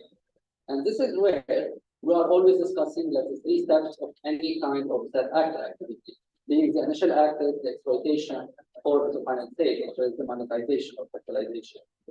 Today, what we are trying to achieve is always talk about threat intelligence.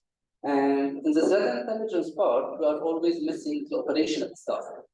So we have been discussing threat intelligence globally for the last 2 years in so many different discussions. Yes, I have new APT groups. Yes, I have new TTPs. Yes, fine. I have so many different vendors that are doing threat intelligence. Now, how am I using this? And this is really the challenge that, okay, I have a lot of technologies that are not really correlating everything at this time. I'm not really able to understand how they are communicating together. And I have a lot of gaps that are presented to me. So what I need to understand is, I have threat intelligence. I have the threat landscape. We know the attacks are happening, but how are we actually basing this? I will ask it is growing. We have the internal infrastructure, we have the public infrastructure that is being exposed, and you have the adversary infrastructure. So again, it is a wider visibility that I need to keep track, and I need to understand all the aspects and correlate them together. Again, if I want to dive deeper, what are our main struggles today? During 2023, the fastest breakout time was 7 minutes. Like, it's crazy. If you want to be realistic, no one can really be ahead of 7 minutes in defensive aspect. So we need to become more proactive. How can I prevent this 7 minute breakout? What I need to do is stop thinking about just being active. I need to make sure that my proactive is also correlating with my active and reactive approach. I need to make sure that I'm understanding the risk-based factors that I have, and based on that, move forward. Second issue, which is still non-stop and continuously growing, shortage of staff. Yes, it is now growing because we are no longer talking about like I need one analyst, I need a SOC. This is part of the entire operations that we are looking for. But what we have also as a concern is the actual risk factor. How are we actually mapping our ground jewel? And eventually, the more we are growing, the more we are talking about solution, data lakes, the more noise we are having. So how are we going to respond to all of these challenges? If I want to look very highly, I have so many different aspects that I need to cover. If I'm talking about this, I'm not talking just about technologies. Like I have the firewalls, the endpoint security, the email, so many different things. But if I look at the risk management approach, I still have the vulnerability management, the patch management, external attack surface management, and so on. And these are the gaps that no one has tried to resolve till today. Today, we don't have any solution that is actually closing these gaps. We are trying to integrate, yes, but how many entities were successful in really closing these gaps? Understanding what's happening on the outside, on the inside, and building this kind of a story.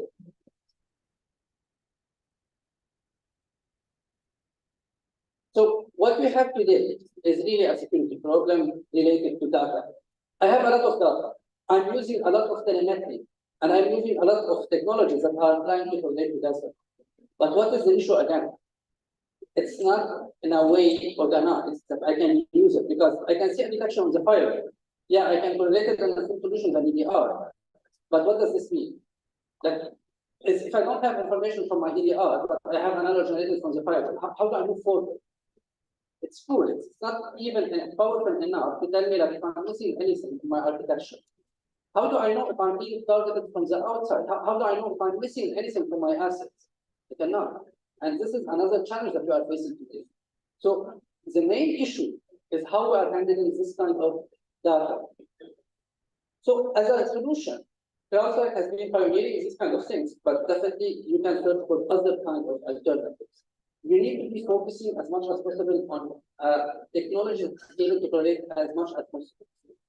So whenever we are talking about this correlation, it is always going to be about how many information and different type of telemetry I can collect.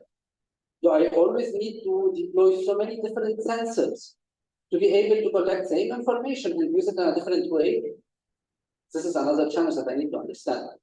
If I'm collecting all of these, do I have a real powerful backend that can sustain all of this operation? Like, yeah, I'm getting enough information, I'm getting telemetry, but is it enough? This is another challenge. Third, and the point that I have been focusing on for the last 2 years, the XDR. Many are discussing XDR. And yes, it is nice to have an XDR solution to correlate a lot of things. But you need to keep in mind, XDR is an enrichment technology. Yes, it can be based also on AI, and it is fueling our next step. But before jumping there, and before discussing like the second part of today's session, the generative AI, I need to have the actual information before I move to XDR. I need to have the actual visibility before relying on AI. If I don't have anything, the AI will not be able to help me with this. And I need to be able to do that in a fast-paced approach. So the most important aspect of what I want to discuss today is really it's time we start discussing the proactive security and the active protection. It's no longer an option to ignore these facts. It's no longer about saying I have the best, again, EDR, MDR solution, and forgetting that I have a lot of other things that I need to be mapped. Because As long as you have one blind spot, you will always be compromised. So it's not about how much I invest, it's how I invest in this. So what we need to do is really discuss something called enforcement action. I need to be able to discover, I need to understand my environment, being from the outside, from the inside. And this is something that is still new to the field. It's very important to focus on this point because it is really, like, for CrowdStrike, this is what driving us for the next generation of our platform. It is what we call inside out and outside in. Today, it's very important to stop looking at my external perimeter as a standalone thing and my internal asset as an internal thing also standalone. I need to understand, like, I have vulnerabilities, I have so many vulnerabilities, and this challenge will always take care of. I will never be able to patch everything. What I need to make sure I'm covering is this exploit reachable from the outside? Because there is definitely a way to deliver the payment.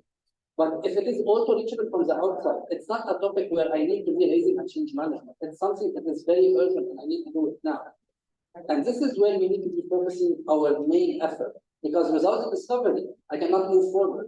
If I'm missing my asset, I'm not understanding my environment, I cannot do anything. And again, it's not about a specific vendor, it's about us internally, how we are doing this. Forget about the vendors. The vendors are here, tomorrow they are not. It's about how we build our strategy and our visibility.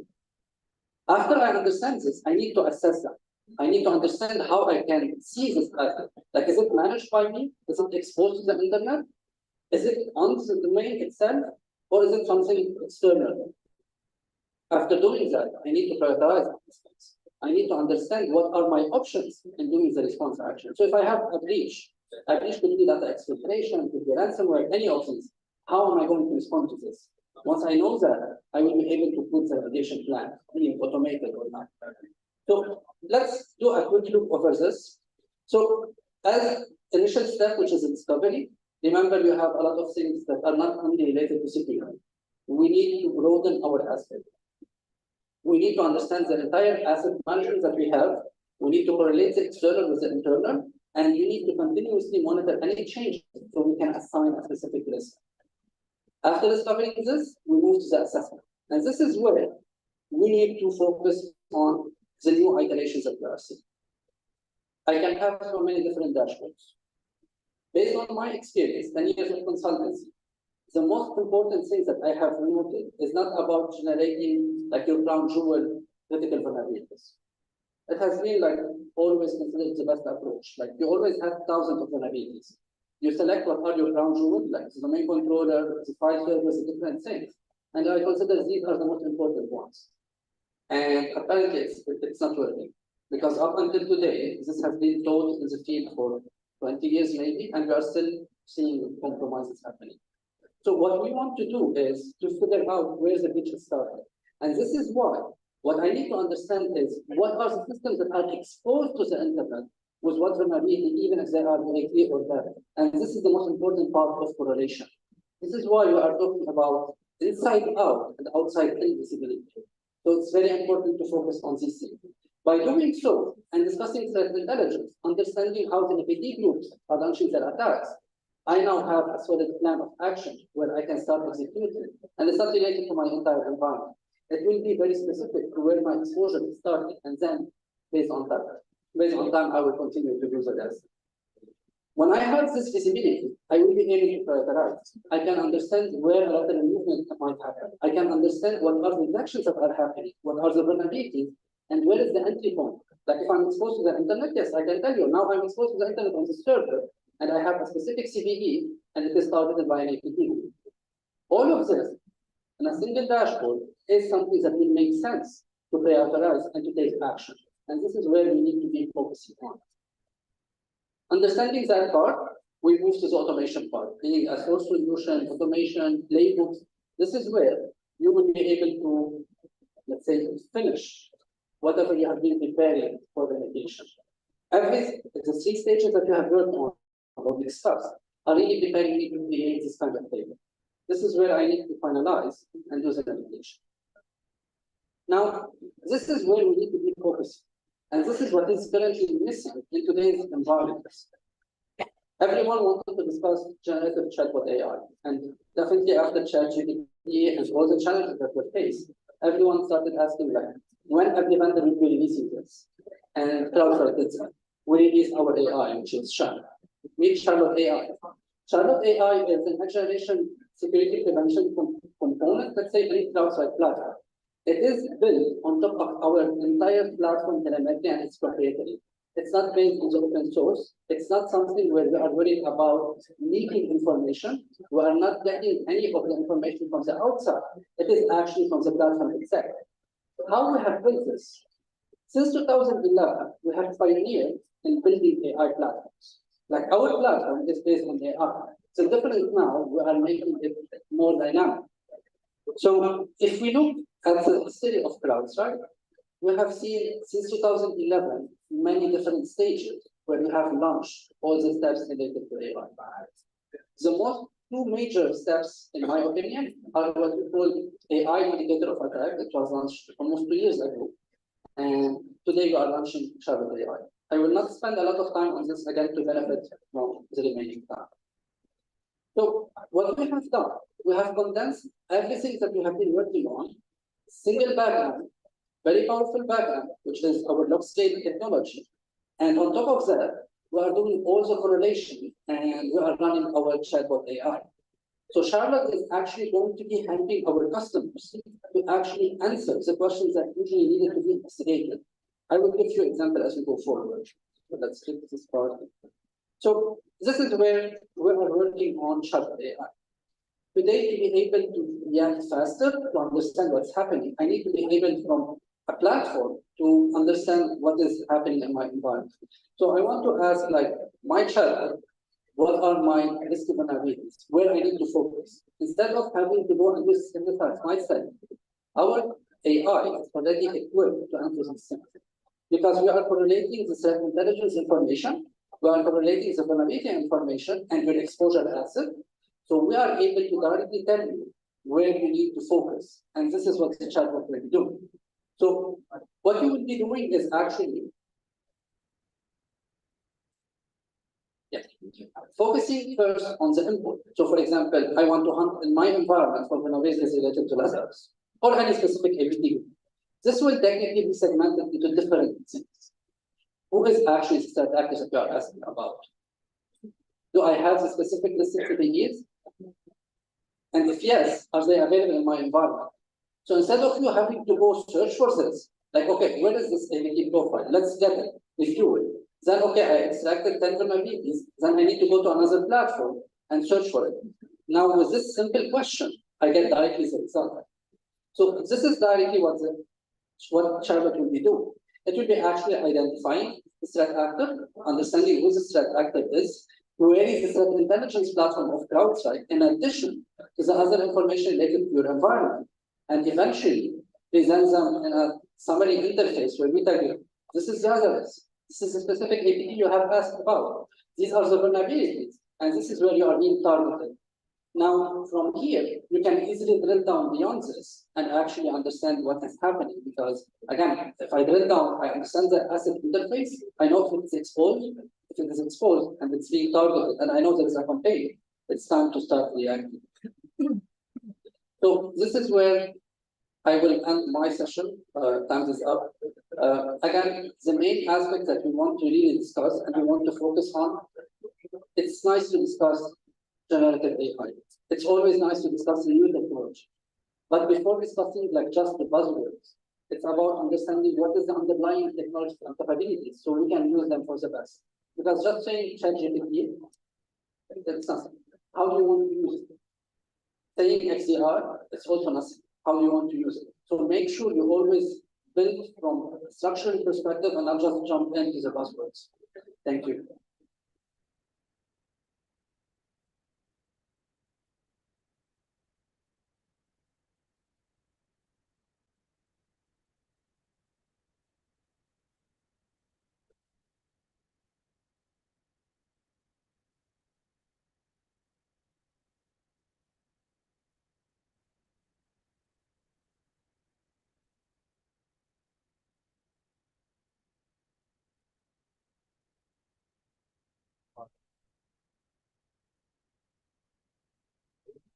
Okay, so now.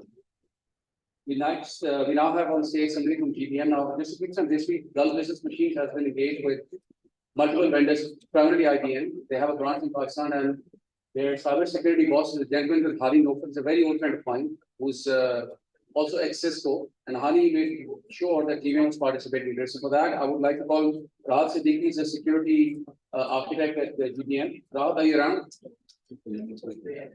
This is getting mic'd up as we speak. I do know, in fact, I won't be surprised if Hani has dialed in remotely to look at this presentation as well.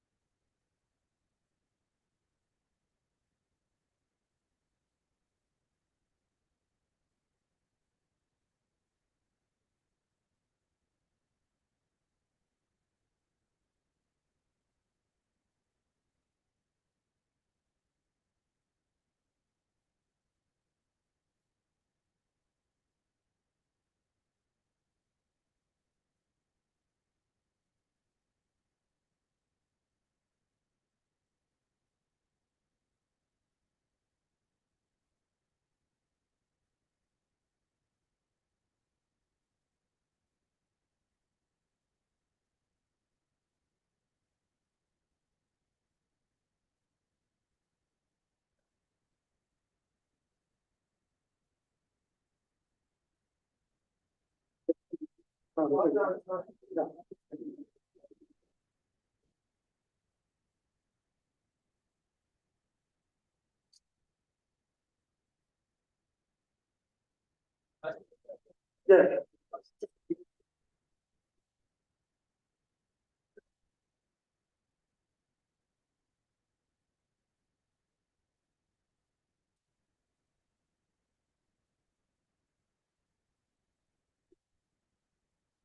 Yeah, good afternoon, everyone. I would like to thank you, Total Communication, GBM and IBM for giving this opportunity to present the GBM portfolio and threat insights about cyber chaos. So I will try to brief in next 15 to 20 minutes. We are short of time. So the title of this presentation, what we have chosen is called Embracing Cyber Chaos. So as we live in this era, it's not about only cyber chaos. We live in an era where every type of chaos we are living in. And then we come up with the cyber chaos as a attack vector. So when we were discussing, by the way, this title is the same title which we have our GBM annual cyber security report for 2023. So when we are drafting this report, during the discussion, we were discussing that what should we give a name for this report. So we were thinking about preventing cyber chaos and confronting cyber chaos or defending cyber chaos. So we thought, let's embrace it. Because at the end of the day, we cannot avoid being attacked, being compromised, because it is inevitable to get compromised. So we thought to give a name rather than defending or confronting, let's embrace the cyber chaos. For that purpose, now for our region, if you see our region specifically for GCC and Pakistan, we were always aspiring to be a digital innovation hub for cybersecurity, cloud computing, metaverse, blockchain. But specifically for Pakistan, Pakistan always enjoys a very luxurious or special location connecting east to west and having a trade hub and now becoming an economic corridor. So they always enjoy kind of a special position in the world map. And we also have a talent and plus the innovation thirst to grow in these capabilities. So when we see these trends in our region and becoming a next AI next generation technology hub, we face a challenges as well. So these challenges which we are facing, there are multiple challenges being highlighted by my other colleagues and peers, but I wanted to highlight specific some challenges which being observed by IBM Cost of Data Breach Report for 2023. So we have known that rather today or tomorrow, we are adopting to a cloud services. So when we are adopting a cloud services, we have seen that the data has been exploded to the clouds, whether it's on-prem, hybrid, or a public cloud. And maybe we are using some SaaS services, IaaS services, PaaS services. So end of the data is being exploded to the cloud. And we have seen when we are exporting the data to the cloud, we see 21% more time is being taken, average time taken to contain and detect a breach. Similarly, if you see the cost of data breaches, so there were multiple numbers that we floated, maybe 1 million, 10 million, but average cost for each cost of data breach is $4.7 million. And similarly, if you see the high risk of data breaches, which is related to any type of identifying the breach or containing the breach, we have seen the minimum average time which is taken to detect the breach is 300 days, which is almost a year. So when we detect the breach, it's almost a year to detect the breach and know that we are in a state of attack. And similarly, in all these cost of data breaches, explosion breaches, we see the compliance has been getting increased. We see number of compliance, example in Pakistan, from Ministry of IT, they have released National Cybersecurity Policy, national strategy coming up. So you will see more or more compliance issues. So our humble CISO is spending most of the time doing just the compliance duty. So we see these compliances getting increased with the complexity being increased with the data breaches. So these are the challenges which are related to the cyber chaos. Now, not only specifically to the IBM, even if you see the World Economic Forum report, they have also highlighted that not only today, even next 2 years, the cyber crime is still number on top 10 threat and be categorized on the number 8. And even in the next 10 years, they have increased the threshold of that cyber crime. So not only as Middle East or Pakistan, even the world is recognizing the cyber crime threat is real and we need to give a constant address to this issue. Now, when we spoke to a customer across the GCC in Pakistan, we have seen that majority of the customers have identical issues. So what are the issues? For example, growing complexity. We have seen, every customer using minimum 15 to 25 different cybersecurity tools, starting from firewall, endpoint, email, web, you name it. And when they try to integrate these products, they don't talk to each other, they run in silos, they don't have way of detecting the attacks, and if you cannot detect, you will not be able to prevent the attack or even respond to the attack. So the complexity is increasing, and the fragmented solution is coming up in the market. Similarly, when these solutions are getting increased and your maturity or readiness is not available. So maturity means you take all the tools, you build a very good parameter firewall having a best of breed solution, put it on the firewall, on the parameter, on the data center, but the maturity of that product is not being stabilized. So the readiness and the maturity is not there, which is why even after deploying, after investing so much money, time, and effort, we are not able to defend because we are not mature, we are not ready.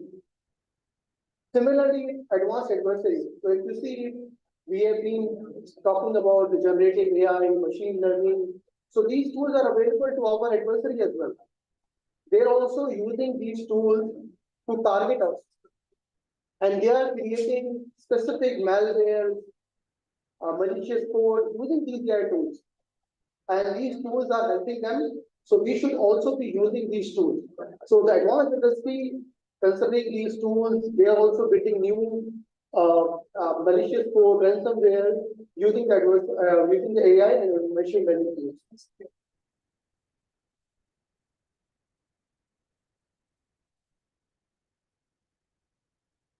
Yeah, so now when we see these issues, we spoke to customers and we said, okay, let's give you a kind of approach as per the Gartner, as per the research industry, IEC, Forrester. They're all talking the same thing, that we need to come out from the traditional mindset of doing the cyber security. We need to have a unified approach toward our cybersecurity architectures. Rather than taking a fragmented solution or best of breed or taking a Gartner leader product, we need to think how these products can work together more efficiently, giving you more cyber resilience rather than putting these products in a silo. So we need to take a different approach, which is called a unified approach, when we develop our cybersecurity architecture. With that, we need to adopt the zero trust. So zero trust is a buzzword which is being talked a lot. But with a unified approach, whenever we take a solution, we need to see that this tool or solution or platform which we are adopting, are they aligning with the zero trust or not? Similarly, when we deploy a unified approach, adopt a zero trust, we need to transform our managed detection and response capabilities as well. And leverage the AI and machine learning. So these are the way forward for us when we come out from the traditional mindset and reimagine our cybersecurity. For example, I will take the example of zero trust. Now, if you see the zero trust, there are organizations who is using a traditional mindset that they by default trust each other. Even in the cybersecurity also, we give a directly implicit trust for a device, data, identity, application. So we need to change this mindset as well. So in 2018, Forrester has released the zero trust architecture in which they define any type of entity, example, device, data, or whatever is coming in the network. They need to have a zero trust approach when they talk to each other, when they share the data, when they talk to network, application, or even the device. So as a GTM, we recommend our customer that even if maybe you're not ready to go for a zero trust, so you adopt a traditional approach, take a baby steps towards the zero trust. Maybe you have all the solutions available. You just take an approach, try to deploy whatever is available in the traditional, then go to advanced level, and then optimal. So zero trust is the real, and it will be a part of a discussion in next 2 to 3 years. But the problem with that, the zero trust itself is not enough. We need to have other joint solution or other strategy to cover these new cybersecurity threats. Now, when we talk about the threat, we notice that legacy of customers, still in Pakistan, they try to deploy SIM as a core technology. And what they do, they create a traditional managed security with the help of SIM or some other log management tool and build a SOC. So rather than we recommend to go with a modern managed security. Now let's go in the brief, like what we see in a traditional security architecture approach, that you have a SIM in the middle. You deploy a SIM as a core technology and you integrate all of your products, which are siloed, which are not talking to each other anymore. And you have a detection capability built into a SIM. Now SIM will detect, a person will analyze, a human will do some correlation, he will analyze the issue and then only be able to detect. This is the reactive approach when the incident is already happened or in a part of a process. So this is a traditional approach which is used by a customer. Now what we recommend is a new approach called cybersecurity mesh architecture, in which rather than SIM as a core technology, SIM this is a part of a technology. And all of your security solutions should talk to each other. So when you design your solution, you take an approach of a CSMA. You see the solution can be able to integrate, but other solutions will be able to talk to my endpoint, email, web, CASB, DLP, and then you correlate all these technologies. And even in the Gartner, they are saying that by 2024, the customer will start adopting the cybersecurity mesh architecture. And they can reduce the security incident by 90%. So when you have these correlation integrated story with the CSMA, you reduce your security exposure. So considering these what we have done internally, last year we have launched a program called Cyber Defense Program for GVM Shield. So GVM Shield is based on 8 security platform pillars, which are identity security, data, application, hybrid network, cloud, and all these things. So, and in the heart of this is the core platform. So when you have all these solutions, whether you are using any type of vendor, we are technology-driven company, so we don't promote any specific vendor. So whenever you technologies on these pillars, they can integrate with the core, which is our GVM Shield program.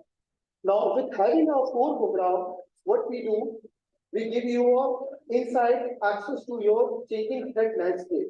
So we have already integrated almost 80 plus threat sources and threat feeds into our platform. And what we say as a bespoke managed security, as you said, we are technology driven. So we give a freedom of choice to customers that you choose your solution. I don't care which firewall you're bringing, which NDR, which PDR, or which email security you're bringing. You can plug into my network, my code, and we will be able to do a threat and detection and response for you. And it will give you a 24/7 monitoring access and innovation. So tomorrow, example, you say, now I want to change my firewall from X to Y vendor to A to B vendor. We don't care. It's still be the same platform. And with that, we will give you a robust digital forensic and incident response. Now, the MDR, what people say that, okay, what MDR will help you? So if you see the traditional approaches, what we are taking, we always have our mindset of a reactive approach. We never thought of doing into a proactive approach.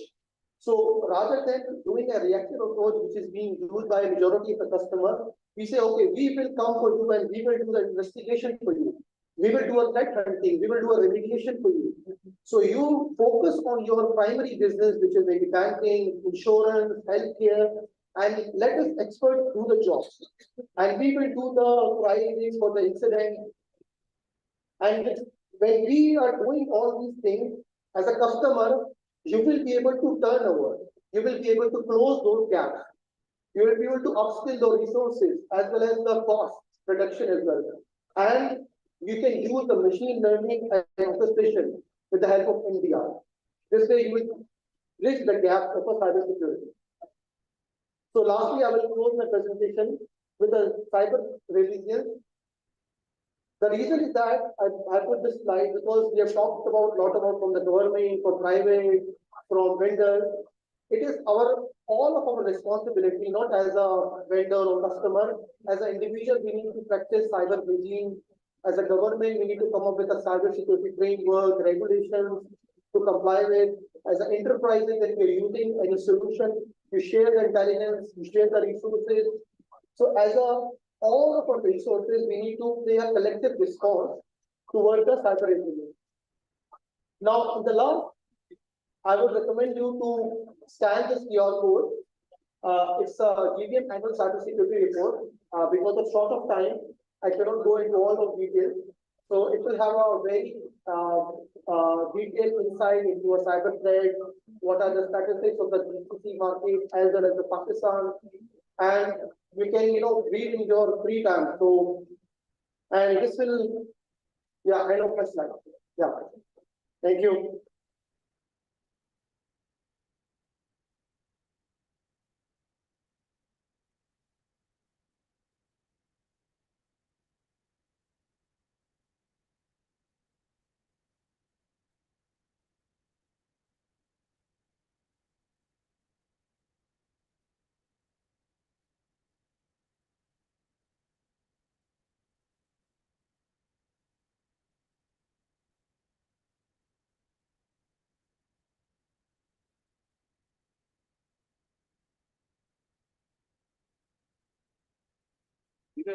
Quick show of hands, especially the पीछे जो section है, are you able to hear the presenters or not? If you are able to hear the presenter, could you raise your hands, especially last 10-12 tables? Because a couple of guys complained about the crowd on the right side, which is not going out and making a lot of noise. Is that a problem? Yes or no? It's a problem. जो बैठने में बैठे रहे, don't panic.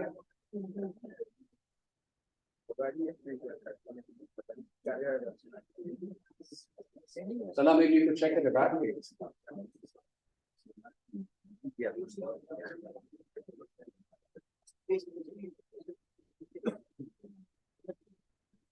इस मसले के दो हल होते हैं जो सॉफ्ट स्किल्स पे डेवलप की जाती हैं, या तो बिल्कुल अंधेरा कर दें, लोग बाहर चले जाएंगे, दूसरा लाइक खाना लगा दो फिर आप भी चले जाएंगे.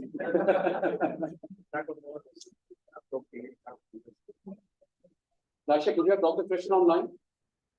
He's ready, can you hear us? We'll just project him on the screen. So we have an international speaker as well, we do not fly over. 10 minute की presentation है before we break for lunch, right? Dr. Krishnan, can you hear us all right? I'm here and I hear you loud and clear. Oh, too loud, probably. That's why I asked you, because we need to tweak the audio system here a bit. Just bear with us. Will you say something again, please? Anytime. So I'm ready. Ready? Wonderful. Dr. Krishnan is the CEO and co-founder of Build 38. He's going to talk to us about mobile application security. I think that's a very critical area as well. Doctor, could you hear us? Okay. I hear you. Wonderful. Works. Sound is adjusted now. You have your 10 minutes. Over to you. Wonderful. Thank you very much. I can't see you, but I hope you have a great time. I'll try to share my screen. Hoppa.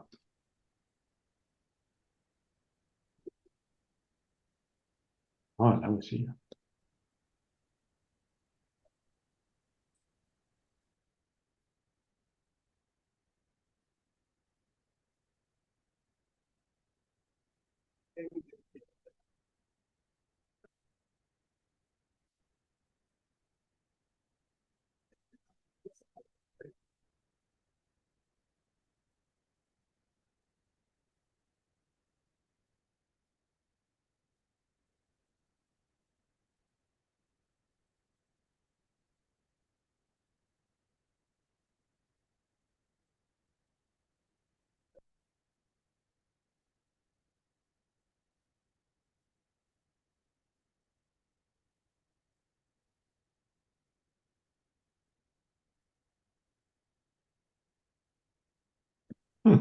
That was a quick one.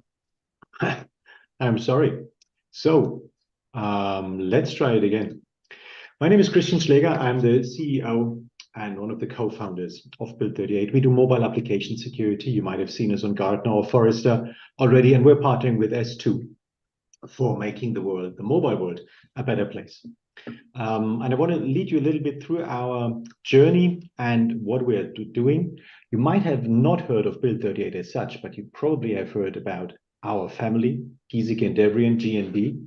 Turns out that almost everyone on earth has either a product from them in their pocket or is using one of their products. Giesecke and Devrient is doing the passports in Bangladesh, for example. They're doing the SIM cards that you have in your iPhones and iPads if you use an eSIM. We're doing money printing and money management. We're doing credit card chips. So everything, as you see, around hardware. Now, Build 38 is the software part of it. We do cybersecurity for mobile apps on Android and iOS. And we have spun out of the GND group as someone who specifically and entirely is working on making the mobile world, B2C use cases, software security, a better place. We're headquartered in Munich in Germany. The weather is horrible, so it's probably better where you are right now. It's snowy rain and icy cold. We also have an office in Barcelona and another office in Singapore because the problem we are solving is a global one, and hence we have started also as a global company.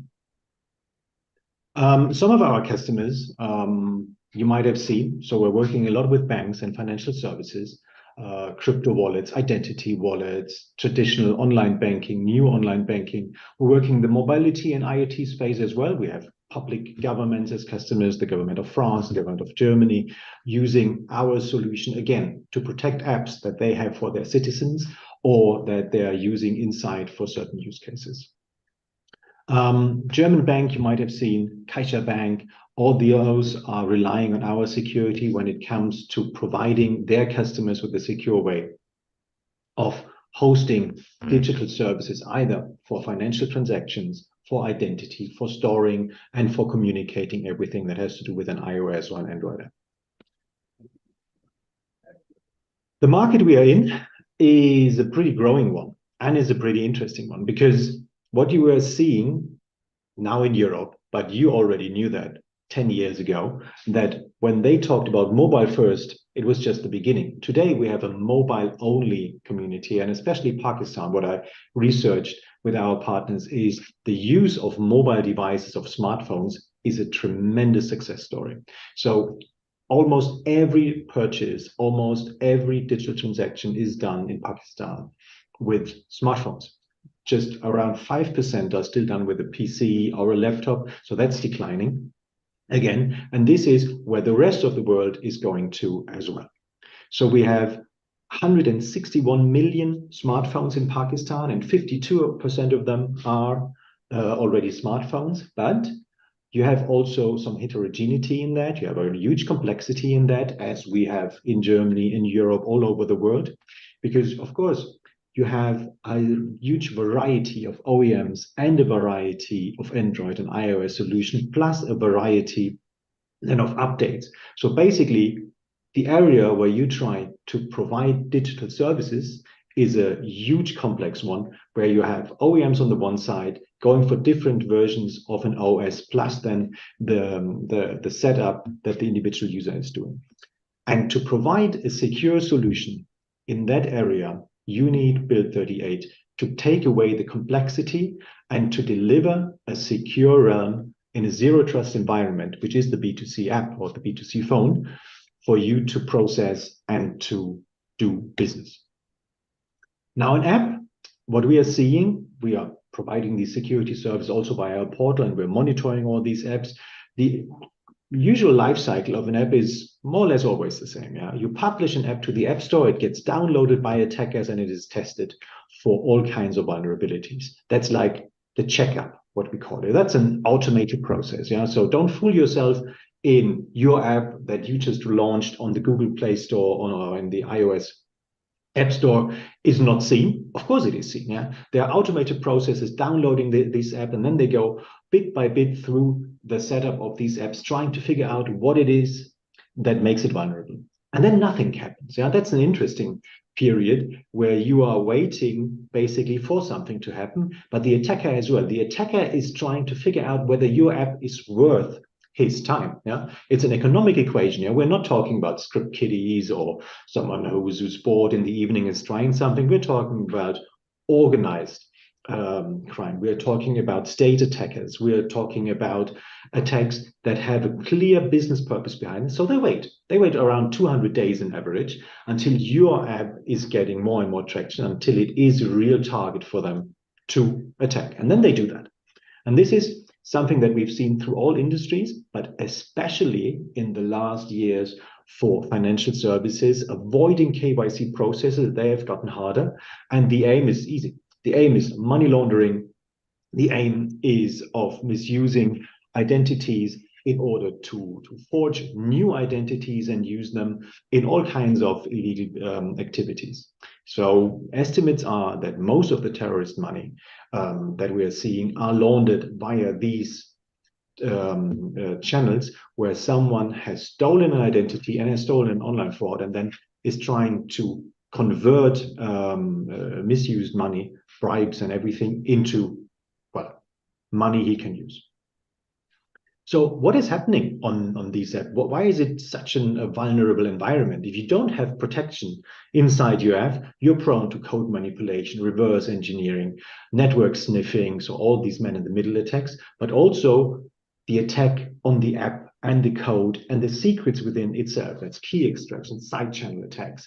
And then they're using these information either to directly attack dynamically your process and your setup by going in between you and your customer and forging like a man in the middle the whole transaction, or they're taking that out and then come to that. That's a very good example. They're taking down your app, they're reading out your secrets, and then they publish a new thing that just looks like your app, that just looks like it is a trustworthy application that users can use for interacting with you. And then, of course, it is not. It is, of course, the attacker's app. And we've seen that in a very interesting part of the world in Indonesia, especially with Gojek and Grab. You might have heard of them. There might even be services from them in your countries. And what we've seen there and what we protected them against is that they're taking down the app and then they're misusing the missing security inside the app to forge identities inside the phone so that you as a driver has not only on your own account, but 30 or more fake accounts that are making use of vouchers for new drivers. They're making use of the opportunity of having 30 drivers waiting for the next hail, for the next ride, in order to all have that in basically for one driver and for one setup. And Grab was expecting or is estimating that 30% of their top line is at risk from this fraud, and they measured that they have probably 20% of their revenue top line reduced because of that fraud. And it is a good business. It is a real business. We have on Facebook providers that are giving you a Gojek and a Grab app that has already been broken, that has been hacked, and that you pay for, what is it, $7 to $18 for one-time usage, or you can even do a subscription. It is a real business model. You have a subscription for a Gojek and a Grab app that will guarantee you priority service, that will guarantee you free usage with vouchers and everything for around $14 a month.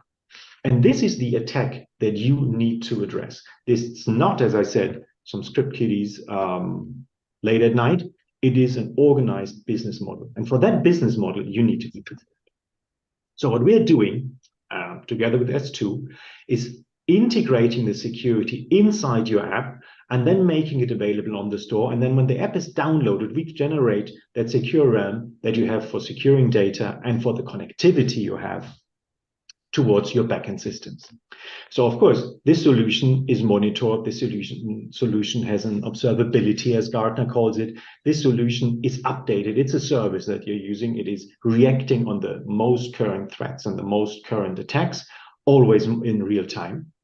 And it is available not only as an SDK, which is probably the most powerful way of interacting with it, but is also available as a no-code protection, where you have an existing app that you're giving us, that you're wrapping with the security, and then you're protecting what you already have in the markets. We have other means of providing these services. We have a low-code protection that is basically integrating in your solution and giving you the baseline RASP, as they call it with Gartner, the Runtime Application Security Protection, as a baseline, but it also gives you XDR capabilities. And I think we just heard about XDR in the prior talk, but this is what you need to have nowadays in order to really detect and respond to these threats on this app that you have on the iOS or on the Android.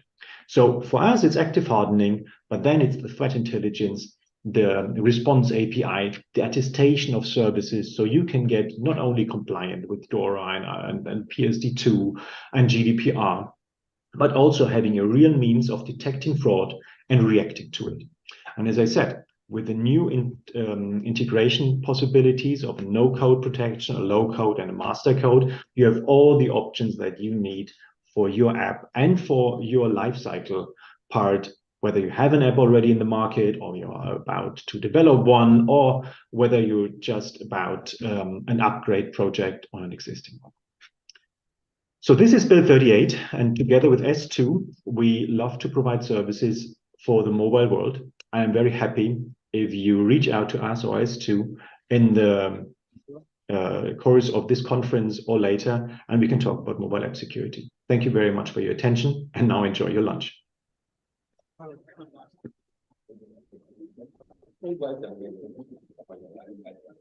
Thank you, Dr. Christian. Good to have you with us virtually, and hope you fly to Pakistan for the next conference. With that, I think we rushed. It's still about 35 minutes late, right? So let's do this thing. I think namaz ki jagah just for people who want to pray when you go out of the lobby, jahan pe washrooms hain, wahin par apparently there's a room for prayers as well for those who want to pray. Meri request है कि बाहर थोड़ी सी गर्मी ज़्यादा है, it's a bit sunny, and the lunch is in the outdoors. Plus,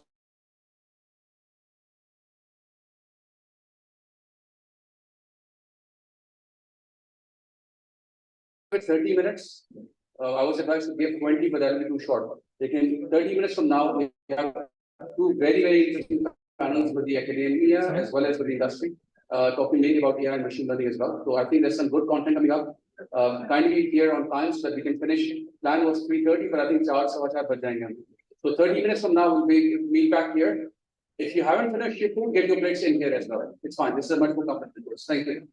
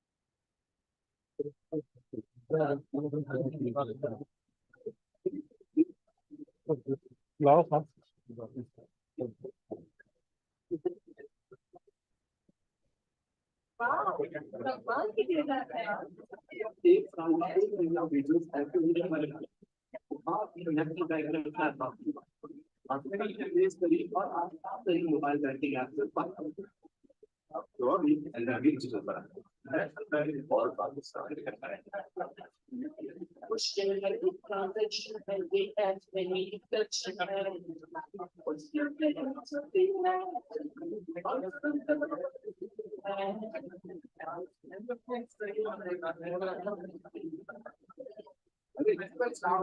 download करो and make it digital.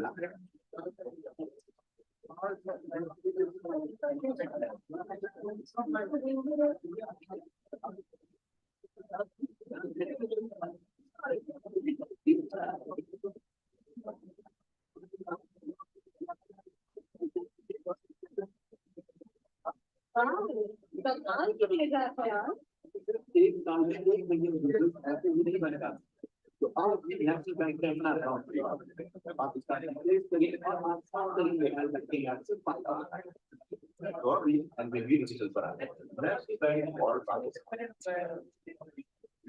कुछ हर एक ट्रांजैक्शन है ये ऐप नहीं इंटेंशन है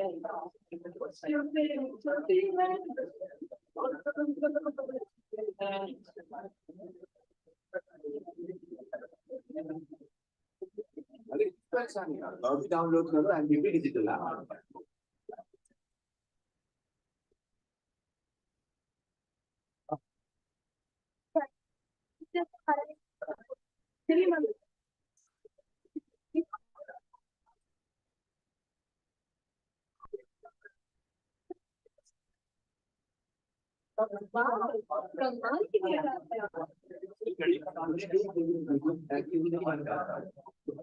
नेशनल बैंक में अपना अकाउंट मोबाइल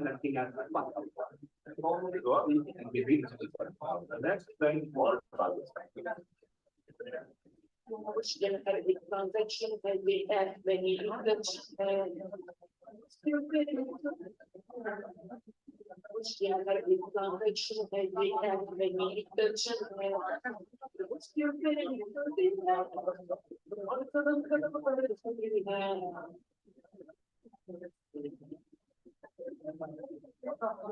अरे इस परेशानी अभी डाउनलोड करो एंड भी डिजिटल ऐप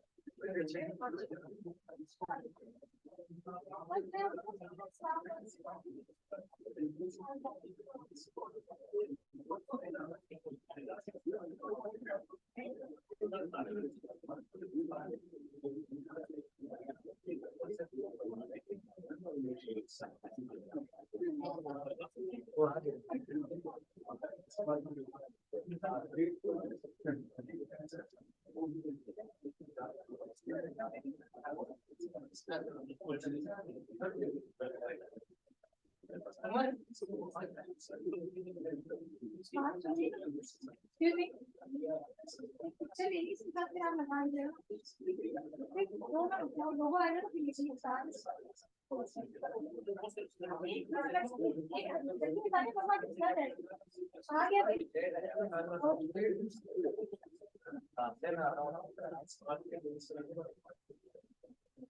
एक तो मैंने आया नहीं इस लोगों से चलाई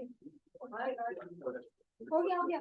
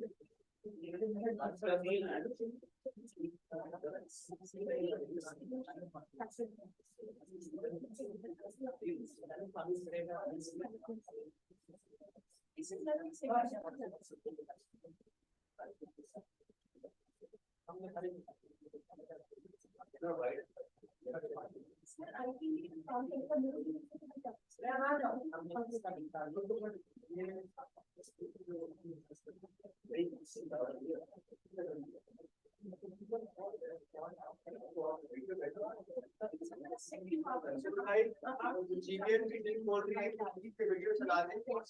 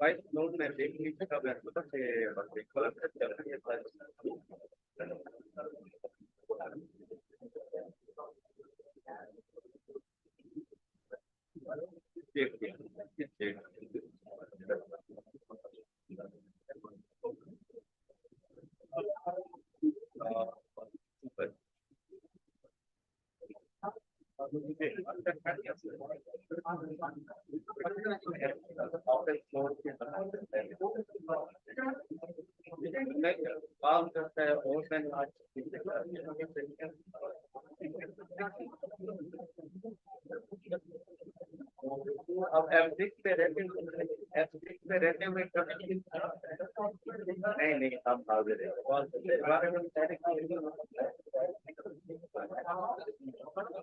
अच्छा तुमसे ये बता कि क्या बन रहा है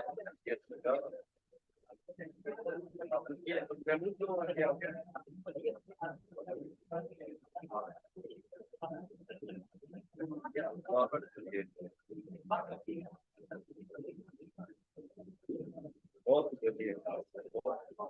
इधर भी ऐसे ही है इधर भी ऐसे ही है कि मैंने और नहीं ऐसे नजर आता है हमारे ज्यादा योजना करवाना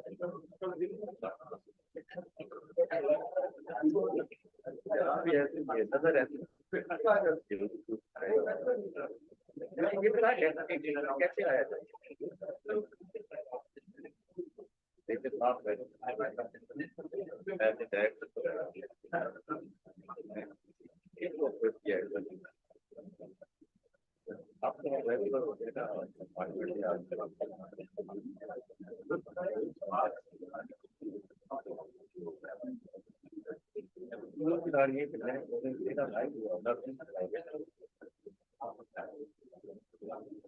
नहीं नहीं नहीं सारा दिन अधिकार मुझे इस तरह से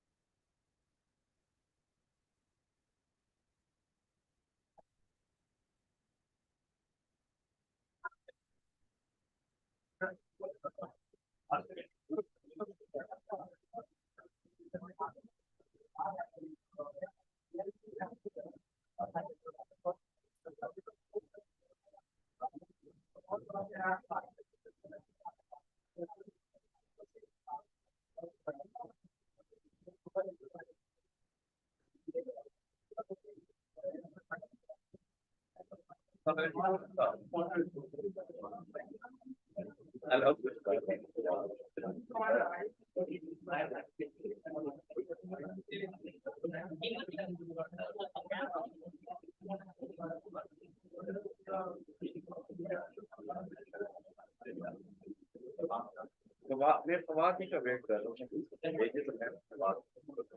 आता है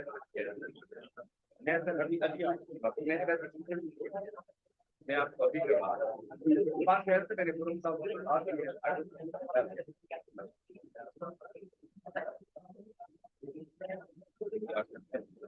सर आप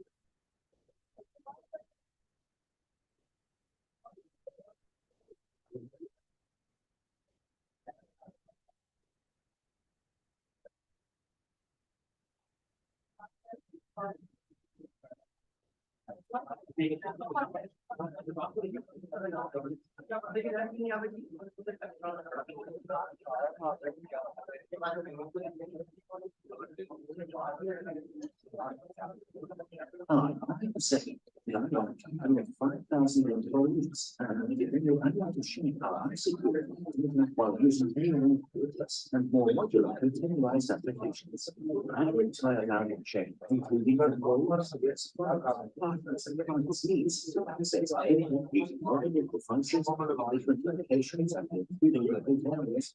Now, digital future is on our security, but the real sound security. That's why my friends.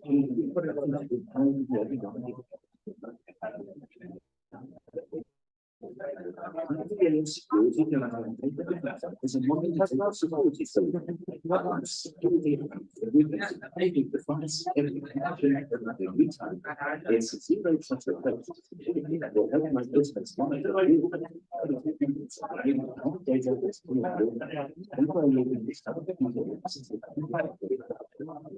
going to get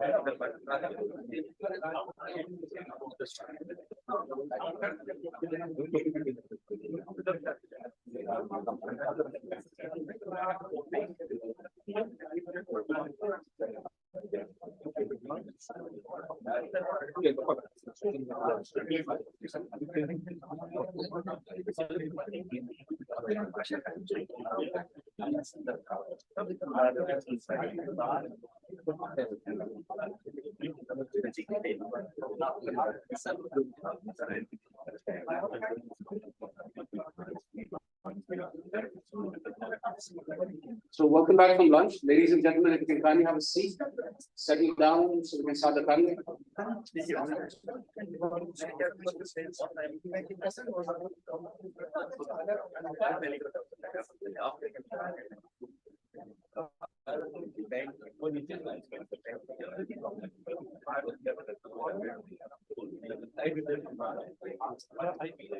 Are we ready?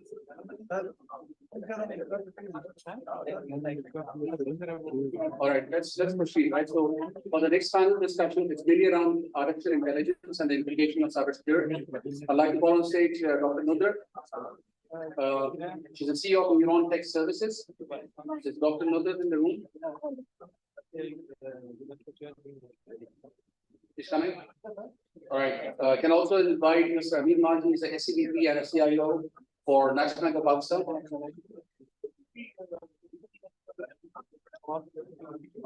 Mr. Faisal Imtiaz, who we see so at ABC.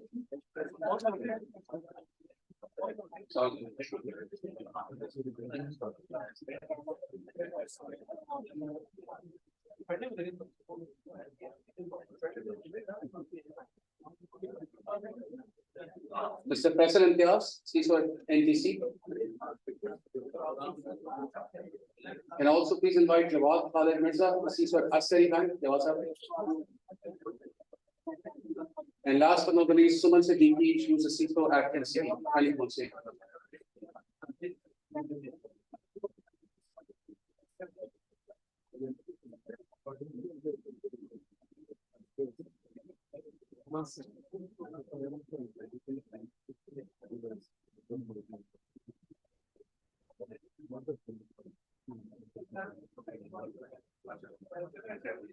And then Dr. Shoaib, can come on stage as well.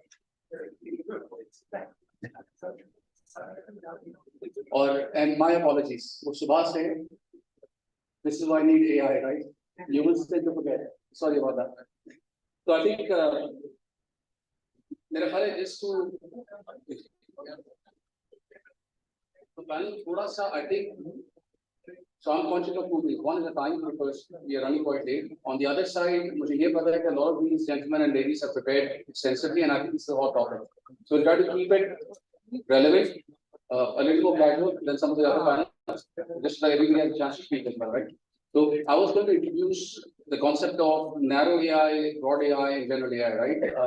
I think quickly amongst the panel, if anybody can volunteer to define the different types of artificial intelligence, I would say stages. And today, where are we in terms of that landscape, right? And then eventually we talk about generative AI in the next session. So, Dr. Nudar, do you want to take that up? Could you kindly define the three stages for us? The term artificial intelligence is basically the combination of two words, artificial and intelligence. So what we are doing, we want to make our machines intelligent enough to think like human beings, to perceive like human beings, and to have capability to take their own decisions. So there are three main fields in AI, that is narrow AI, then comes general AI and super AI. In narrow AI, it's basically work on specific tasks, and they are very good to have a good understanding about that. Then comes general AI, in which AI has the capability to do multiple tasks at the same time, and same model has the capability to do that. Then comes super AI, in which we haven't achieved to that level still far. Because in super AI, we want to make a machine which is more intelligent than humans. So we are not there yet, but we are capable to overcome the narrow AI and general. So in Pakistan, we are working in the lines of international standards, and we want to follow all the updated research work in AI. Okay, I think it's I think so. Super AI is nothing really complex still, right? So that's still a few decades away from what people are saying. But we are in the stage of, correct me if I'm wrong, in the state of broad AI at the moment, where we are going broad adoption. Things are, machine learning is becoming, I think, still in the inception stage, but it's still learning. And then eventually it becomes self-reliant when it comes to logic and correlated things, right? Yes. Replicated neurons in our brains.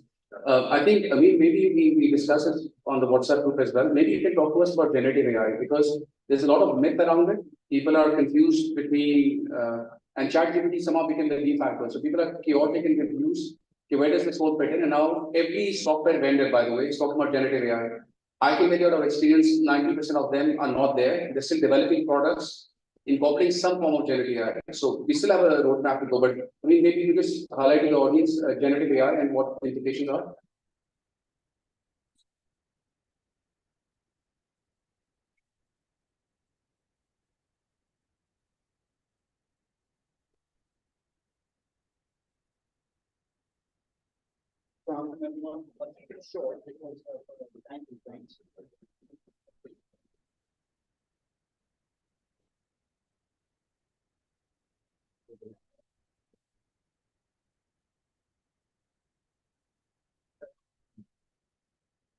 Hello? Yes.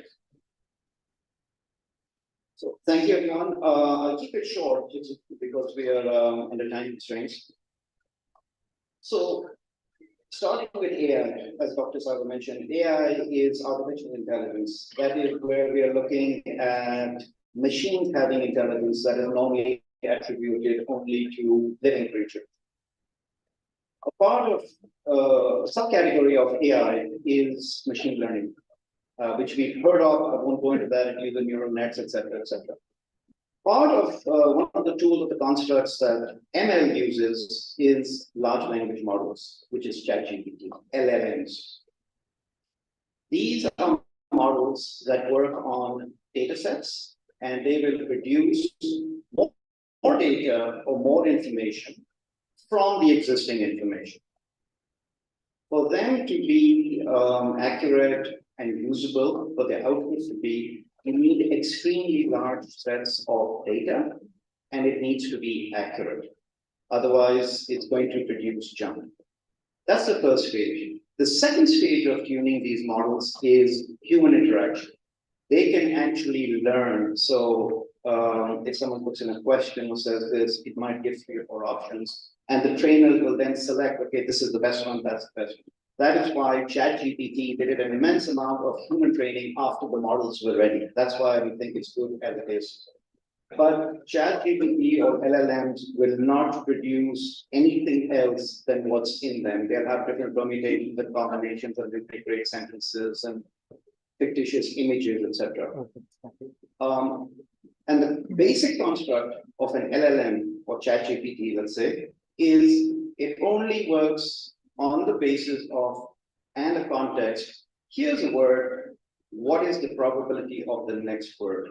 It doesn't know right. It doesn't know wrong. It may know some grammar. And given the context, so you can actually go to ChatGPT, put a question in, tune that question. It keeps track of what's been done previously, and the next one may be more suited to what you're looking for. But the base of an LLM is here is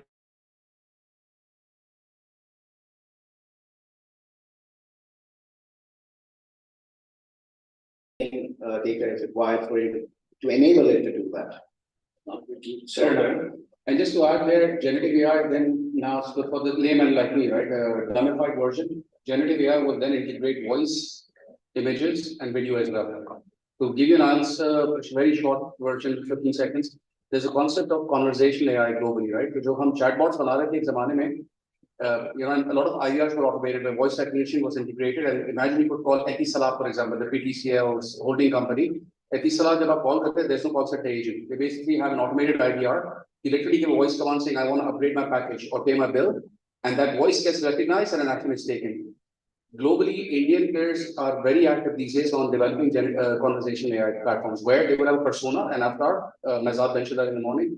You will have typically, you'll log in onto a website or your phone app, you'll have a persona of a person who will actually get you those answers. So a big leader in the state of broad AI at the moment, and conversational AI, while they're plugging in video and sound and audio, it is still in the broad AI spectrum. We haven't developed logic yet, which is massively adopted or given out, right?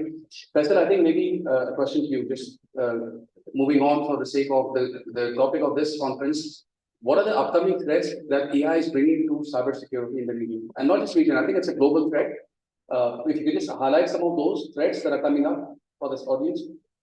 AI have generated and facilitated the techie guys with a normal human. Means you can generate a lot of similar productive stuff that is acceptable for the human.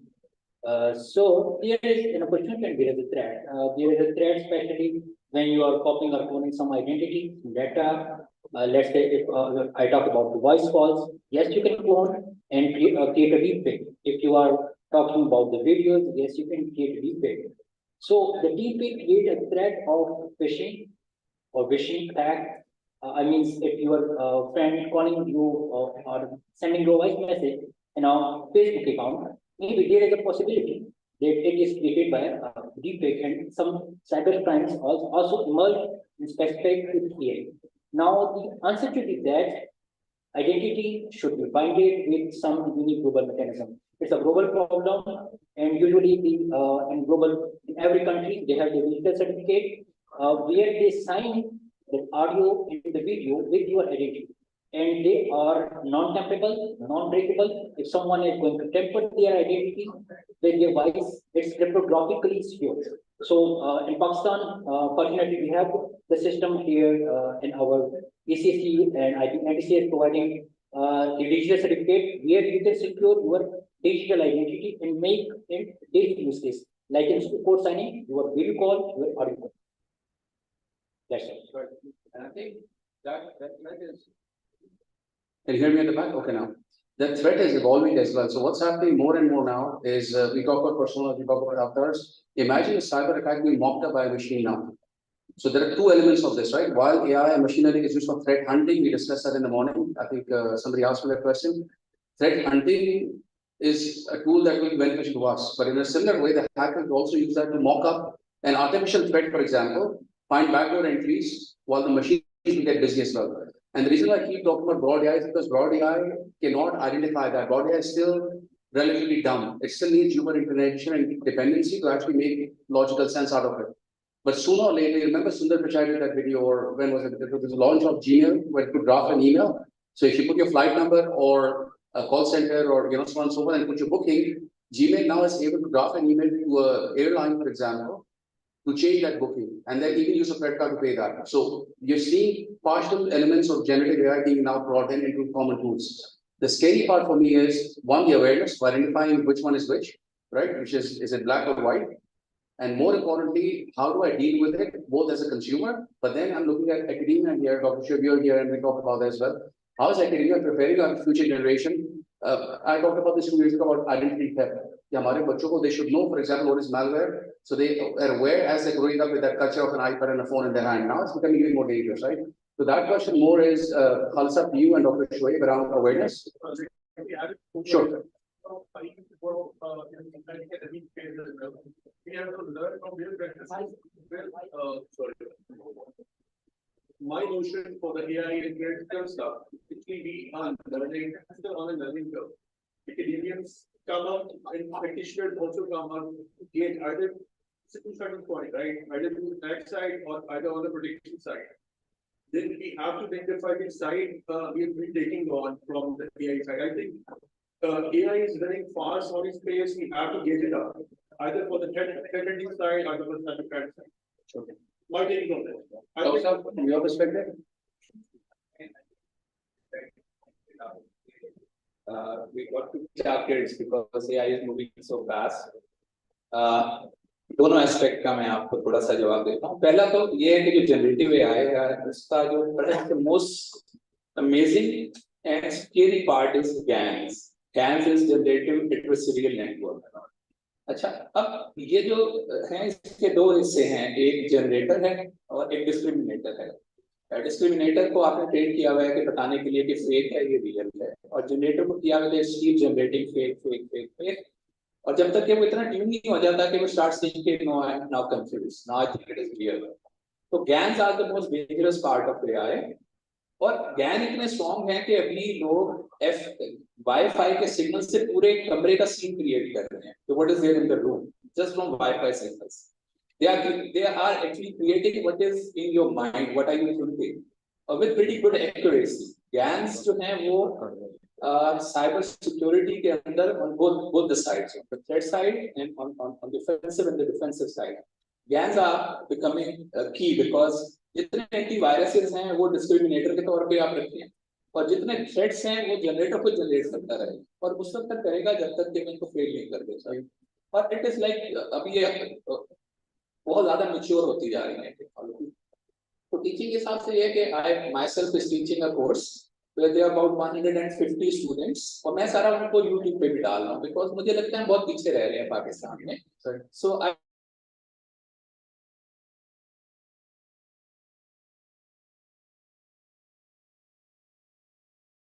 anybody can learn AI because a code generator की सारी assignments are done on ChatGPT. So every assignment is a code and nobody is supposed to write a single line of code. And it's very intense code, believe me. Amazingly her exercise का code generate हो रहा है और वो चल रहा है and everybody is doing it. So we got to catch up as a nation, and perhaps सबसे बड़ा threat तो है cyber security का threat, and which we got to be। मैं इसलिए उस पर थोड़ा सा फोकस करना because of the context, right? But these are generic issues of artificial intelligence across all industries, right? Whether it's even if it's B2C portals, look at global corporates are struggling with it. So when I want to point at you now that we've heard this, as a CISO who's up and coming, right? And you know, beyond all the biases that we have as well about technology, how do you relate to this, and how are you preparing your organization, and what should CISOs consider moving forward? So we talked about proactive versus reactive security in the morning, right? Proactive is about threat hunting. मेरा question है कि threat hunting you identify risk, let's say, right? And then there's a remediation part of it as well. Lekin how do you identify where it's coming from? We are not prepared as an industry, be in academia, or you talk about the professional side of this cybersecurity is concerned. We all are not prepared for it. It is AI is getting weaponized every single second. We are talking right now. It can go in the right direction or it can fall back into your own mode if it is not tamed to your requirement. Even at the professional side, I feel Noman कि अभी भी लोग इसको rightly use करना नहीं जानते, इसकी incident handling नहीं है, इसकी usage की handling नहीं है.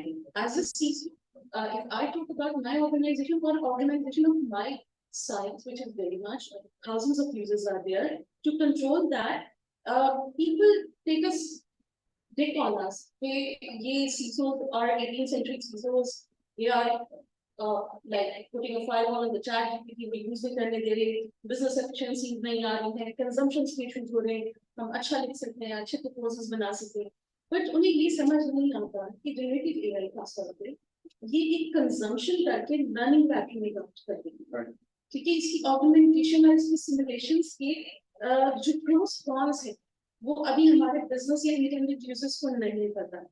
हम struggle कर सकते हैं as a CISO, I struggle as well to make the other side of my table understand that it can go in any way. I am not prepared today because अभी भी जैसे आपने पहले बात की है, कोई भी vendor अभी इस product को लेके नहीं आने हैं जो कि generative AI based threat हो या उसकी incoming को रोक सके।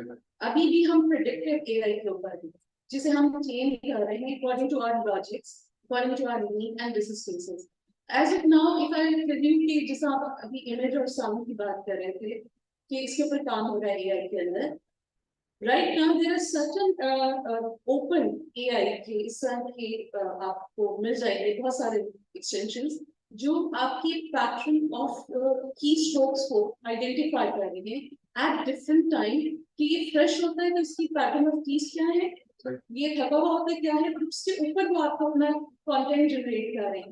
They are aiding the businesses as well, and it is becoming legal for the other side, जहाँ हमें protection को ensure करना है. As a CISO, yes, we are struggling, and there will be a time, honestly speaking, जब तक हम इसको train नहीं करते, academia जैसा डॉक्टर साहब ने कहा है, अब हम बहुत पीछे हैं.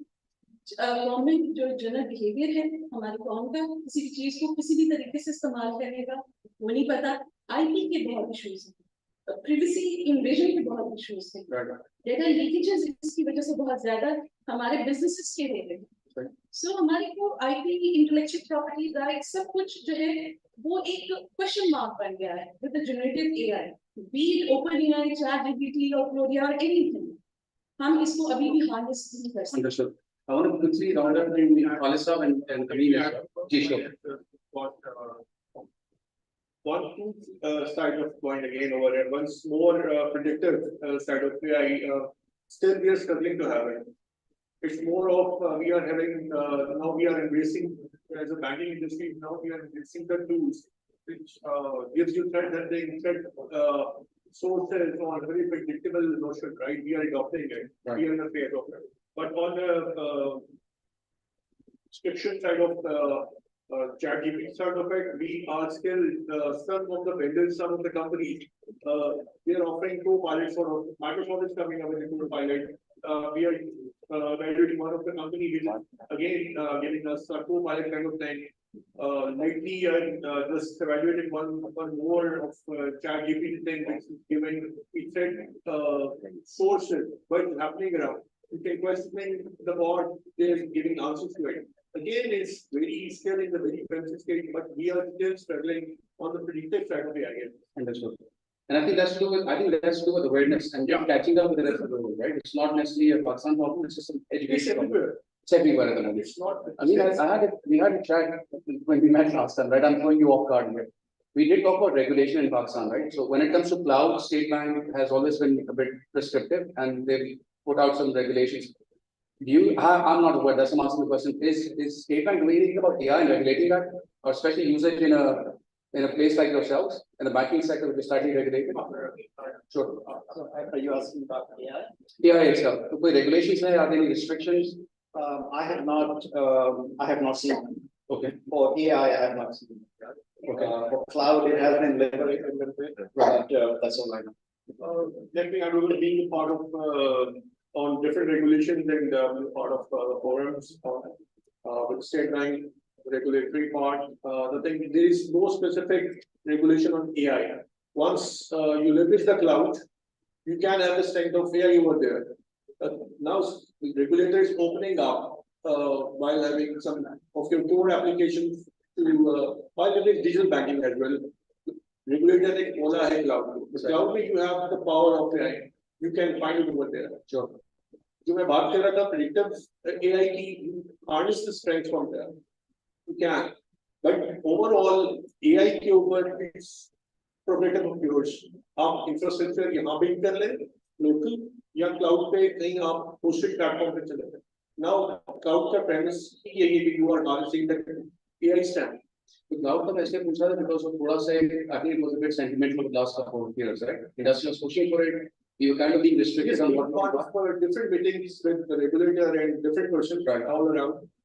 We were quite skeptical about cloud initially. Afterwards, being State Bank come up, they are हमें अब leverage करना है digital banks because digital bank का premise ये कि यार we don't involve invest on capital and stuff like that. We have to go digital, right? Because the dynamics of Pakistan, social fabric and surrounded we are cloud का वो वाला जो हम expect करते हैं कि Azure आ जाएगा, Google आ जाएगा, फलाना आ जाएगा, ऐसा नहीं. We have to rely on our companies. अगर नहीं है तो then we have to rely on other companies which are hosting outside. तो हमारा तो challenges भी है ना. Professor, I know you want to comment. इसमें एक और चीज रहेगा. I'm trying to go with the pot, right? Cloud may we were a bit hesitant, resistant, and then regulated, and now we're being regulated. But this thing is like WhatsApp. It's going to come in our corporate environments, in our banking sector, in our telcos, in our governments before we know it, right? So, what are the threats that we need to be careful of until the regulation catches up? We are going to be led by force into this. We won't have the luxury to regulate it. That's it. Actually, if we talk about the globalization, yes, we have to go with the pace. If we talk about the regulation specific to the cloud purpose, yes, cloud policy is in progress. If we talk about the data privacy policy, yes, regulation is in draft. Currently, if we talk about the training data specific related to privacy, if someone is going to make a deep fake of your private data, yes, ETO section 36 provides you about your data privacy policy that may be use case violation in the case of AI or in case of cloud. Yes, we have partially coverage, or you can say if you have specific use case, legal points are there, legal clause are there, but specific to this, yes, MOIT and other relevant stakeholders are working on that. Understood. Dr. Shah, असल में ना तकरीबन दुनिया के हर मुल्क की एक AI की पॉलिसी है, national AI policy. Unfortunately, we don't have one. कोई ड्राफ्ट पॉलिसी आजकल सर्कुलेट हो रही है. So number one, we don't have any AI policy as a nation. Number one is in every country there is an entity which is called AI regulator, because once you start putting AI systems, तो उसके regulator होने की बड़ा जरूरत है, क्योंकि AI can be biased. So even if it is in banking or in anywhere, वो bias आप उसे bias कर सकते हैं. Or as ChatGPT is very biased towards Muslims and towards us, and because it has learned from the internet. तो मैं कल बड़ी ज़्यादा ज़रूरत है कि AI regulator का होना इस मुल्क में. And at least we got to get ourselves ready for this, because ये तो एक storm की तरह आएगा, because everything weak is from outside. Anything right? So regulated advice with Dr. Shoaib ने बात की है ना, core bias के speech पे पूरी movie है Netflix पे. It's a research. It's a cartoon ने पूरी movie बनी. Core bias होता है. Once you put core bias into any AI system, that puts you in jeopardy. वो आप उसको बता देंगे कि यार फलाने एक्टिव ग्रुप को आपने हायर नहीं किया. Algorithm works like that. Gives you that results. It's a human, you know, behind the scene. चाहे descriptive AI पे आ जाए, चाहे broader AI पे आ जाए, whether it could be anything. Once you get bias into it, you get that results. Bias को आप कहाँ पकड़ेंगे? Bias is the biggest issue by the way. The reason I was asking is, so if you look at our conversation in the last 20 minutes, we've actually gone from definition down to implication, down to threats, and you actually talk about regulation and mandates, right? So I think we need to acknowledge, by the way, this panel is a panel which is seriously experienced on technology, and also I think we are lacking that knowledge. Even on cyber security, actually हमारा topic था. तो cyber security में AI की implication तो तब समझ आएंगे जब हम AI समझ में आएगा. So I think there's a huge problem where our basics are not right. And I think that's also looking at the academia, because अगर आप कहते हैं national level पे कुछ effort होना चाहिए, वहाँ पे resources कहाँ से आएंगे? No, either we find people from outside who are experts, which is unfortunately not something that's a probability in Pakistan right now. Other is we homegrow our resources for universities and academia. While we're teaching all these courses, typically that also becomes, I don't want it to become prescriptive, right? Like every other theoretical knowledge that we pass on. So how do we make sure that we have the industry, we have some regulators, we have some government representatives? How do we all come together to actually call it a task force? CERT is a great initiative, CERT's challenge, but AI ke upar, I think we need to even think harder. It won't take 10 steps to make this real. It might take 2 steps, and before we know it, in 2025, it's going to hit Pakistan. So I think from an academia perspective and work culture perspective, within banking sector, for example, just a quick comment on what are the key things that you're doing or you think we should do to counter that while we prepare for the next inevitable wave. Doctor, let's start with you. नहीं आपने बड़ी अच्छी बात की कि हम अभी क्योंकि AI की अंडरस्टैंडिंग के भी मसाइल हैं अभी, तो वो तो अगली बात है cyber security. But in cyber security AI is going to play a very key role on both sides. मसलन आपके बहुत सारे साइबर अटैक्स जो हैं वो आपके ऑटोमेटिकली वो जनरेट हो रहेंगे, वो कन्वर्स कर रहे होंगे आपसे, वो आपको ईमेल्स कर रहे होंगे, आपको चैट्स के ऊपर आपसे बातचीत कर रहे होंगे लाइक रियल पर्सन, और वो आप कॉम्प्रोमाइज हो जाएंगे. It's not going. मसलन वॉशिंगटन पोस्ट का एक पूरा आर्टिकल था कि किस तरह किसी ग्रैंड मदर को कॉल आई अपने ग्रैंडसन की कि मैं जेल में हूं, मुझे पैसे भेज दो, and actually she thought that this is her grandson and she sent the money. तो अब इस तरह के जो केसेस हैं वो बहुत ज्यादा आने शुरू होंगे. तो एक वन पार्ट ऑफ दी. फिर दूसरा आपका डिफेंसिव पार्ट है कि उधर हम AI को किस तरह से यूज कर सकते हैं, क्योंकि जो हमारा पुराना स्टाइल है कि लॉग्स करते हैं, उसका एनालिसिस होता है, वहां से आपको अलर्ट्स जनरेट होते हैं. तो ये जो अटैक्स होंगे इतने स्पेशलाइज्ड सोफिस्टिकेटेड अटैक्स होंगे, ये उन सर्व से ट्रेन होकर आ रहे होंगे आपके पास ना, तो unless you don't have like this type of tools, तो वो आपके सिस्टम कॉम्प्रोमाइज होंगे ही होंगे. So we got to be ready for the new wave of AI because it's just going to disrupt so many things. It requires rethinking on every level. और लेकिन सबसे पहले तो अवेयरनेस है, फिर एजुकेशन है, फिर उसकी ट्रेनिंग है, फिर आपके नेशनल स्ट्रैटेजीज हैं. Not only national strategy of every bank, every organization, you got to have at least a strategy document. ये भी ठीक है, unless you don't have a strategy तो आप flat on the ground होंगे जब इसके attacks आना शुरू होते हैं. तो मेरा ख्याल है बहुत ज़्यादा जरूरत है इस awareness की और strategy की from cyber security perspective. Fair enough. Dr. Nudra, from your perspective? From my perspective is that we have to prepare our young generation. Workforce हमें बनाने की जरूरत है, हमें rules and regulations को formulate करने की जरूरत है और international standard पे. Plus हमें इसको double edged sword की तरह लेना. Means that we have to use AI for offensive and for defensive. Right? We have to prepare our red teams and blue teams जो कि capable हो AI को use करने के लिए और इसको अपनी productivity increase करने. So AI has a capability to empower cybersecurity in both the ways. So it's up to us how we are using that. I believe what the Dr. Saab or the Dr. Murali, Dr. Shred said. हमें ये जितना भी skill से develop करने में इसकी एडaptation strategy, obviously this is going to. My take on this is that we should start doing short and quick stitches. जितना progress इसका daily हो रहा है, जितना ये massive roll out हो रहा है, use हो रहा है, उसमें हमें जरूरत है कि हम इसको quick move कैसे कर सकते हैं. So this whole progressive strategy to roll out education, to training and skills development, we should be having an emergency kit as well. Preparing the current workforce onto the trends, onto the defensive side of the AI. Obviously, offensive side will be important, but quick stitches would help us combat some of these. अच्छा हम हर board miss करते हैं. 2019 में 2019 में हमने एक strategy बनाई थी. मैं I was part of the Prime Minister Task Force with Dr. Ataur Rahman, and we said we will only focus on AI because AI by 2030 is going to be $13.6 trillion on the GDP, and we said आप हमें सिर्फ इसका 0.1% हम target करेंगे, $13.6 billion by 2030 through AI में पाकिस्तान में लेकर आएंगे और उसका सिर्फ 1% आप इन्वेस्ट करते हैं, which was amounting about 40 billion rupees. ठीक है, आप ये करें. फिर हमने पूरा इसके ऊपर कई PC1s बनाए कि नेशनल सेंटर फॉर AI, किधर AI के सेंटर्स होंगे, नेशनल टीम ऑफ AI बनेगी, इंफ्रास्ट्रक्चर पे क्या इन्वेस्ट करेंगे, पूरी एक स्ट्रैटेजी. नेशनल आपकी AI रेगुलेटर बनेगा, नई एंटिटीज क्या बनेगी. We took it through the planning commission, through the prime minister, to everybody. We were actually able to make many people convinced, yeah, this is the way to go. Let's only focus on this. Scholarship improve करवाए, top 100 universities में AI के हम top talent को हम जो है ना वो produce करें, but unfortunately हर चीज एकदम से खत्म हो गई, zero हो गई. तो ये होता है. अभी मैं Zytex गया हुआ था दुबई में, तो उन्होंने अपना large language model Falcon के नाम से है, which is top on again faces के उसके ऊपर top के ऊपर है वो.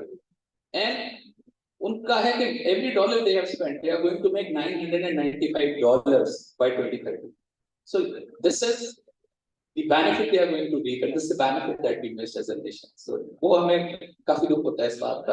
I'm feeding into what someone was saying and what you just said. हमारे यहाँ माज़ूम के साथ, and I will probably use that as my closing comment and allow you for a quick closing remark as well.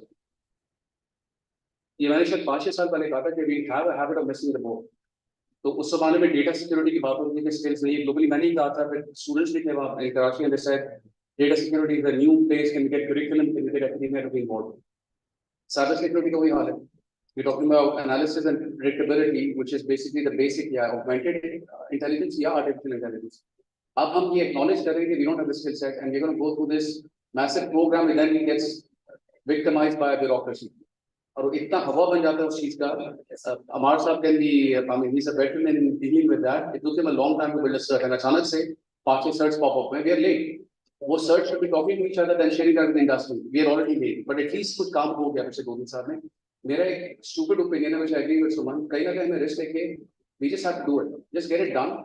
और जो होगी देखी जाएगी, because if we go by the prescriptive method of following SOPs and going through a programmatic approach, we are going to miss this boat as well. दूसरा, angle which I want to comment on also is the students over here, right? एक लड़के ने जो सुबह सवाल किए थे, वो बेचारे trying to find his career path in cyber security. AI पे, I can tell you right now, out of personal experience, I'm on the board of a startup out of Bangalore, which is in conversation lab. That's why I knew a bit more about it, and I've learned about it. वो बच्चे they're dumb coders literally, but they're playing with technology. They're not the smartest in the world, and they launched a $200 million company. Mashreq Bank just bought that technology by for their entire customer service part, right? So I think कहीं risk लेके हमें we should just get it done. और जो होगी देखी जाएगी, because that's the only way we can catch the bus. So jump ahead of the curve. अगले 3 साल से सोचे मार्केट में ये skills आपको आपका biggest competitor India और Egypt है, वहाँ पे भी skills available नहीं है. So I think we need to just rationalize this and move on to the next level. Any closing comments or remarks before we wrap up? बस मैं सिर्फ एक चीज और जोड़ूंगा कि मैंने एक और पीसी वन लिखा था, वो था cyber security for digital Pakistan, and I am glad at least कि वो थोड़ा रियलाइज हो रहा है. तो हमें देखें has to come from the top as well, because अगर इतना मैसिव लेवल पे चेंज है तो इंडिविजुअल लेवल पे आप कर सकते हैं, लेकिन गवर्नमेंट को देखें उधर मोदी इसको लीड करता है एआई इनिशिएटिव को इंडिया के अंदर, ठीक है. तो we need that type of a leadership to lead from the front, and it has to be the top leadership of the country. That's it. Closing remarks. For the user, first thing, never things are late. Just start. For the user, let's play with AI, learn how it works, how it's a good point, how it's a bad point. For the government, yes, everyone has their customized AI for their own need. I don't think so. Some US guy will prepare AI for the Pakistan Council. Yes, we need for the global problem solution. For that, we have to establish our AI center out here. They should deliver our customized solution for our national requirement. And for the user, everyone should play with AI. It's not a fear factor. It's a lot of supportive I'm using for as a software analyst. Lot of work is done by AI. You can use your daily life tasks with the help of AI. My opinion is don't fear from AI. It's very good stuff. And for the government, yes, we should make our national level tasks with the help of our customized AI that are unbiased for the country. Right. Okay. Regarding AI and the regulator, I'm not going to talk about national policy and what we should do with our experts here. The AI regulator regulates how organizations use AI, how far they take it, addressing biasness that comes from data or ethics or data privacy. That's the usage of AI, and the regulator regulates that. The other part is that the regulator doesn't have to do with is defending ourselves from malign actors who are using AI to exfiltrate data, do damage, or something else. The issue with this is that these AI models, if they just restricting the conversation to generative AI that require lots of data and accurate data, there is a threat that this capability will be concentrated in a few organizations, and they will not even be government organizations. It's already starting to happen. And the ones that scare me the most are deepfakes and synthetic data. Yeah. Look in the last 4 weeks, do we actually know what is really real? I can't figure it out. So I have to actually triangulate reality from multiple sources and multiple channels. This, for me, is the near-term existential problem. Okay. Also, any comments? Just punchline. मैंने एक book में पढ़ा था, but Malawi Putin said, those countries who rule the AI rule the world. That's the power from the statement. कि उसको ये realize है कि अगर आप AI में या associate different things like काम कर रहे हैं, you're ruling it, you rule the world. This is from the statement. So I think this is the power of AI. It needs to be harnessed. Okay. Someone any closing remarks? As practicing security professional, I would say the president stitches have basic lesson. I think it's high time we develop our incident response playbooks with respect to the AI. हम क्या कर सकते हैं, किस तरह के tax पे कैसे टैकल कर सकते हैं, हम उसकी ऊपर ज्यादा नजर रखते हैं।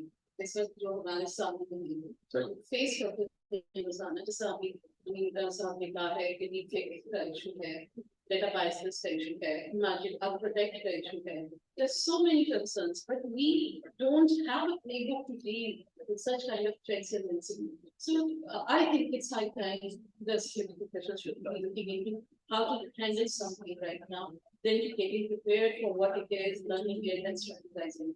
So maybe it is a reverse engineering kind of practice which should be done. That's my take on the. Sure. Any last comments? The last comment is that we have very high hopes for Pakistan as CERT has been initiated and Dr. Heather is heading it. So we have very high hopes that in near future we will overcome all the challenges that is related to cyber security and we will empower. Fair enough. No, thank you very much. I think it's been a good discussion. We can go on probably for 3-4 hours more, right? And I've been kind of injecting and rejecting some of the things, but this is a debate. It's an ongoing process. Just like cybersecurity, we're basically catching up. I think AI is a wave that's on us. Deepfakes are here. Nazad, I remember that word, he called it the new Dajjal is already here in the morning. But identification of Dajjal is the first step to countering it, right? And I think we're not there yet. So let's learn, let's explore, engage with the younger generation. I think they're smarter than us because they're dealing with this on a daily basis. And let's create an environment for them to actually take that challenge and find solutions for it. With that, thank you very much again for being here. I have a small, I think, we just spoke up. Mahir, and there's another panel discussion. Let's put a hand together.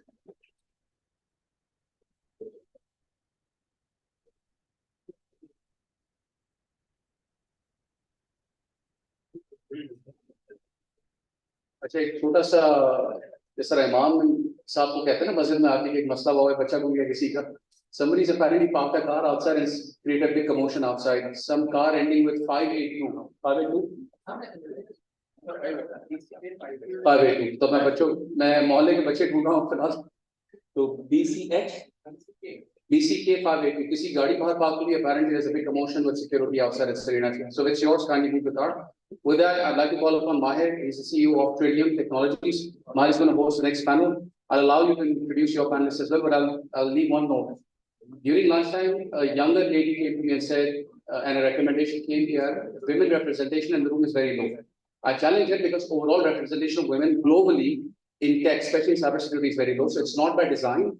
I recommended that they form a women's council who are in technology, and if we have good speakers and knowledgeable people, they should nominate themselves. So I'm beating you to that. There were 2 women on stage. So good luck with your panel now.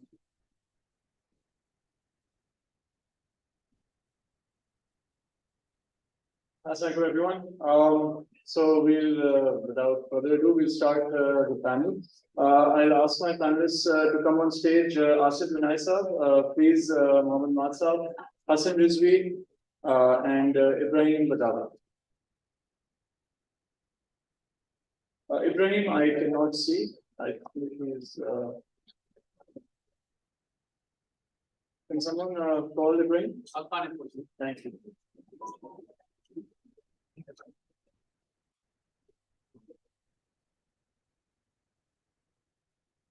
It should be, we can test it.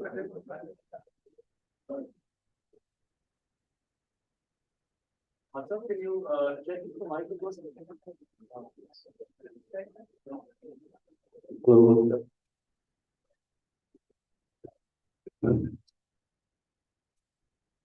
On and on. Mic, please test your session. Asif sir. Yes.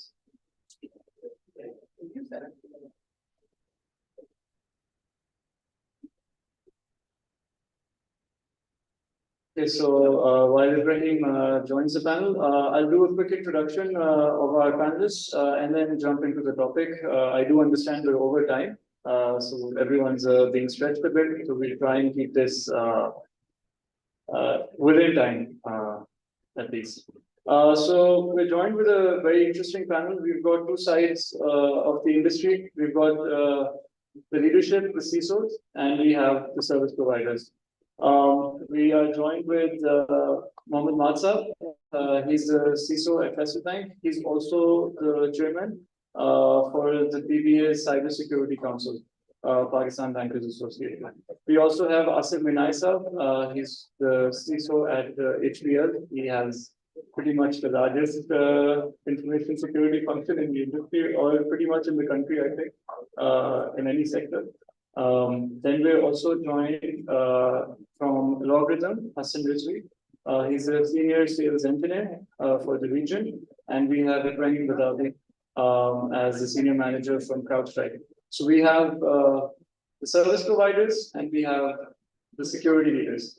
The panel discussion is around the topic of DFIR and threat hunting, something which is of a lot of significance and importance.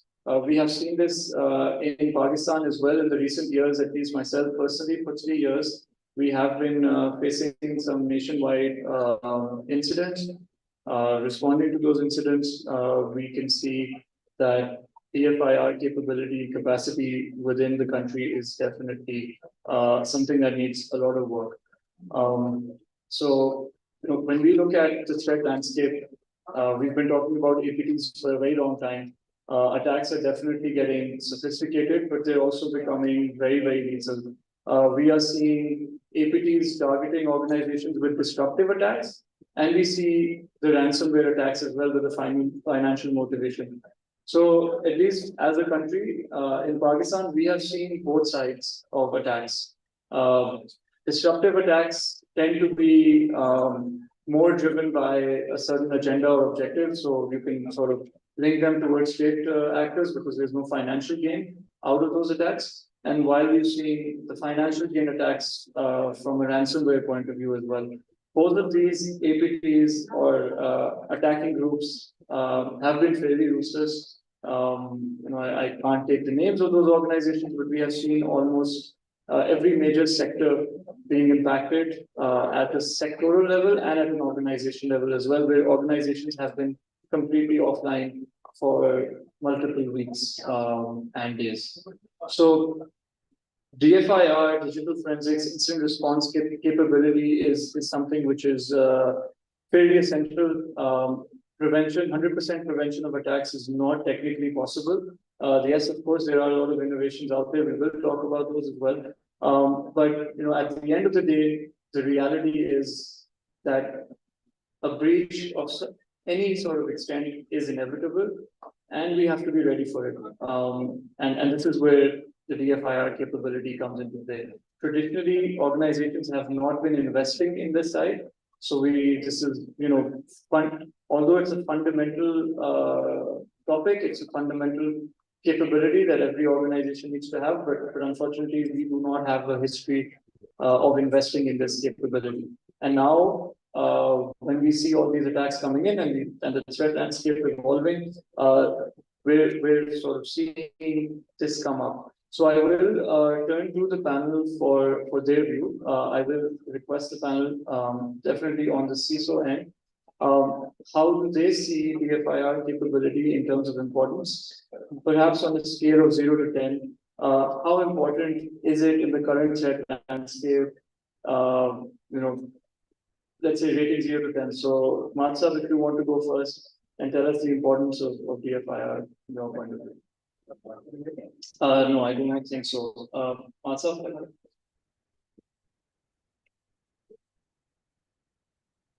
I think on a scale of 0 to 10, I would think 8.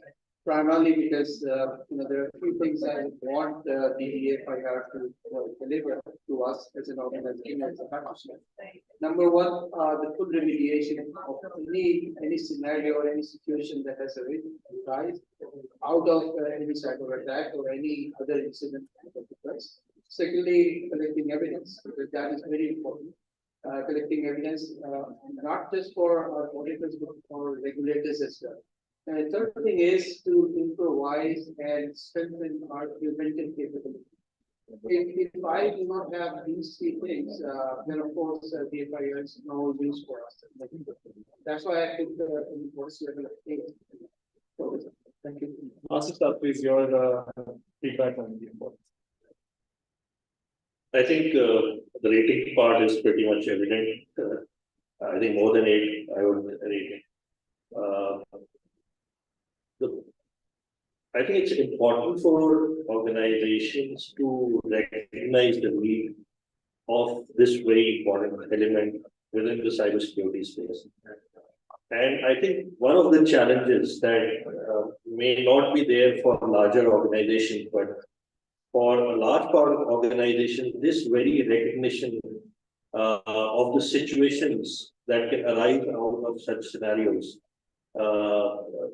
is very difficult to explain, especially in organizations where people are not exposed to this kind of this scenario. And I'm sure in globally, obviously, this is very much something which is focused in Pakistan. Also, now that we are seeing growing number of attacks happening throughout the space, we can definitely see a lot of recognition in this regard. One has to be ready about these tools, these methodologies, these analytical capabilities, these forensic capabilities. But I think it's more important than that to have the organizations ready for dealing with such situations.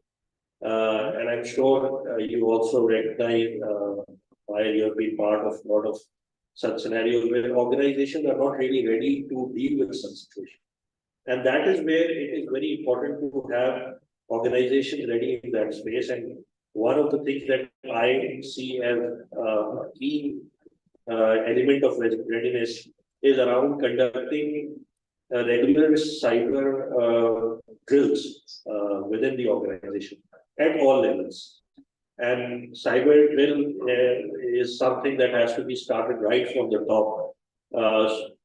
And those people who have been used to this kind of an exercise, each time you'll have a surprise when you are dealing with such scenarios, and that's a very good way of basically making an organization ready for such scenario at all levels, be it the CEO, be it the corporate communication people, be it the operations people, be it the IT people, be it the IS organization, and any other area, in some of the cases, even the legal aspect of it.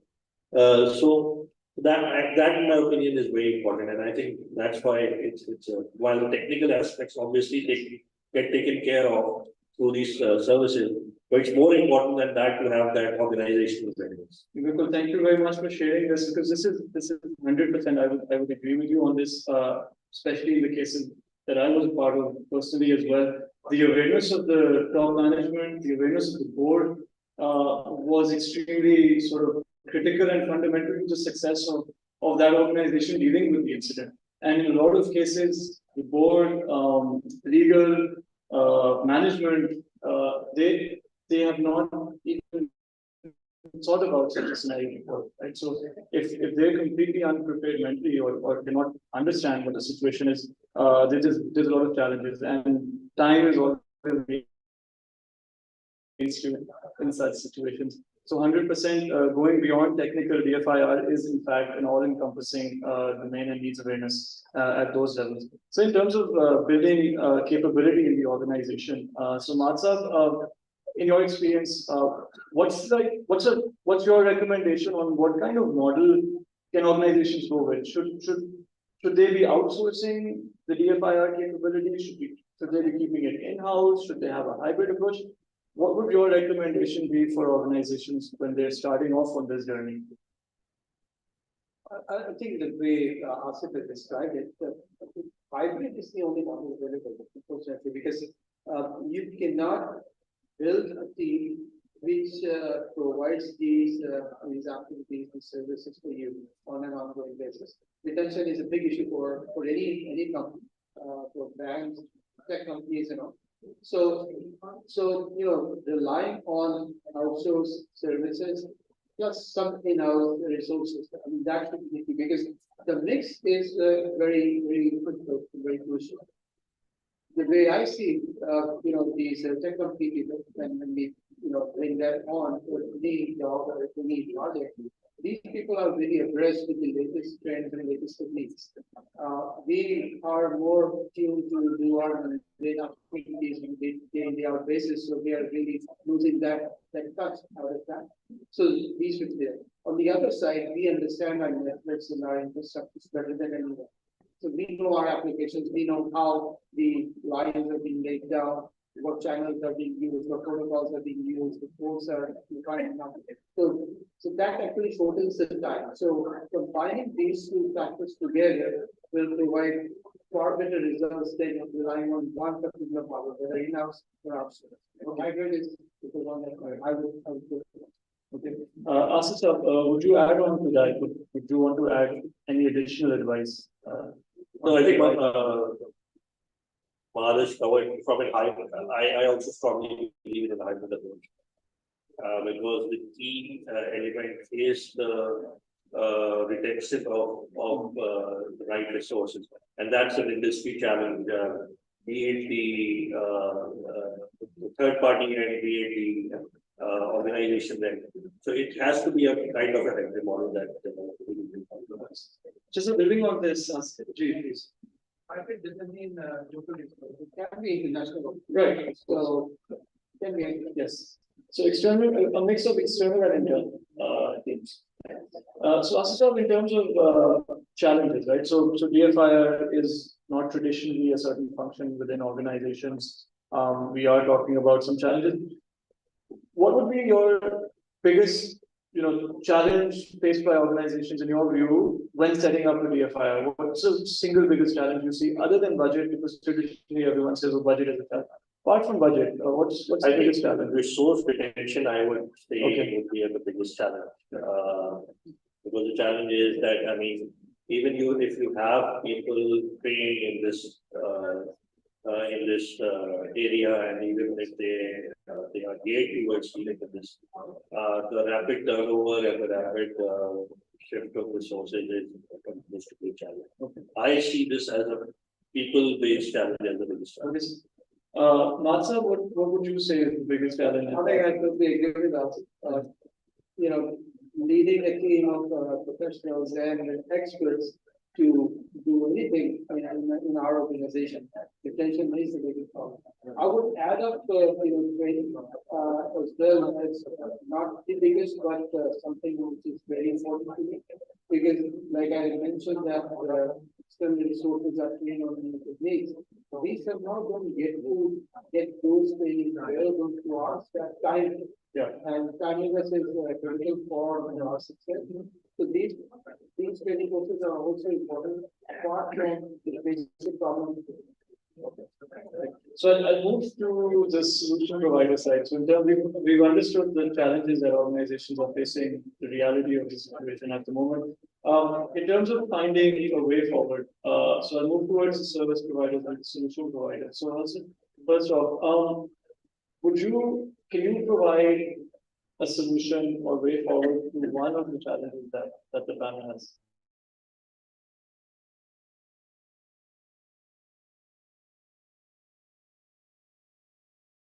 And it's a combination of the processes. I think one of the things I would mention was drills. So the tabletop exercises are extremely important. This sentence has been thrown out in the industry a lot, that it's not if you're going to get attacked, it's when you're going to get attacked. So how do you prepare for that? Well, simple. You bring all your resources to the room and imagine you are going through an attack right now. So what exactly are you going to do? What is going to be your legal process? What is going to be, this is not something to do with the attack, it's only the process history. So you bring all the stakeholders in the room, and the idea is like, let's imagine we're going through the attack. And this procedure that you're going to come out with, how the IR is supposed to be, is not a static procedure. The idea is that you're going to continuously learn from it. Now, what happened is when you talk to customers and tell them, listen, bring all the stakeholders in the room and let's do this. Sometimes there's not willingness to help, and they're busy or they have other priorities, so they think, well, we are not really going through an attack, so it's not really that important.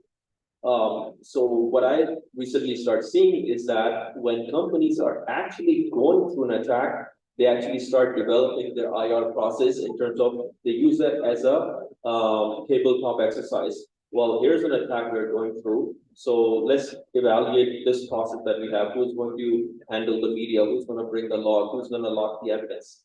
In some cases, what I have seen is that companies are going under the attack, and let's say it's a ransomware attack, and the procedures that they have, like what needs to be followed, those documentation is also encrypted. So they have no access to those documents. So imagine that situation. So you have to basically, whether, research yourself and do the tabletop exercises and drills.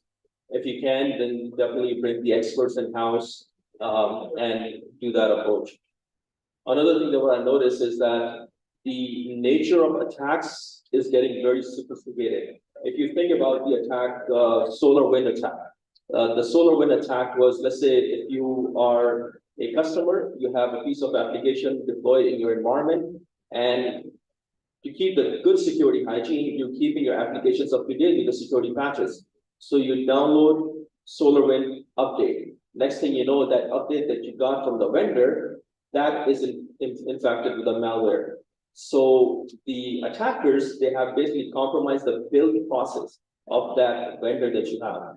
So the question is, like, we can go to the IR process, but do we have tools in place to detect when some of these sophisticated attacks happen? So what happened is, companies went to Gartner and said, we look at you for guidance. We were completely blindsided by this SolarWinds attack, right? Completely. How do we move forward from here? And what technologies can we put in place that can detect these sophisticated attacks?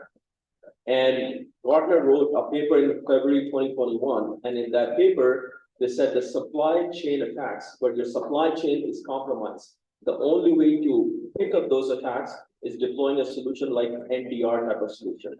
The idea of the NDR solution is that you need to bring everything, all the packets on the network, and you need to bring out like the things that are causing the problems. There are other tools to detection. For example, SIM is another tool, EDR is another tool.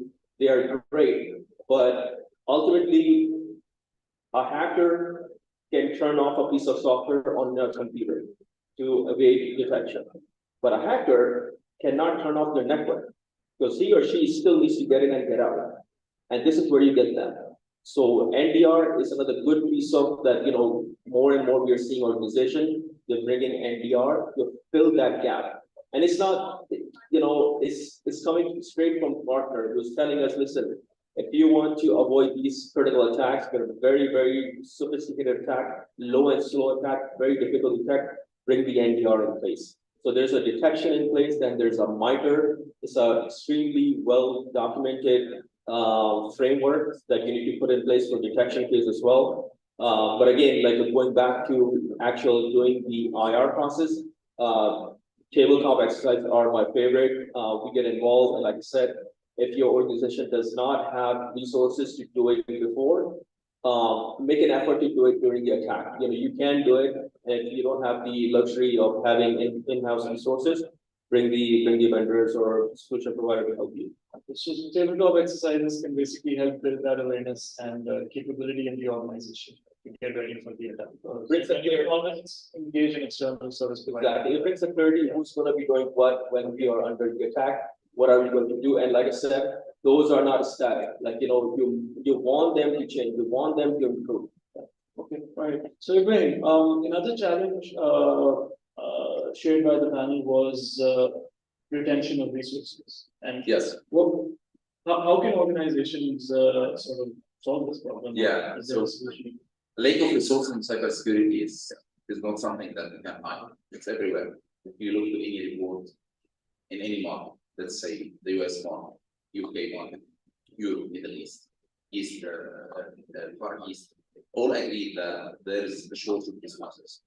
The latest report I read was like last September, they are talking about more than 7 million resources.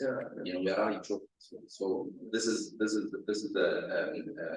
totally agreed fact that we need to face and to understand The value we have here in Pakistan, we have a lot of ambitious resources, young champs that we saw a lot of them, earn to learn, to grow, and the Gulf, the majority in cybersecurity, they are from this country. So I can see a global potential and opportunity for Pakistan to invest more in those young champs. From our side, we believe in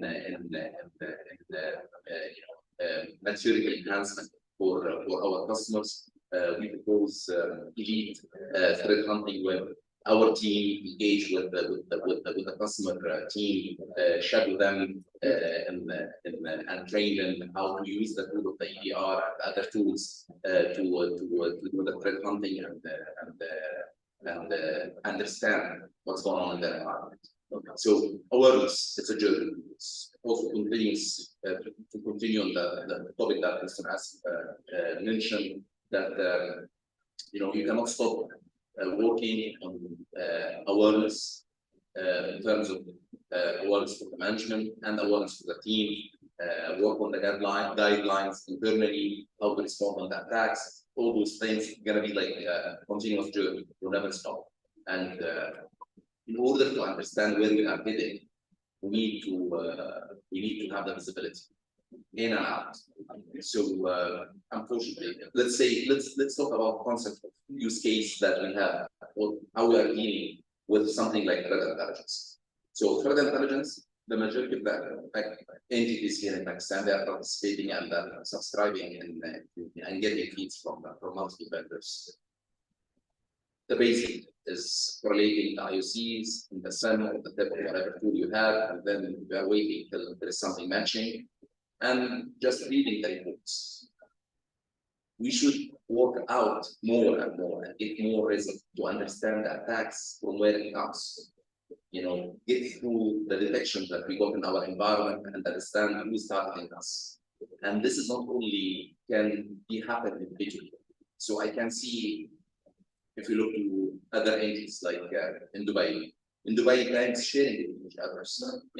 They have like a community where they understand everyone works with his own and start sharing with others. Maybe Honeypot project can be something we can discuss that helps the whole industry, for sharing information.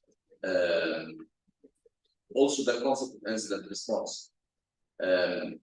We lived our life in the last 3 decades where every single organization investing millions of dollars every year, keeping after the implementation, keeping the operation running, and waiting for the incident to happen.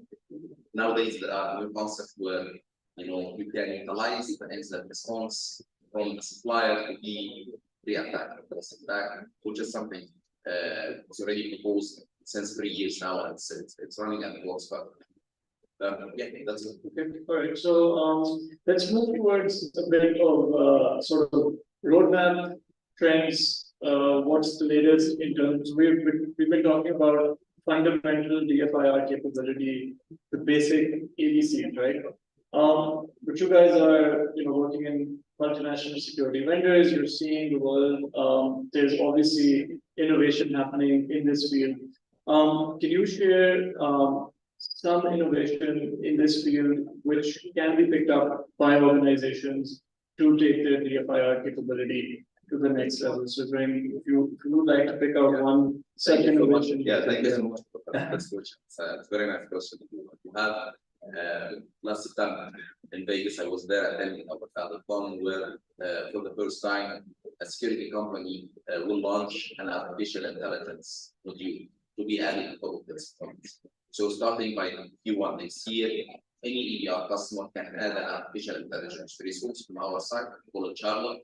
This guy can be counted as a part of his own team. He can get them tasks to do a correlation, to do investigation, to get them intelligence about something. All those features will be there, which is something for myself, I see it's something very impressive. So AI is helping do this threat hunting instead of the human. Absolutely. That would solve the skill gap as yes. well, right? And if you look at the future, where we are aiming to replace the whole software. Yeah. So you will have Charlotte 1, Charlotte 2, Charlotte 3. Those guys are available 24/7. They are doing everything. Maybe later on they will engage the remediation, they will do the investigation. So the automation way and the journey we started, it looks very, very, very promising. Excellent, very insightful. Would you like to, Absolutely.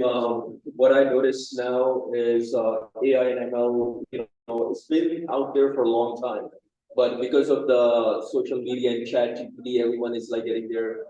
But what I notice is for years we've been using something called threat intelligence, where we will bring some kind of artifacts like bad IP addresses, bad domain names, bad file hashes, and if there's a match in our environment, oops, there's something going wrong, let's investigate this.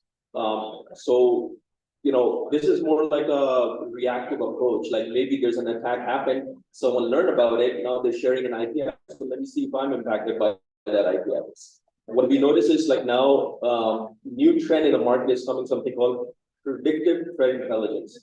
So the way it works is that, these APT or hacker groups, they will stand up an environment on the internet, bunch of IP addresses of domain names and things like that, and they will keep it quiet. They will not use it. And then after a while, when they're ready to launch the attack, they have done their recon. Now they want to go to the next level. They will bring those on the internet and start using them. The predictive threat intelligence, what it does is like it looks at the whole internet and sees every time when there's a new IP address is registered, new domain is registered, new set of IPs are registered. Then it looks back, actually these IP addresses, do they relate back to a company, or it's just like someone just did it? And then it brings AI ML, it brings close to 130 different threat sources in the mix. And the net result of that is that they have a claim of like 90% we are sure that this is a set of IP address that's been just brought on the internet, and the reason for that is to launch an attack. So as a customer, you can bring that set of IP addresses and block it on your firewall. What I saw myself for one of my customers is that they use that technology, the predictive threat intelligence technology, and they actually block some of the IP addresses. And later on, those IP addresses, they were involved in some major attack, actually SolarWinds attack I'm talking about. So this company, at that time, they had no idea that after 7-8 months, the world is going to see the SolarWinds attack.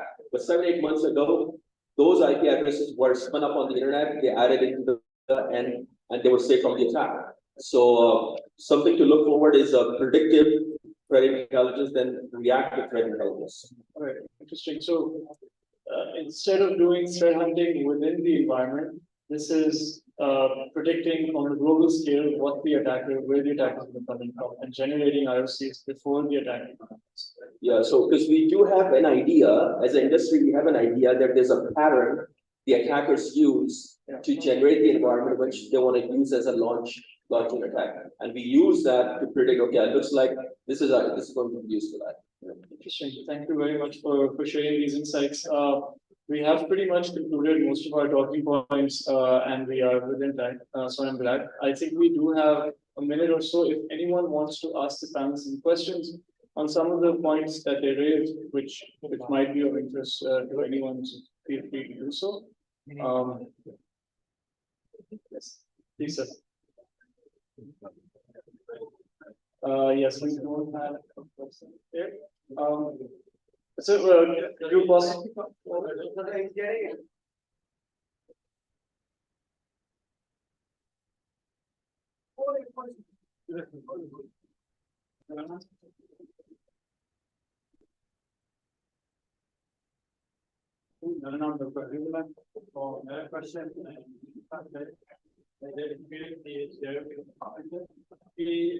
Organisation की policy regulator है cyber security driven भी हो सकती है और इसके साथ forensic driven भी हो सकती है, क्योंकि बेसिकली आप अगर साइबर थ्रेट तो ज्यादा आप करते हैं जब तो मैं ये पूछना चाहता है कि एक करंट कॉन्टेक्स्ट का यूजर अवेयरनेस की जो आप यूजर बेस है उसके हवाले से आपकी पॉलिसीज उसकी जो ओरिएंटेशन है किस तरफ है, साइबर सिक्योरिटी के हेल्थ की तरफ से है या फॉरेंसिक्स की तरफ से, या ये बेसिकली ऑर्गेनाइजेशन के साइबर सिक्योरिटी की स्टेट की मेच्योरिटी के साथ साथ ये वेरी करती है? देखिए, obviously it has to be a combination of both.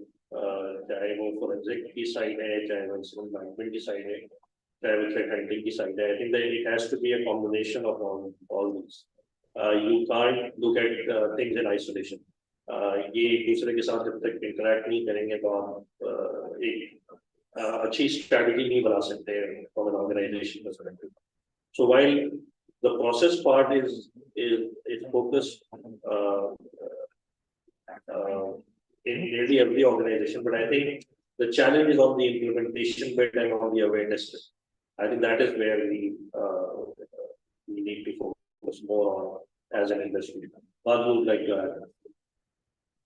Sir जब आपका सवाल था जो अवेयरनेस होती है जनरली वो साइबर सिक्योरिटी के पर्सपेक्टिव के डोमेन में रहती है. डिजिटल फोरेंसिक्स जो है वो एक प्रोसेस है. It's nothing to do with general users. वो स्पेशलिस्ट या सिक्योरिटी के लोग उसको फॉलो करके अपना रिमीडिएशन या एविडेंस कलेक्शन करते हैं. तो दो अलग पैराडाइम्स हैं ऑल टुगेदर. अवेयरनेस के लिए हम हमेशा साइबर सिक्योरिटी के जो डोमेन है उसको इस्तेमाल करते हैं और उसमें यस फोरेंसिक्स के चीजें भी आ जाती हैं कई दफा कि अगर आप कोई चीज होते हुए देख रहे हैं, यू विटनेसिंग समथिंग और यू ऑब्जर्विंग समथिंग, आपको ये चीजें इस तरह से हैंडल करनी चाहिए और किस तरह से बतानी चाहिए. But like I said, so we will focus on cyber security. So it's a very relevant question. Thank you for asking this. But yes, I guess the summary is that every organization needs to have a balance. So आपको हर area में equally अपनी capabilities spread out करनी होती है. So policies have to be from all these areas. And definitely Gartner का adaptive security भी अगर आप follow करें, so predict, prevent, detect, respond, आपको चारों areas में equally अपनी resources divide करनी होती है. So we need to always have a balanced approach within an organization. We are over the time. Thank you very much for the panel for giving us their insights. It was definitely very, very insightful. And thank you to the audience for their questions. Thank you.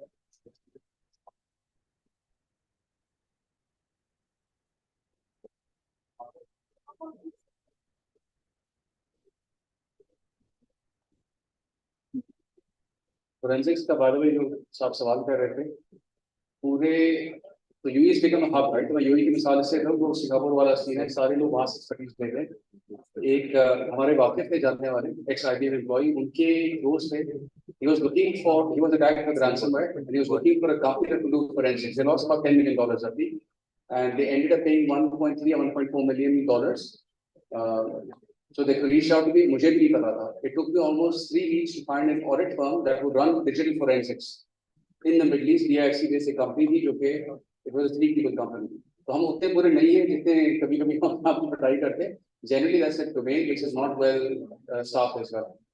The second part, I'm very surprised लोग अभी तक बैठे हैं because it's 4:30 almost 4:15. We're supposed to go at 3:30. There is no tea break after this. So with that, guys, thank you so much for your time, for your patience. I know you were late. I apologize for that. I hope it was fruitful. And my contacts will be with Faisal Rahim and the organizers. If you want to reach out for any help for that matter, that I can be of service, I'll be glad to do so. Thank you so much again for coming, and all the best. Allah Hafiz.